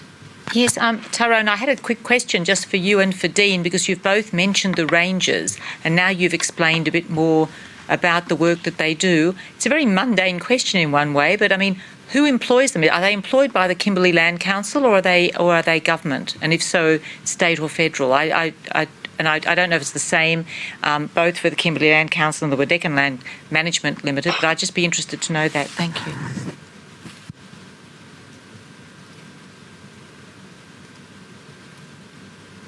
I'm happy to go first, Dean, if that's right. From a Kimberley Land Council perspective, we are predominantly funded by Commonwealth through the Indigenous Ranger program and also the Indigenous Protected Areas program as well. That's the lion's share of the funding that we receive to fund the Rangers.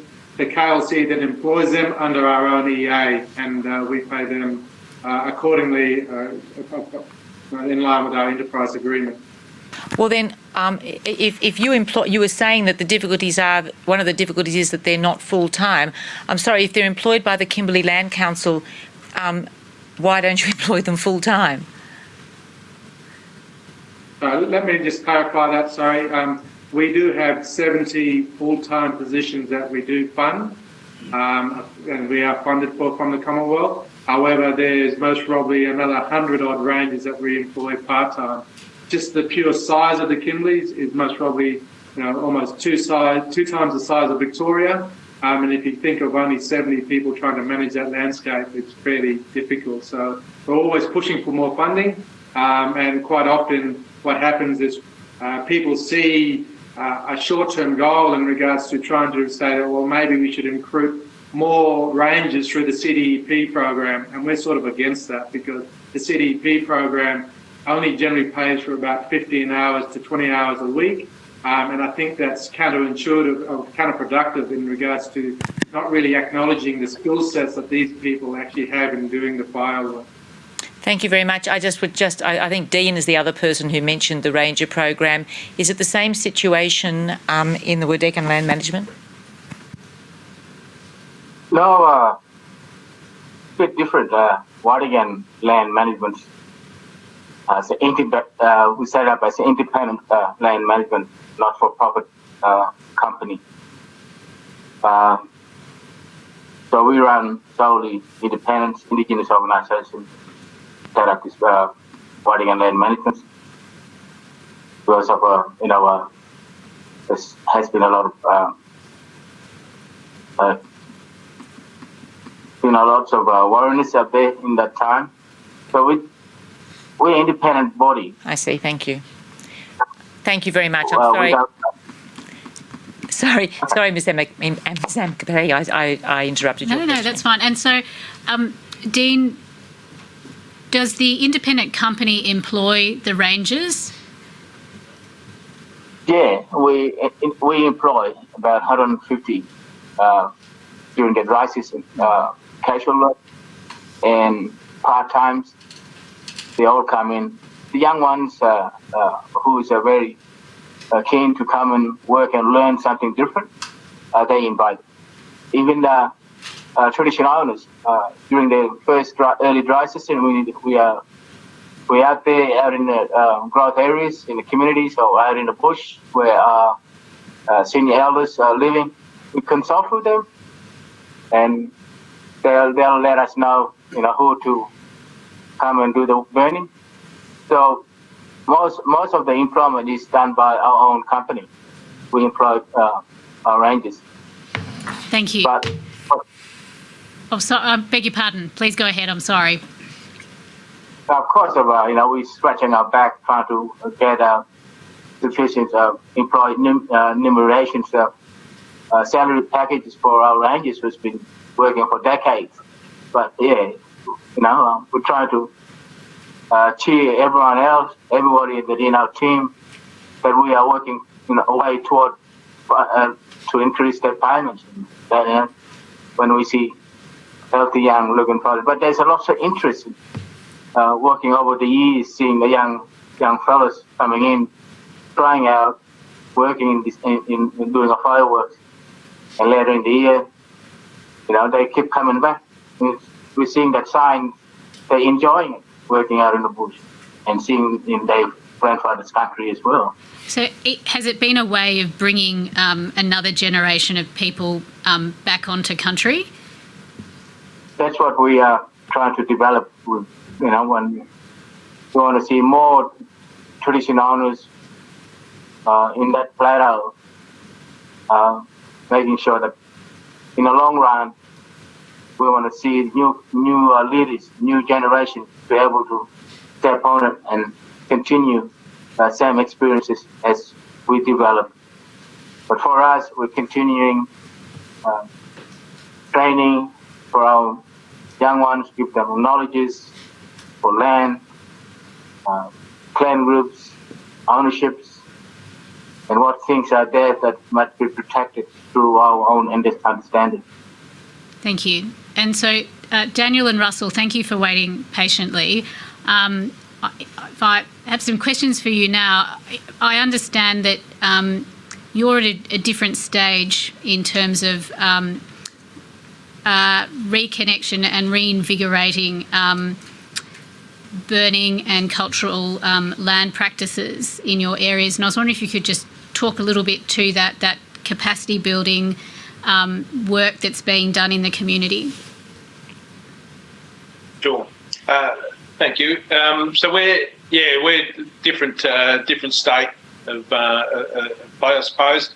So the Gungakurni have a settlement area of 1.3 million hectares, which seems big, but probably pales in significance to some of the other mobs.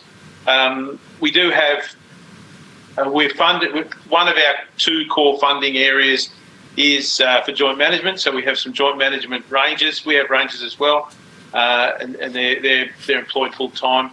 In terms of burning and burning activity, we engage all our field staff who are interested in participating.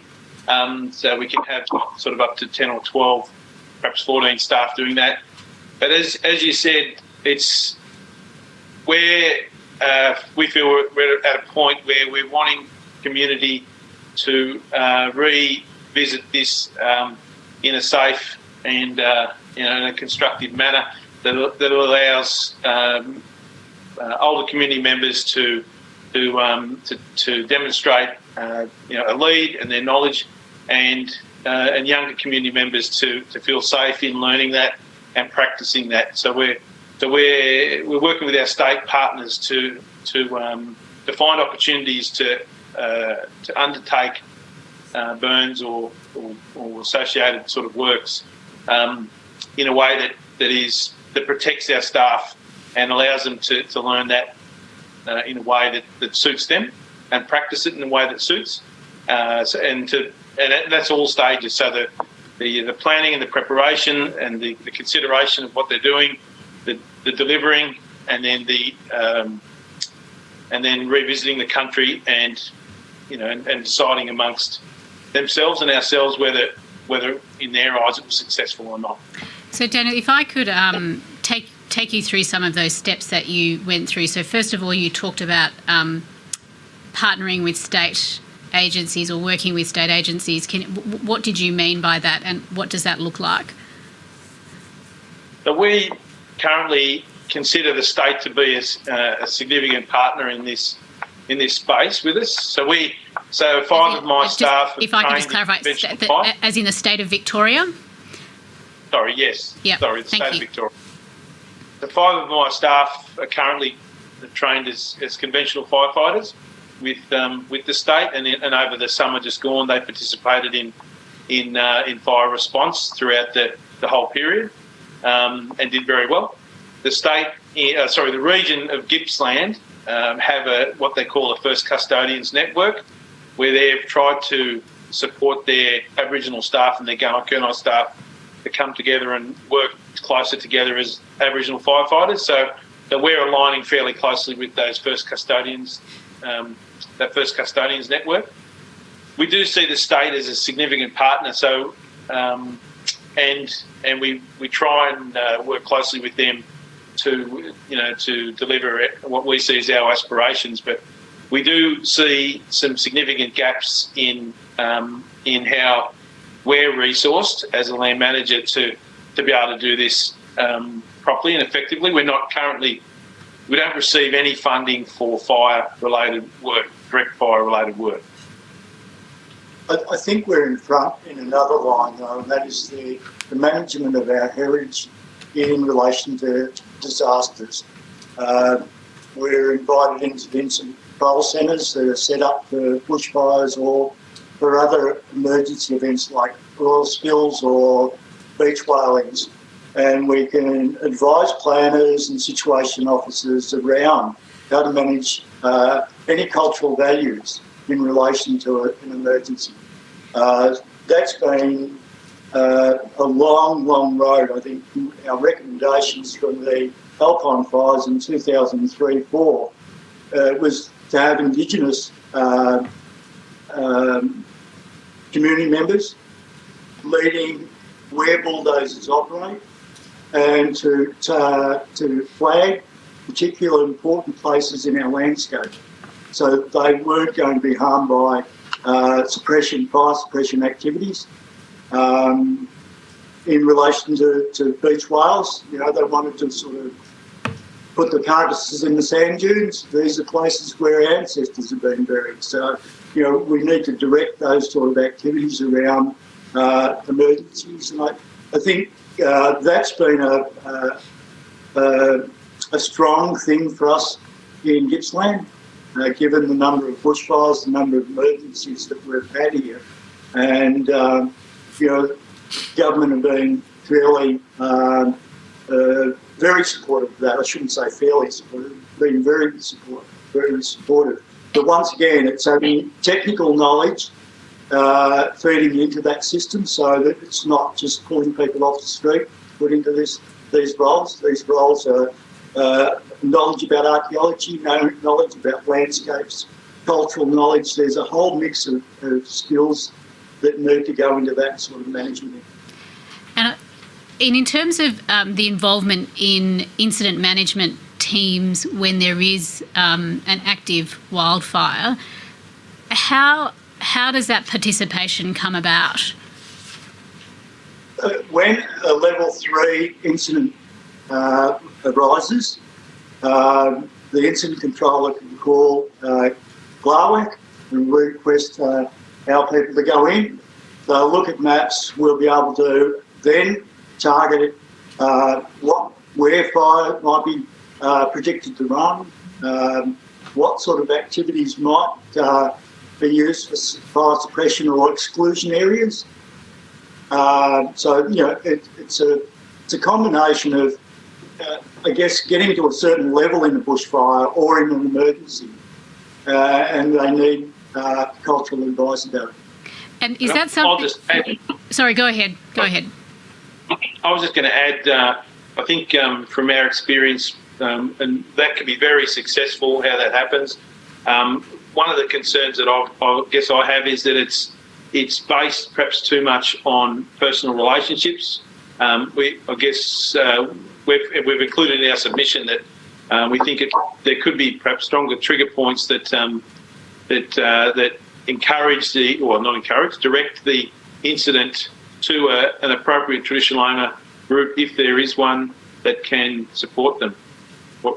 And I think, across the state of Victoria, there are differences. Like Gippsland, I think we've got to a certain understanding with forest fire managers.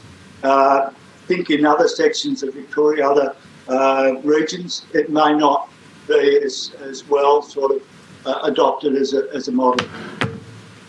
And so in terms of, I spoke to some of the other panel members, or they gave evidence about the ingredients that make a successful traditional fire management program in their communities.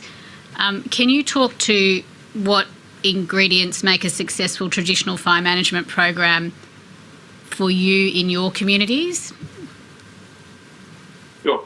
I think because we're at a different point, I think for me and for my staff, I think it's about feeling that they have a lead in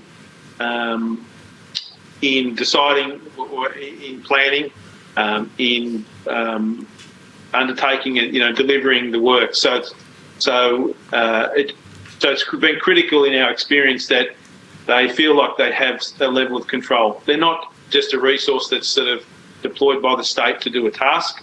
There is some discussion and some connection with community on what they want to do and how they want to do it, and that they can do it and deliver it. And they've seen by the state as being a competent deliverer of a fire activity. Is that fair? Yeah. And when you talk about your staff, Daniel, can you just describe the staff that you have and what their roles are? Yeah, so we've got GLAWAC has around 65 staff, I think.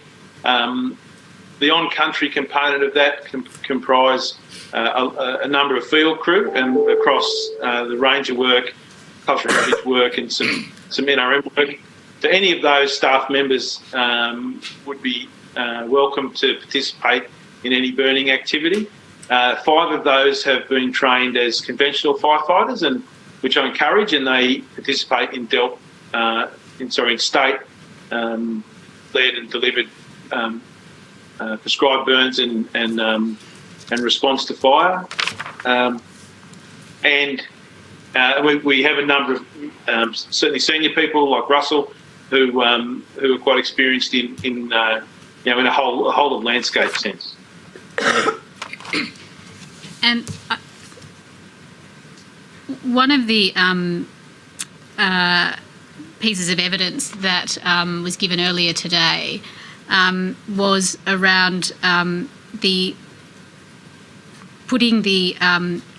transferring the responsibility of hazard reduction measures to traditional owners as part of a fire practice, as part of their broader land management practices, and that was a responsibility that was not necessarily appropriate to transfer.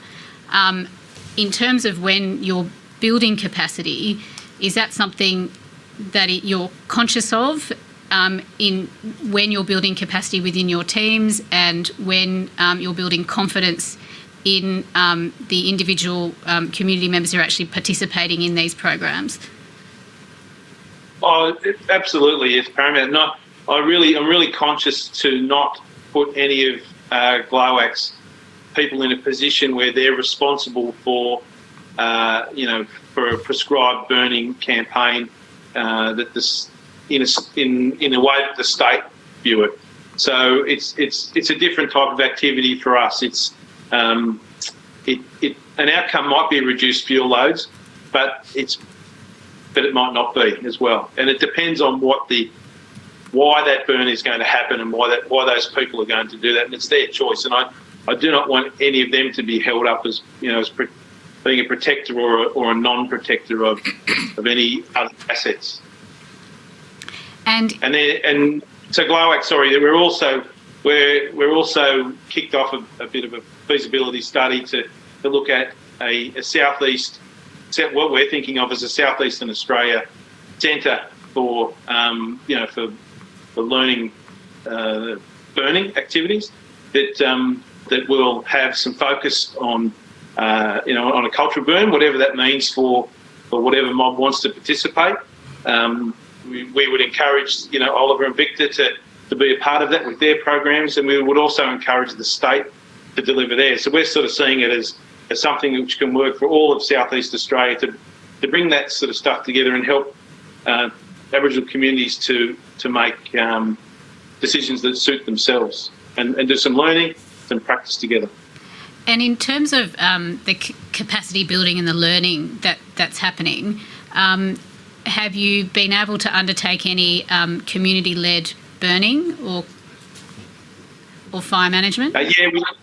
We have, and my crew have been a part of a couple of, not too many, several burns with their state partners, and they've taken a lead role in two, and they are relatively modest burns, and to be honest, we're at the stage where a successful outcome for that is not necessarily that a whole reserve, for example, has been burnt or the fuel's been reduced. It's been about the people undertaking the activity in the way that is building confidence and helping them to make decisions and work together. And one of the challenges you had identified was capturing that local knowledge and passing it down to generations and bringing it within the community that it's currently with individuals. And are there any initiatives that you're putting in place to bring that knowledge together and pass that on? I think the bigger partnership is the whole community. Here in Gippsland, we live down on the lowlands. There are communities and non-Aboriginal communities living up in the mountains that have been impacted by bushfires since 2003-4. I can name 2003-4, 2007, 2009, 2015. We've had numerous wildfires running through our mountain landscapes, and occasionally, often, they jump out and impact on the communities. And, you know, they may well be non-Aboriginal communities. They're still communities with a lot of knowledge. And I think one of the things, you know, I've been involved in most of the fires in Gippsland since 1994, going back through those burnt countries, assessing, because it opens the country up, you can see what's in it, the archaeological, the old people's evidence that's been left on the ground. And talking with a lot of people, I've lived up in the mountains for 10, 12 years with some of the old farmers there. You know, who have got great knowledge about landscapes. You know, it's not our people, but they have knowledge about these landscapes. And there is a strong frustration from those folk that their knowledge isn't fed into incident control centres when bushfires are running. You know, which way the wind blows from at certain times of the summer, where the risk areas that they would identify, they're not fed into that system. It's controlled from an incident control centre, and quite often that knowledge is totally ignored. And if we're going down this path of core burning regimes or cultural burns, we'd like to have relationships with those knowledge people and talk to them about what they'd like to see on that landscape as far as core burning regime to reduce their risk for being harmed by bushfires. I'll just add to that as well. So one of Blowac's initiatives in that space, and we're focusing on the traditional owners at the moment, is the creation of a knowledge holder group, which will fulfil the role of giving people that safe place to express their views, to impart their knowledge, and to undertake activities and to teach those that want to learn that they're able, it's appropriate for them to learn. So that fire knowledge holder group will be a part of Blowac, and we'll work to making that operational once we're able to bring old people in the community back together. Thank you. And so, Russell, going back to your evidence in terms of local knowledge being incorporated into incident management team responses, how do you see that happening? And in terms of that local knowledge,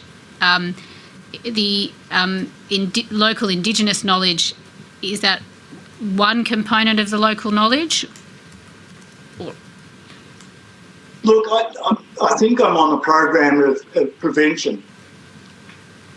You know, if we're going to use prescribed burning and core burning regimes, we've got to use the knowledge that's out there, whether that's coming from our community or whether it's coming from the non-Indigenous community. And it's a shared responsibility of keeping safe, reducing our risk. Everyone's talking about climate change, warmer weather. You know, the increase in fires since 1994, or previous to 1994, yeah, we might have had a few incidents. The last big one was 1939 here in Gippsland. And so, you know, we're seeing an increase. And so we've got to work across our whole community to look at prevention methods. And if the fuel loads aren't in the forest, there's reducing a risk. And that's the bigger, harder, I guess, debates. We've got to get the egos out of the equation. It's about community safety. And, you know, we should, as the Indigenous people, be leading some of that discussion and seeking input from people right across the community. You know, we've got a lot of different political angles. Of course, the Greens. We've got, you know, old landowners up there that have voted for national parties for a long time, so there's politics in it. But that shouldn't play a part in the way the land's managed. You know, one of the things about Gippsland, and I'll say it straight out now, and I've said it for many years, is that it's a landscape that the colonial governments and recent governments have been putting lines on and labelling, and it's managed differently. In a national park, it's managed different from a state park, as opposed to a coastal park. And so you have all these rules to the landscape, but the land's still the land, and it needs to be managed totally, not by this idea of tenure, but by healthy places, safe places for our communities. So I think that might be a point where I might invite the commissioners. I don't have any further questions at this stage. First of all, I'd just like to thank Daniel and Russell there. I think that was a brilliant personal view of a way forward, and I appreciate the passion with which you gave that. Can I just go to Commissioner Bennett, please? She has a question. I do actually, and I'm going to ask Tyrone because he's the one who, when he was talking, made me think of it. Tyrone, and I understand everything that was said about Gippsland. I think that's been unbelievably helpful in terms of the southeast and the way, with the populations and the change of use of the land and community. But you gave a lot of evidence about, or talked a lot about the broader aspects in the Kimberley, and you said two things. You said, well, you had a lot of things, but the two things I'm picking up on is you said country comes first. And then you also made reference to the fact that in the Kimberley you're also dealing with other interests such as agricultural interests. And I wanted to have an understanding from you in that context of having spoken about how you use the knowledge to deal with country that is perhaps unchanged or largely unchanged over the generations. How do you use that knowledge and do you adapt to the fact that some of that land has changed, the usage has changed within the Kimberley, and you've got commercial interests and other people, or even perhaps the Kimberley Land Council itself having commercial ventures there, or there are other parties involved. So how do you deal with the country comes first, the traditional knowledge that applies to, over the generations, and how do you adjust, or do you adjust for the fact that there are other interests to be taken care of and other usages of the land?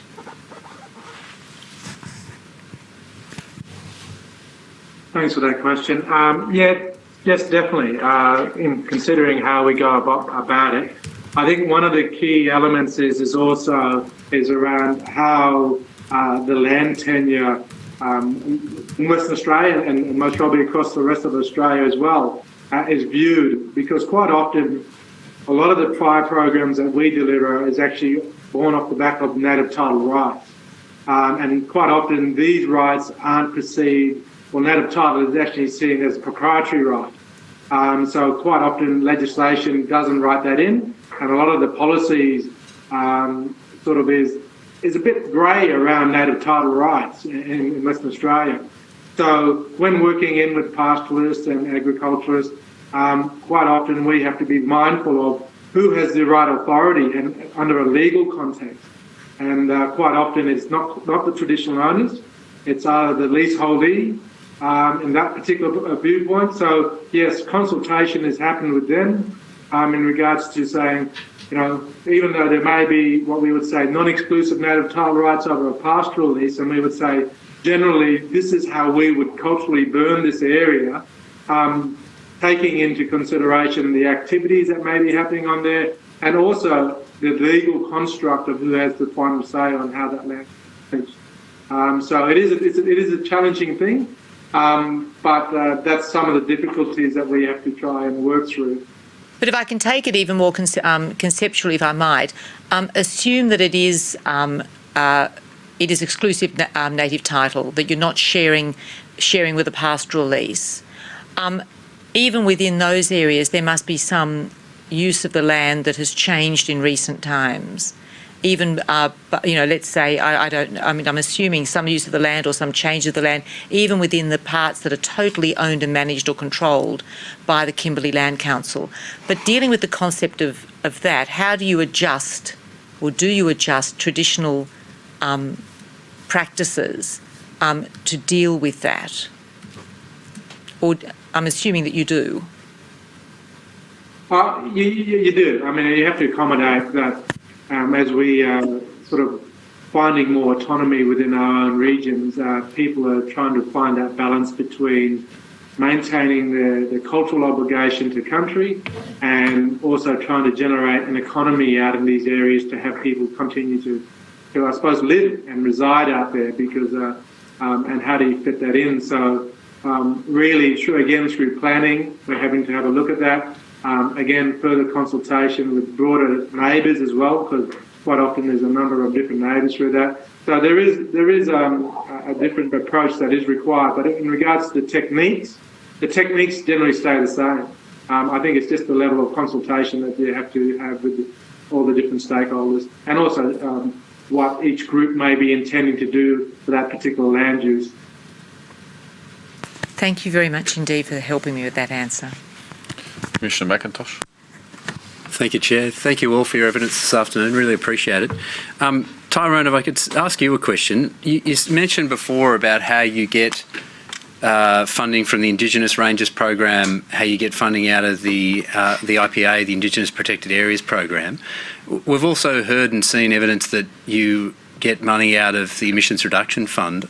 Just wondering whether you could give us a feel for the relative importance of carbon money relative to those other sources of income to support these sorts of activities.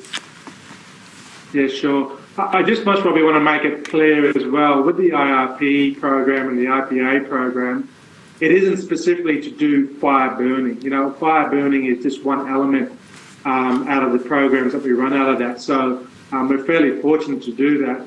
And across the whole of the Kimberley, not all the Ranger programs are able to generate carbon credits. It really depends on the actual landscape and the amount of rainfall that they have. But for those that are able to actually generate an income for them, it really does play a pivotal role because, again, I'll tie this back to the native title construct, is through the native title process, once you get your native title determined, there's an entity called the prescribed body corporate that actually holds the land on trust for traditional owners. Quite often, these entities have no resources to be able to manage their country, to manage the society within that country. And what we're seeing is that, in the particular cases, we've seen millions of dollars actually generated through the sales of these carbon credits. They've been able to actually play a role in trying to establish sound governance in these particular corporations, as well as trying to run social programs that will further leverage off the work of the fire burning and what the Rangers do as well. So they're really, really, really important at this stage. Are they a top up on top? Like, is your base funding come out of those other two programs, or is the just trying to get a feel for the relativities? Is the carbon sort of the icing on the top, with the other programs providing the base, or is it the reverse?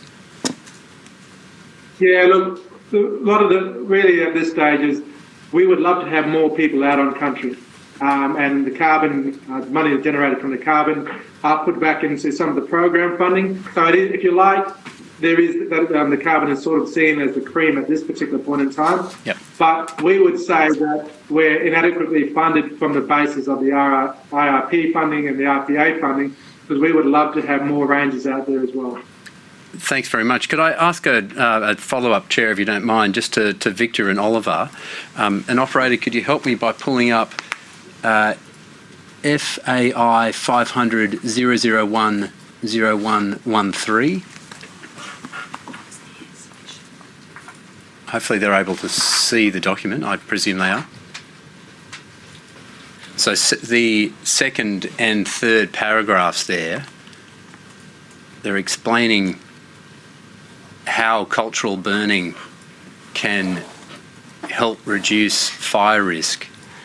And my interpretation of that is that those cool cultural burns can do this in two ways. One is because they're less intense than your standard prescribed burning or higher intensity burn, that you have less leaf and bark fall after the burns, and that means there's less fuel on the ground. And the other ways is that because they're less intense, then they don't prompt the germination of, say, shrub species that then become elevated fuels and then raise the fire risk going forward. Is my interpretation correct there, or can you clarify those comments?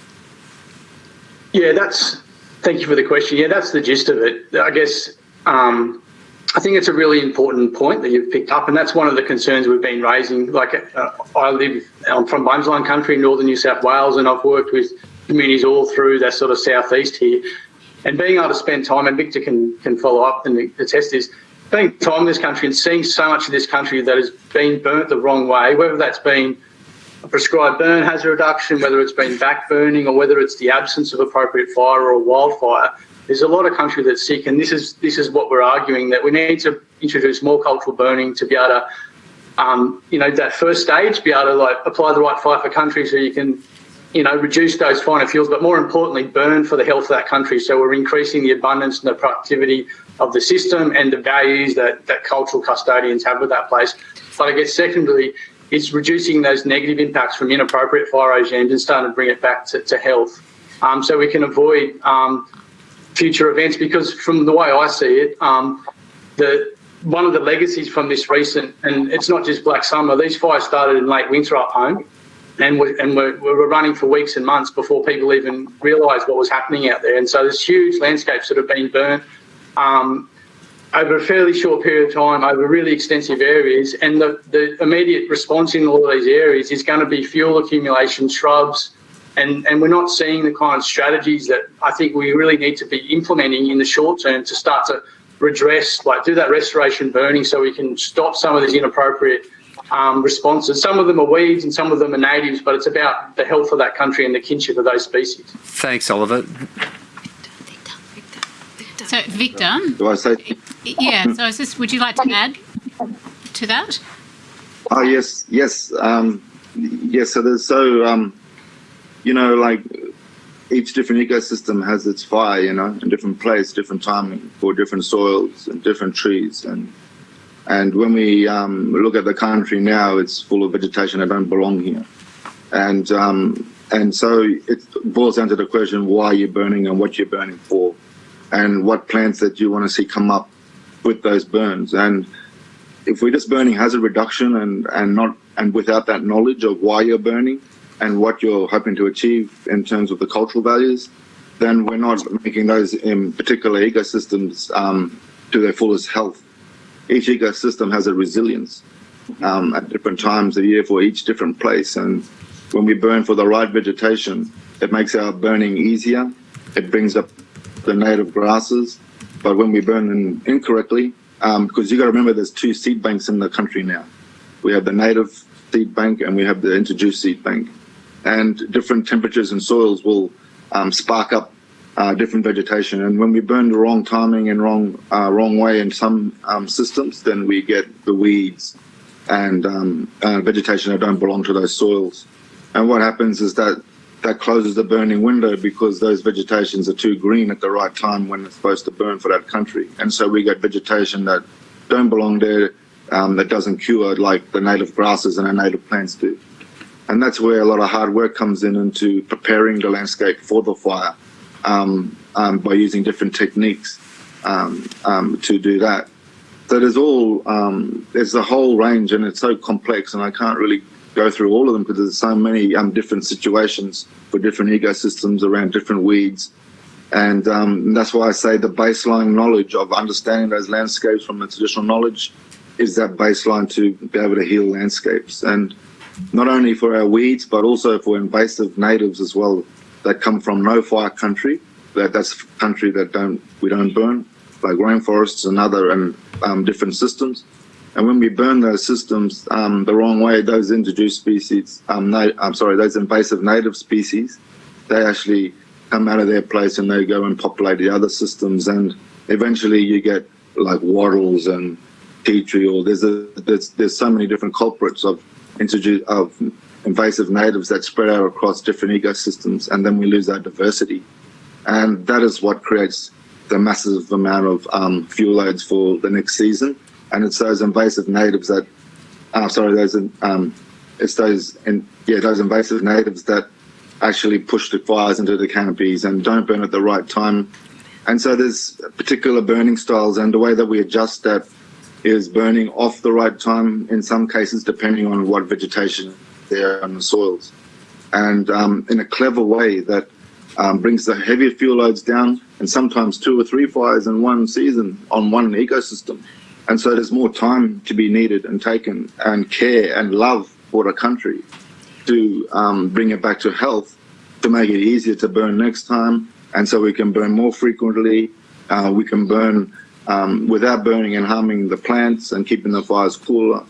And that opens up our burning window when we apply this knowledge, because it improves the health of the landscape. And yes, people talk about burning windows in terms of droughts and the window getting narrower, and that's what a lot of Western people say. But they don't consider the reading of country and understanding the soils and plants, and that also is a huge factor in being able to burn, even when the conditions aren't favourable in terms of not enough rain or so forth, or a little bit more drought. Understanding that knowledge allows us to be able to apply fire still. And, you know, there's a lot of country out there that can't burn, and there's a massive fuel load, time bomb waiting to go off. And that is also no food for the animals. And there's no, we're losing those cultural plants and those native plants that belong to our native animals and also to people. So it really is a lot of layers and very complex. And over all the years of doing this work with communities, it's always been successful from the traditional knowledge baseline. But the problem is that people aren't skilled in reading landscapes this way, and people aren't skilled. Also, the jobs are 9 to 5, and there needs to be, the jobs aren't 9 to 5, it's forever, and it's passion.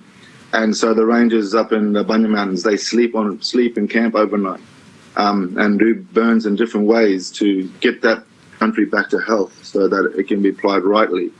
And that has to happen, because if we're just out there willy-nilly and not knowing what we're doing, then we're continually making the job even harder for us down the track. And, you know, and that needs to be addressed. And we can't do it without, you know, getting out of that 9 to 5. We need change right across the board, even with our employment structures, and to be able to apply this type of methodology. And we need to be able to go back and spend time in those systems and not just rock up and just burn and walk away, or if it doesn't burn, then just leave it, you know. We have to prepare that country. And so there's a lot of work involved which means we need more employment, and there's a lot of education for our young people. And this is what fascinates people, and this is what reconnects them to the land. This is what builds their culture, as well as healing landscapes. Thank you. So that complexity is crucial. Thank you. Thanks very much, Victor. Thank you for that glimpse into what is obviously a very complex area. So, Tyrone, I had one additional question for you, and that was in relation to the work that the Kimberley Land Council is doing in Botswana and with various Botswanan communities. Are you able to talk to that work? Yeah, definitely. So basically, when we talk about knowledge transfer, it's not only happening within our own communities and our groups and our kinship. You know, Botswana have very similar savanna country to the Kimberleys. So we were fortunate enough nearly 18 months ago now that we sent a delegation of Kimberley Rangers over to Botswana to work with the Botswanian government around how they perceive fire management. You know, and there was a number of rangers from both the Northern Territory and also KLC that went across. And here we really started to show people there that, you know, not to, because they come from a culture where they fear fire, and it's not, so we were trying to teach them how do you manage country and how fire to us is an innate enabler for us to manage our country. So through that process, we've been able to then have a delegation come from Botswana back to the Kimberleys, meet with a lot of our ranger groups, talk about how we do fire management, how we work with the community so that they have ownership of it, and how we transfer the benefits, and also talk about how the benefits are beyond just the fire, the project itself, how it reaches into the communities. And This is something that we'll continue to work with the Department of DFAT in trying to find other jurisdictions so that we again can share the knowledge that's coming from First Nation people here in Australia to the rest of the world, because I think if you start having a look at the figures across the whole of the globe, Indigenous people make up 5% of the population, yet we're custodians for about 25% of the land mass. So it really does make us a key stakeholder when we start talking about land management and how we do that. So if we can share what we're doing here in Australia with other nations, I think the outcome will be great for the human race. Well put. Thank you very much. And I think that's good to get out the international aspects of what is happening here as well, and sharing the knowledge. So I appreciate you being able to summarise that for us. Just checking if there's any Yes, please. matters. No matters have been raised. No matters have been raised? Okay, from the Commission side, I'd like to thank the panel this afternoon and the other panel members throughout the day. It's helped the Commission get a far better understanding of the issues around Indigenous practices and where they do relate to natural disasters, in particular bushfires, and being able to provide some recommendations on the way forward for this for the nation. So thank you very much, and we appreciate it, gentlemen, you taking the time this afternoon. Chair, could the witnesses please be released from their summons? The witnesses can be released from their summons. Thank you very much. Thank you, Commissioner. Thank you. Thank you.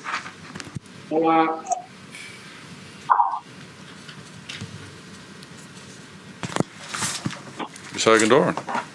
Chair, Commissioners, there's no further matters for this afternoon. We would now adjourn till 10 a.m. on Monday, when we'll begin our investigation of perspectives of local government in national natural disaster arrangements.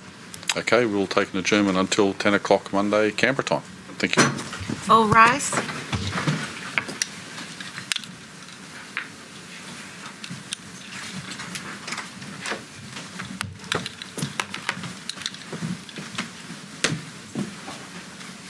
The Royal Commission has adjourned until 10 a.m. Monday.